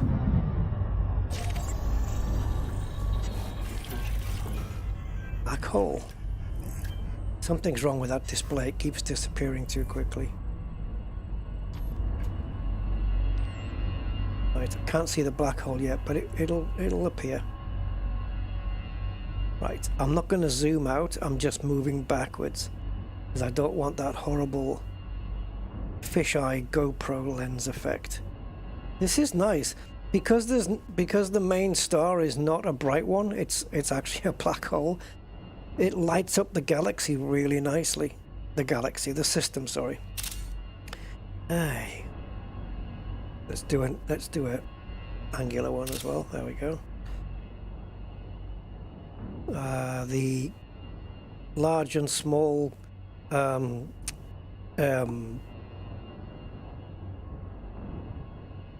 are they called again?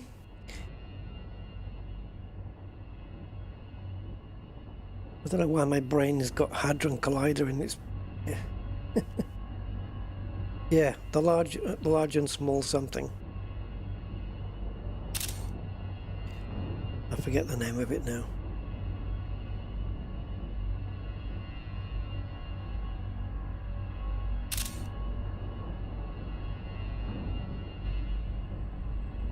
There's the black hole just appearing. Right. Did we honk? Let's honk anyway. System scan complete. Oh no, that's all that's in here. A BH and an A. That's it. Alright, let's carefully make our way in, as we should see the nebula warp.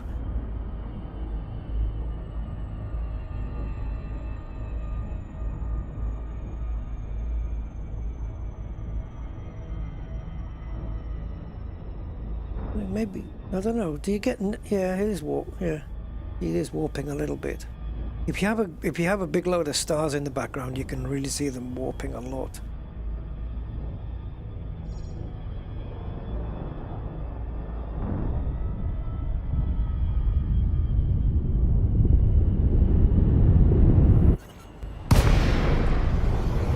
Because we were slow, there's zero damage.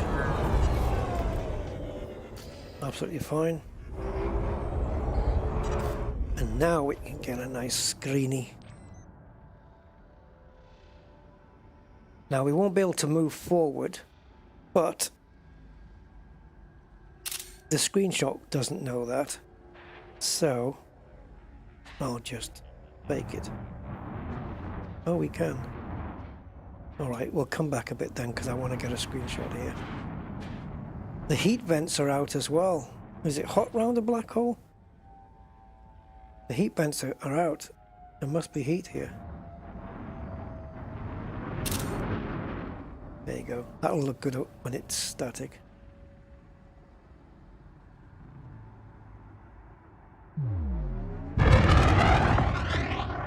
Now you see we just bounced off the body.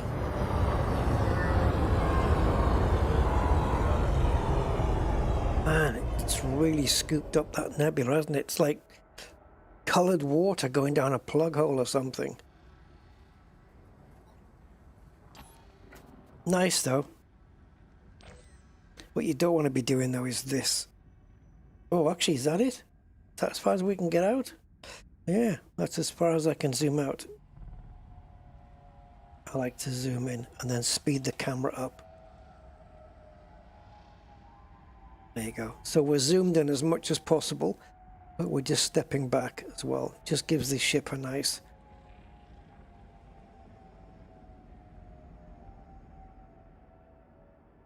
See? Just makes it look nice.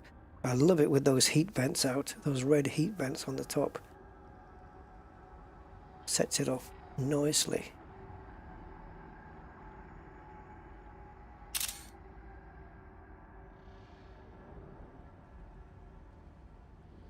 No, John, there's flora, but there's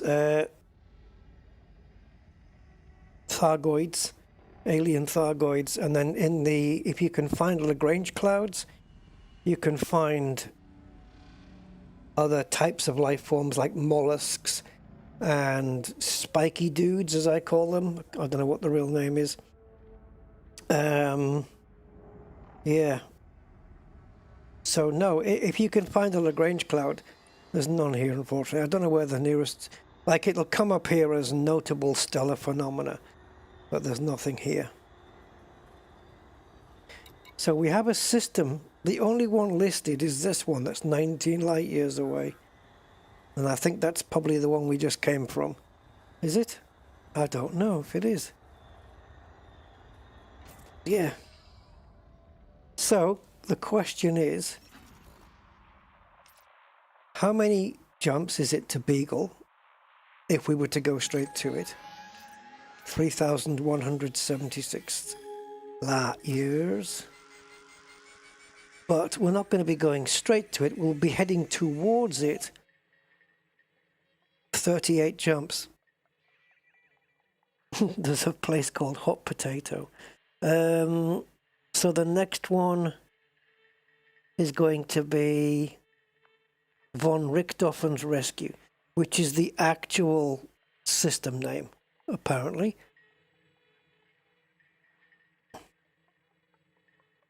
So let's pop that in. So this is pretty much almost directly on the way to Beagle Point. So it's not going to add too many to that 38. Unless, of course, it goes in a completely different direction, which it doesn't. So there's Beagle, there's the offset, and we are there. So if you look at it from that point of view, if we line up us with Beagle, it's just... Oh, sorry, that's... Yeah, that's right. Yeah, so those two orange squares, that's me and Beagle, and von Richthofen's is just a little bit off to the side. Not really anything to worry about. So probably about 40 jumps all in all to get there.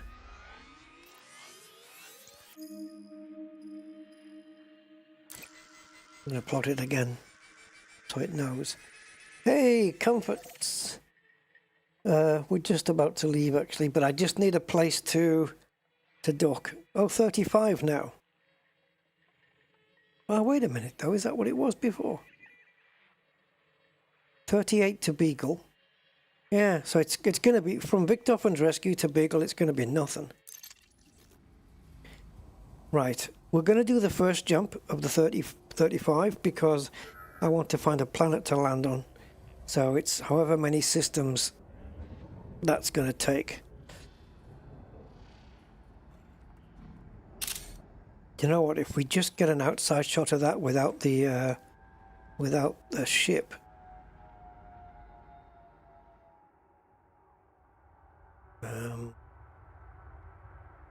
Okay, why can't I go up?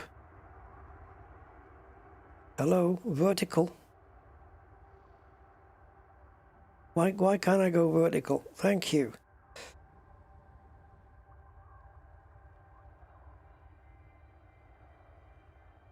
Okay, so turn around.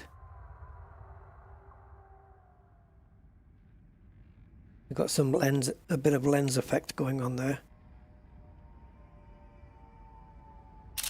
And there's my screenshot.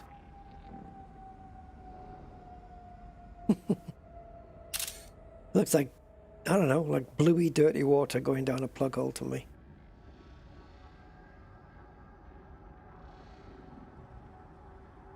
Just the way that the whole galaxy is warping.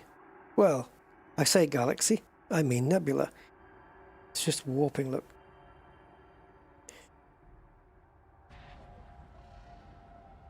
All right. Oh no, don't do that from here. Jesus God. I don't think that's going to work well, is it? I don't know. Would that work? Without damaging the ship? I think what I'll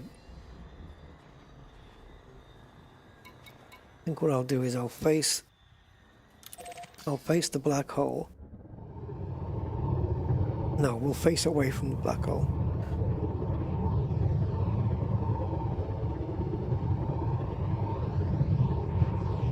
Okay.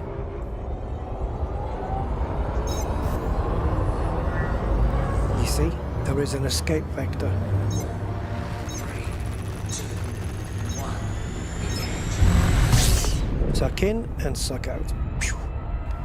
Okay, now we can go. Actually, before you go, that's quite a nice shot as well. With those two, what are these called? These two clouds, guys? There's a small, is it Magellan? Is it the small and large Magellan clouds? Is that what they are? I can't remember the bloody names, but I think that might be it. Anyway, let's go. Yeah, we did do grand rings. We landed on the planet's surface to get the best view, took a few screenshots, and left. Had a ride on a high-powered geyser, and then we left. Yeah, we did do it. Yeah, we're doing all of it. I'm not doing the minor POIs, but I am doing all of the major POIs on the way to Beagle. And this Von Richthofen's, which is our next destination on the next stream, that'll be the last of the major waypoints that isn't Beagle Point. Right, major bodies 2, so we can't land here, so we can make another jump.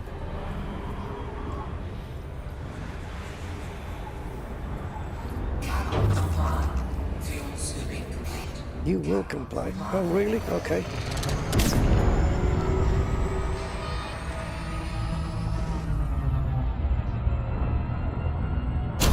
Now you can comply.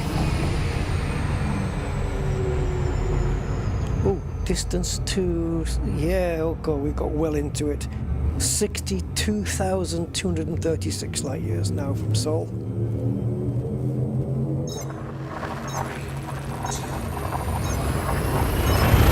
This will be our 262nd jump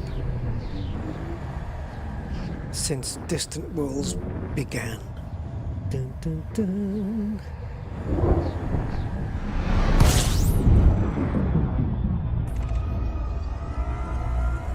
System scan complete. Fuel scooping.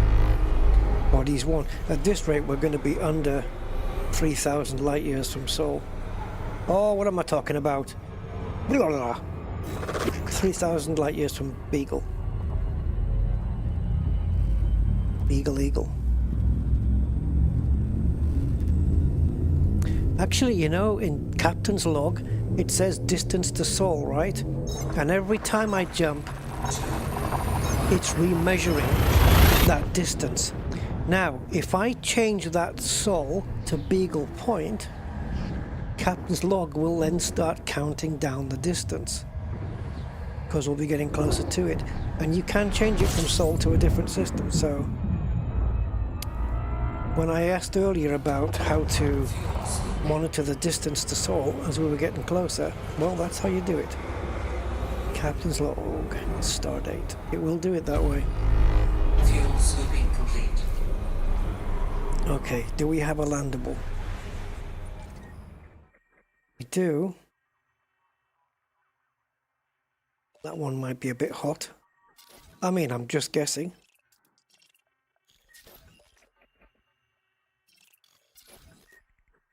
Well, nobody's mapped that, and it might be too hot to footfall. I don't know. Let's have a look. I mean, we can probably get out on the dark side, but Let's see.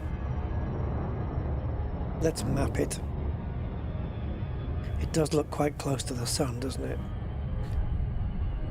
So it might not let us out on the light side. I don't know what the maximum Kelvin it has to be, or what that limit is, the Kelvin limit, before it says you know, it won't let us out because it's too hot.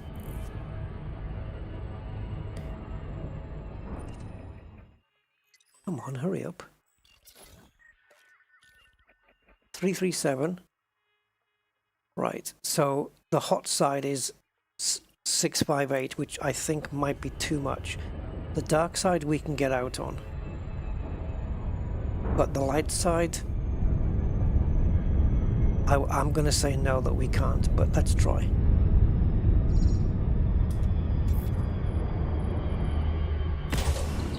It's going to be hot here, because remember it was reporting hot temperatures when we were on a planet that had 435 Kelvin.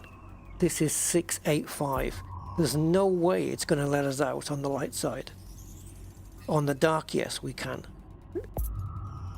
There is no way we get out. Scanned by 50%.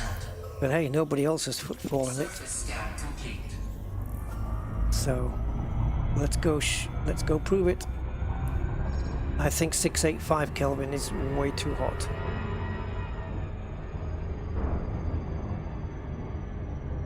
It'll be like wrapping your body in cling film and setting fire to it when it's coated in what do you call it, that stuff that they make napalm with?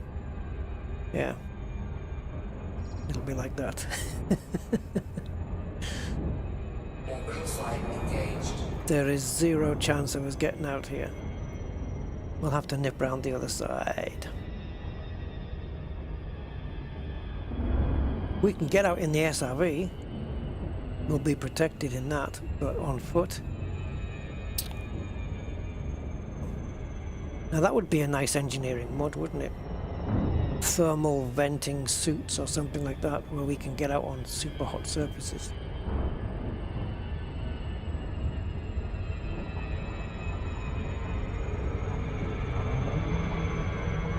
Planet is 1.1 G at the moment. We still haven't quite got to the ground.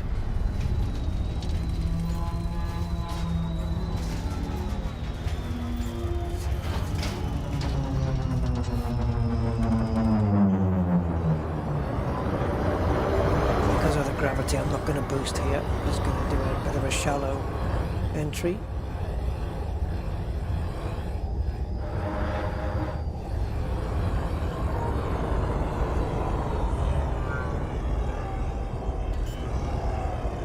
Actually, we're still 100 meters up, so I'm not going to put the gear out yet. Okay, I feel safe now.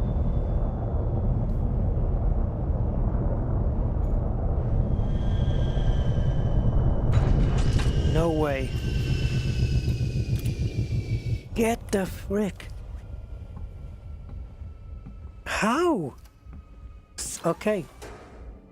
Alright, let's see what the limit is then. It's reporting hot. Dangerously high temperature detected. Yeah, you're not kidding, I know.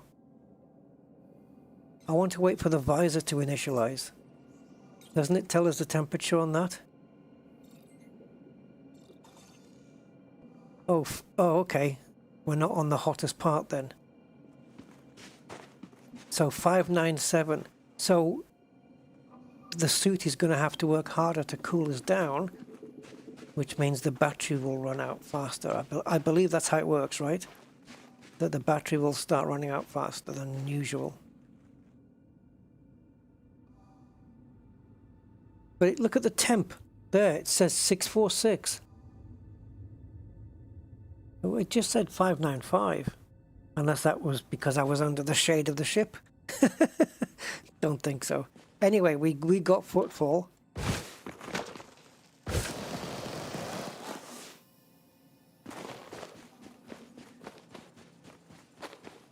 Yeah, you see by the battery, it says 99% now. There is a thermometer right next to it. in yellow there, which if you look at the top of the visor there, by the temperature, you've got the same yellow thermometer. So the battery power will go down slightly faster. It's not a massive amount, but it will be quicker. But okay, I'm surprised we got footfall there. Hey John, oh, are you a bit? Are you a bit behind on the? Are you following the stream from the back? From back when we did Frutexa? Yeah, because we're a bit ahead of that now. Unless you're just playing catch up. Yeah. I don't know if I want to stay here. Now, I'm going to park up on the other planet. I'm going to park up here. Do we have any info about this? No. But it's further away. So I'm going to go there and we'll park up.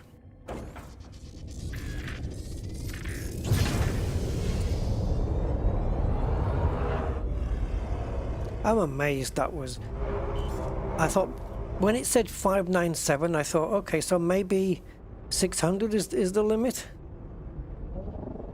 Nope. We were allowed out. I'm surprised. I'd love to know what the thermal limit is. Maybe I should contact Frontier somehow. See if I can find out. Unless it's in the pilot's handbook somewhere. Actually, you can probably Google it now. It's with AI answering you.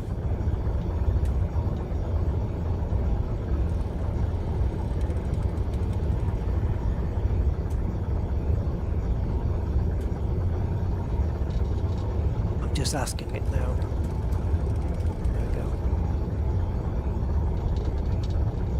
In Elite Dangerous, you generally cannot disembark on foot when the surface temperatures exceed 800 Kelvin.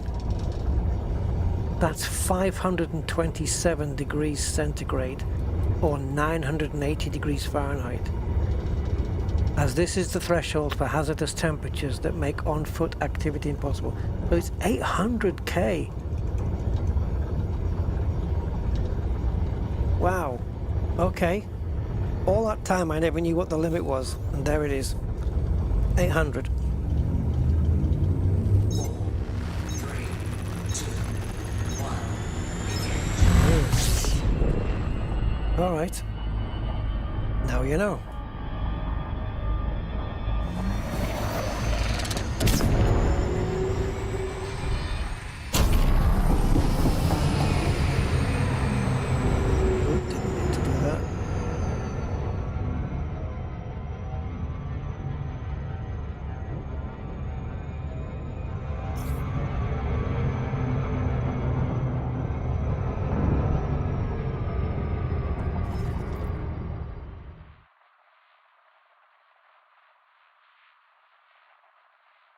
I'm just interested in distance. Yep, we're under 3. 2975 to Beagle.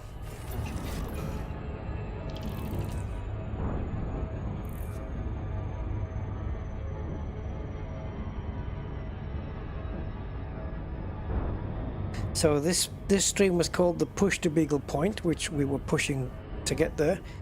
So I guess the next stream can be called Arrival at Beagle Point, I suppose. There's the nebula look that we just came from.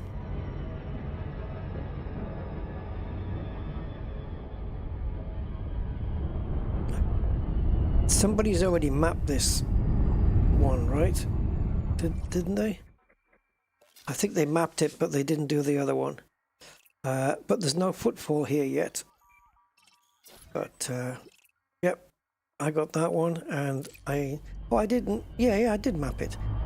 So we'll map this one as well. 1, 2, 3.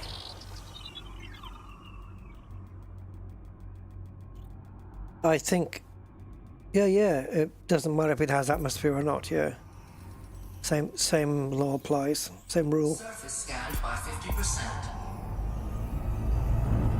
Surface scan complete. Right, we're gonna go down on here then. Look at this place. This ridge.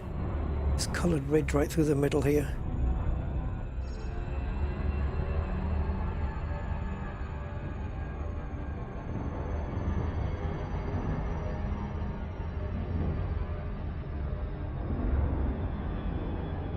Orbital flight engaged.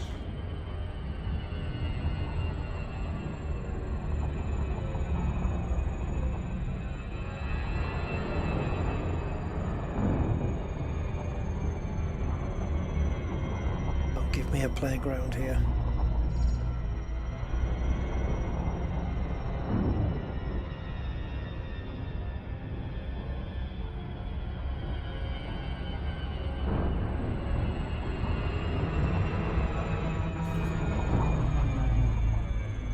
I know exactly where I'm going.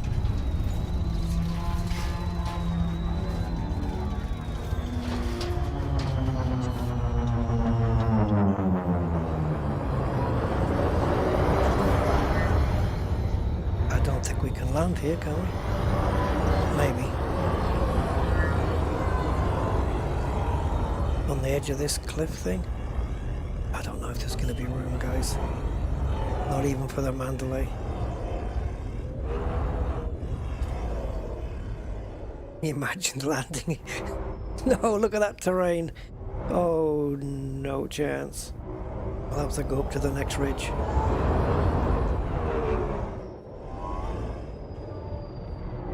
Is that too slanty, or can we get it in there? Oh yeah, come on, baby. Come on, you said yes a minute ago. Let's get it in.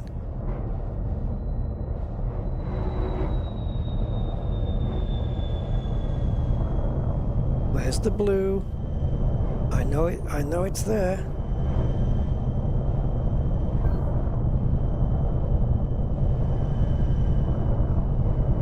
Tell me you didn't change your mind.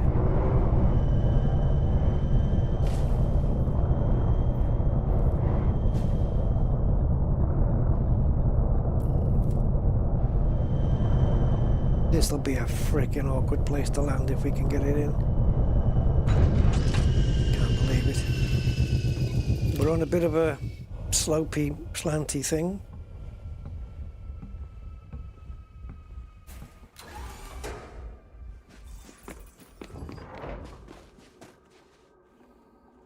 Yeah, it's on a little bit of a slope, but that's okay.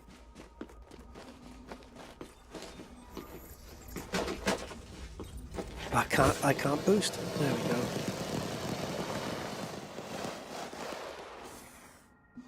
Now where was that big drop off?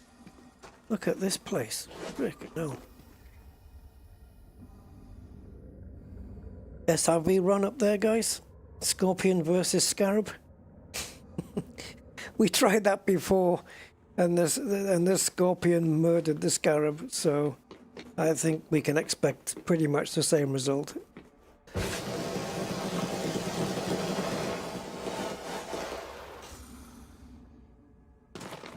$381 Kelvin here.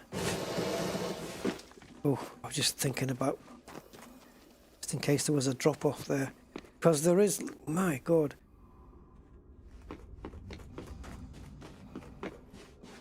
Should have bought the SRV.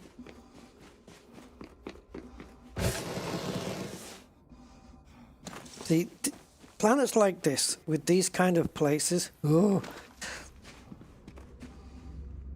this is what exploration is for me. I love all this stuff.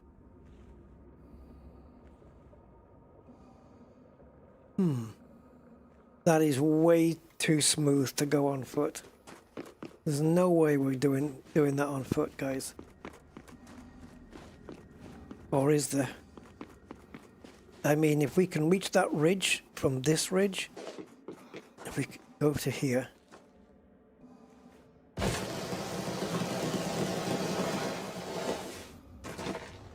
Okay.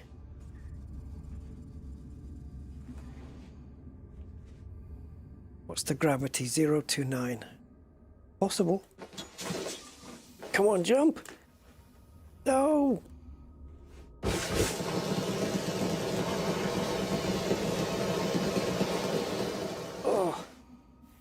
Oh. Oh. Oof, I didn't think we were going to do that. Where's my ship? Okay. It's hard to believe, isn't it, that the Scorpion SRV would scale this wall? But I believe it would. It's like a mechanoid. What do you call them? Mecha. One of those mech things. And Spider-Man having a baby. It's a mechanized Spider-Man. Oh, slide down there. This whole planet is just covered like this. Hee hee. I mean, look, there's taller mountains there. Look at this thing. Oh, we could have some fun here, man. Just not getting killed. Hey, Doug. Hey, Sebastian. 07, mate. And Pontiac. Is at high temperature possible? Oh, yeah, I remember you asking me that. Yeah. Yeah. Yeah, welcome, everyone. Yeah, we've been at it now for a grand total of 4 hours and 35 mins.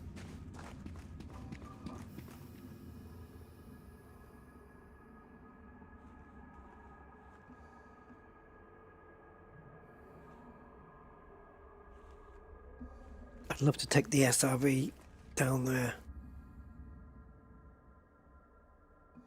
I mean, if I jumped down to the bottom and then made it my goal to get back to the ship without dismissing it.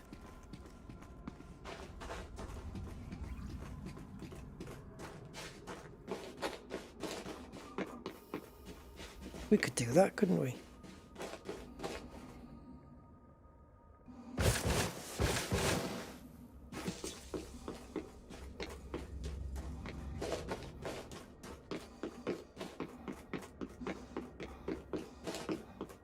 Come on, aren't you going to slide?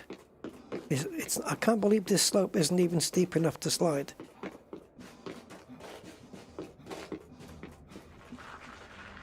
Now he's sliding. Whoa, oh my God. We just slid down there and got a ramp.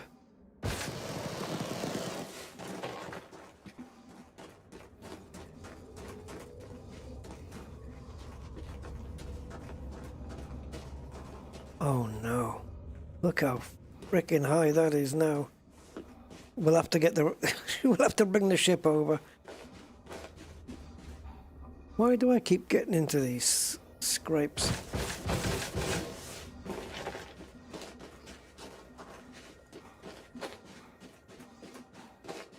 I could have at least brought an SRV.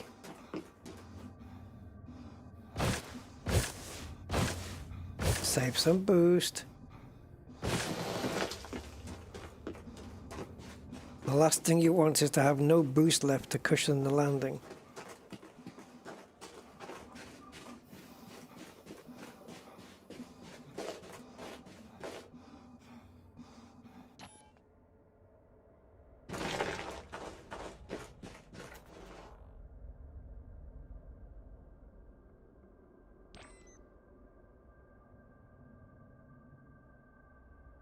Get the camera positioned. Go. No, you gotta follow.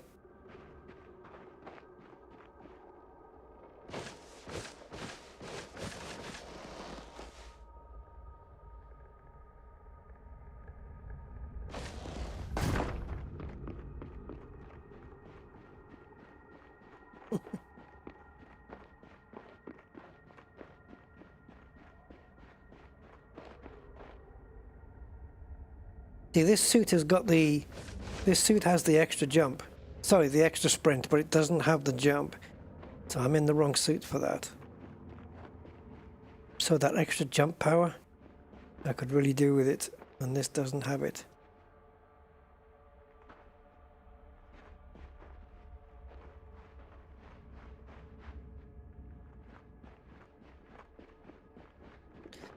My ship is still here, is it? Yeah. 1.5 kilometers away. Shall we see if we can go get it? That's a long way up though. It reminds me of that on-foot hill climb we did after, was it waypoint 1?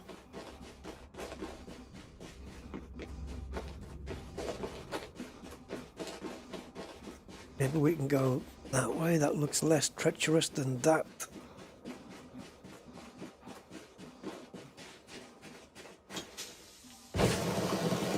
The goal is literally just to get back, rendezvous with the ship now. And if we can't, well, the ship will have to come and get us.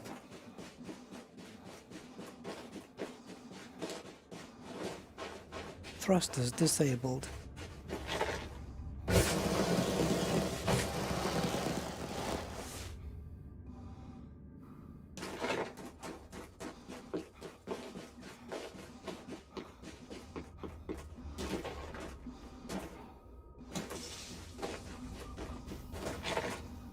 I am pressing the jetpack, but it's not delivering.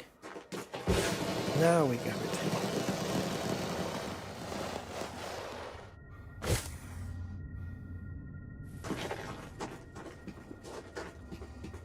This is gonna get worse before it gets better.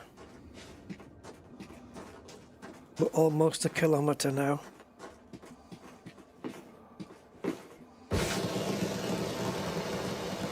There we go, we're a kilometer away from the ship. 1,000 meters left to go. Sun beating down.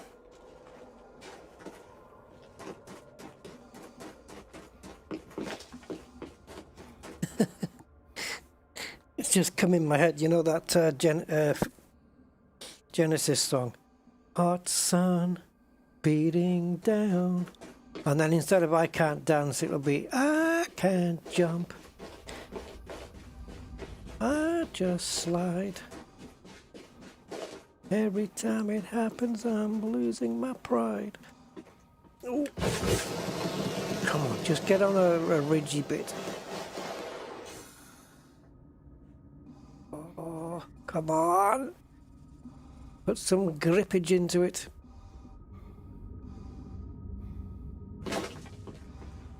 No, no, no, no, no.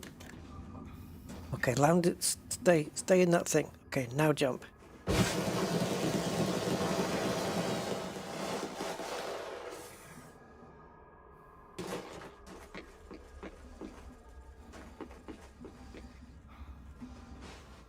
There, jump, boost. Right, there's a place to land. Come on. There. Oh, God. You know when they say don't look down?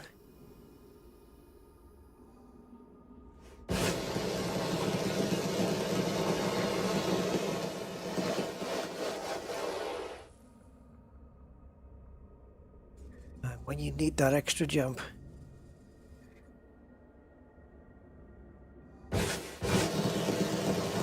Yes, come on.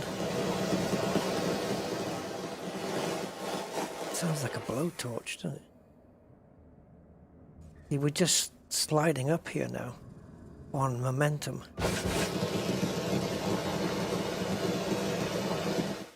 Want to save a bit of power for this ridge. Go, go, go.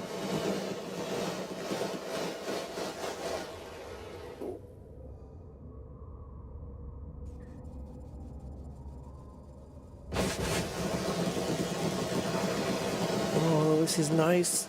This is good. Yes, I know. I know the sun's hitting me right in the face now. You know what? I think we're gonna do this.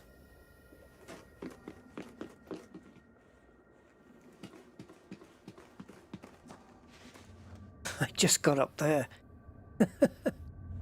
How the hell?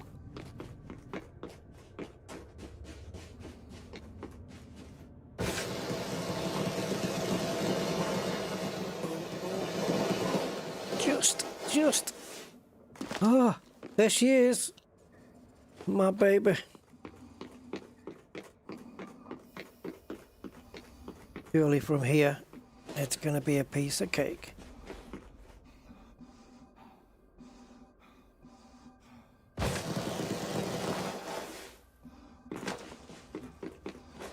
Well, one has to challenge oneself now and again.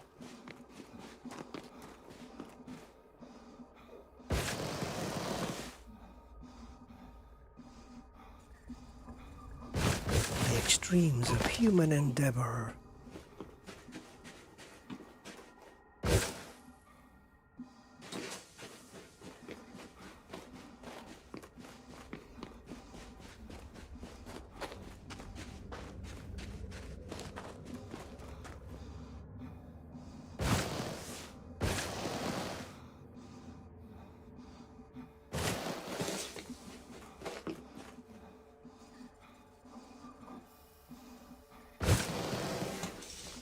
Hello. The comfort of my ship, guys. Oh. Wow. Did it. So, I guess that is going to wrap it.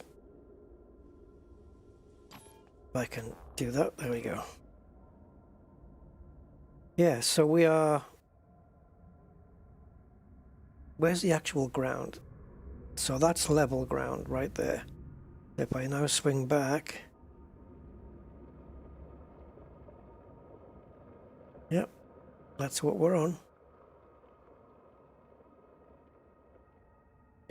Right. Take a screenshot. That's it, guys. We are done for today, and... Well, we're not so far from Beagle and von Richthofen's rescue. So 32 jumps to von Richthofen, and by the way, he is 2,734, whilst Beagle is 2,900. So I think there's only, there's just a couple of hundred light years between the two. So once we get to Richthofen's rescue, we're pretty much at Beagle Point. It's literally going to be about 3 jumps, I would say, to Beagle after 4 at the most. But it's 4 at the most, depending on how sparse the stars are, but 3 or 4 jumps. So yeah, that's it. 30 and a bit jumps.